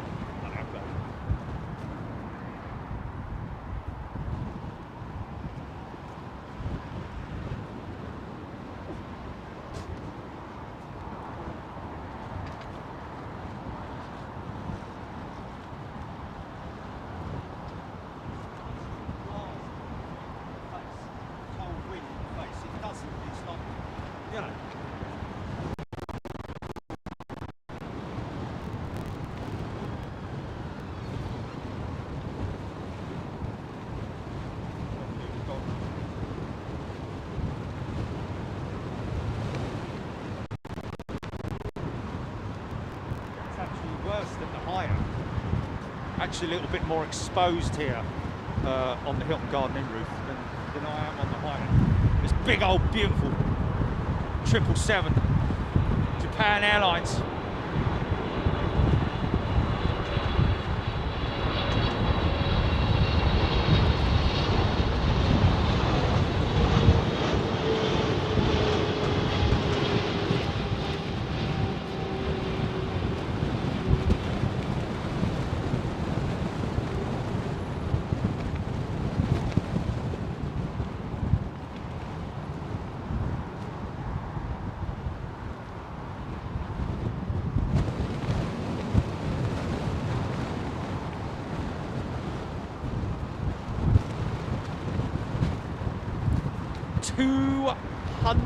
PSI.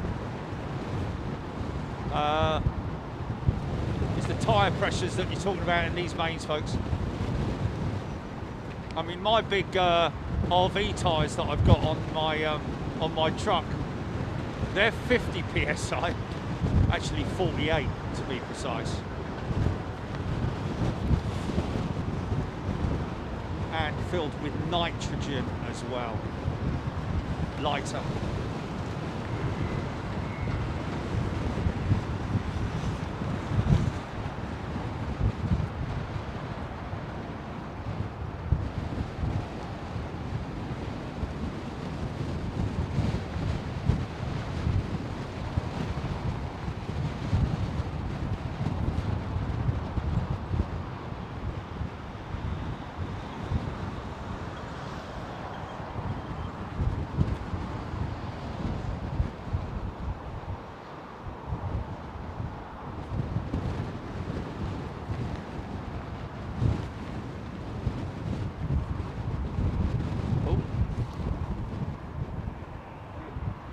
That's it, GP.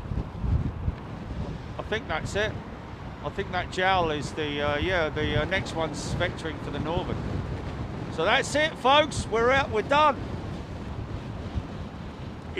Do we have the customary last member who's just joined right at the last minute, like we always do? And I think that is Joseph Toth. Joseph, a very warm welcome.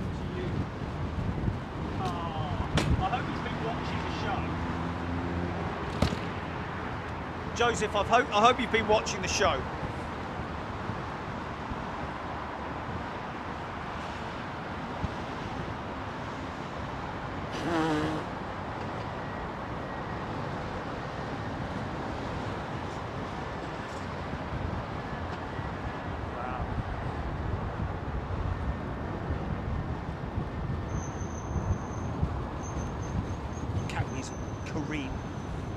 Oh, thank you very much, folks. Really appreciate it. Appreciate your company. Lovely company, as always. As always, you guys, you are the ones that make it. And I'm always grateful for your company. Thank you so much. So the next show, folks, don't forget, on Monday morning around about 8 a.m. local time, and now of course we're in GMT here in London. Hold on, let me put me proper jacket on. Silly other one, isn't it?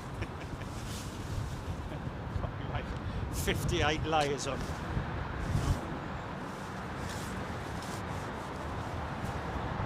Oh, fantastic. There we go, Joseph. A great show today. Thank you, Joseph.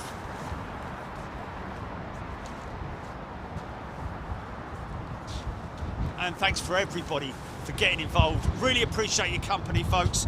It wouldn't be the same without you, and honestly, it actually goes as quick as it does, in my eyes anyway, in my mind, purely because I'm chatting and waffling on, and we're watching planes and just doing the best things that we could be doing, isn't it?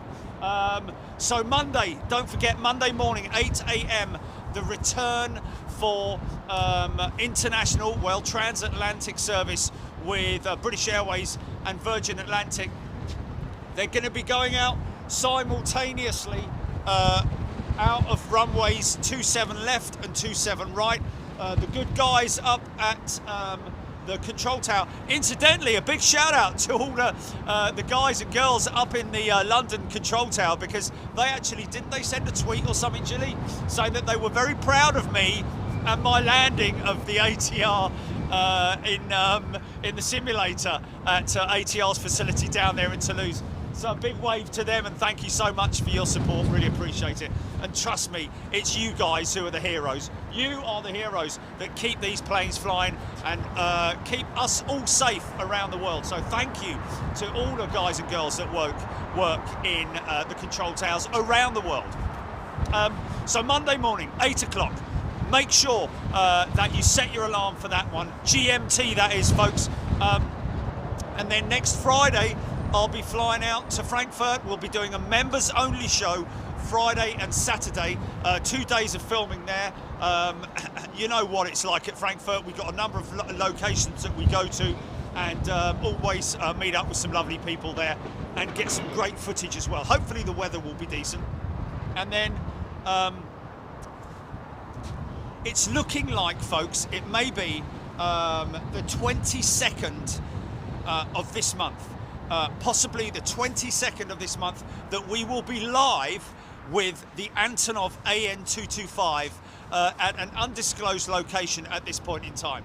But we are very fortunate to have been invited by Antonov Airlines to come and film live with them, and this is the start of many other operations that we're going to be doing with Antonov. So it's the payoff of a long and hard road that we've been traipsing for many years. But I have to say, a lot of this, and a big thank you, is to Chris at Fract out in the United States. So Chris, if you're watching, on behalf of everybody, we thank you so much, because he's the guy who gave me that initial lead into Antonov. I've been speaking to Antonov, who I thought was a really good contact for quite a number of years. Turns out the guy was not really in any position to control any kind of live programming or media or anything like that with Antonov. So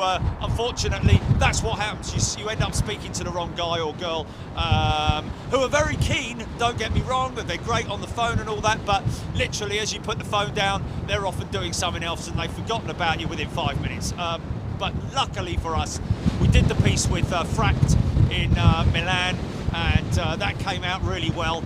We're really grateful to them, and Chris, of course, and we're going to be doing more stuff with Fract, But at the end of this month, around about the 22nd, we'll be doing a big show with the AN225. It'll be about 6 hours airside, and we really look forward to that. So, coming up on Monday, don't forget, folks, we do, of course, have the show on Monday with British Airways and Virgin Atlantic. We will do a midweek show as well on Wednesday for all you free viewers out there, but then on Friday and Saturday I'm travelling out to Frankfurt for a member-only show on the BA 380, and then we'll just see what happens beyond that. And of course, we've got an American show to come up very soon indeed. But anyway, look after yourselves, folks. Enjoy the rest of your weekend. Be good to the animals, be good to yourselves, and thank you once again to all of you great guys for helping out with me on the feed as well. I really appreciate that. It is very welcoming to have you guys updating me, keeping me informed on what's coming in and going out, news, airline information, whatever it might be. I always appreciate it, as well as the other folks as well on here who appreciate it as well. Thank you so much, folks. Look after yourselves. Enjoy the rest of your weekend. Thank you to Jilly as well, of course, and to Lee.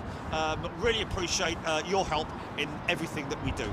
And welcome to all the wonderful new members who joined us today as well, and to all of our fantastic members. Come here, give me a big hug. Come on. I forget about social distancing. There. There you go. See you later, folks. Ta-da.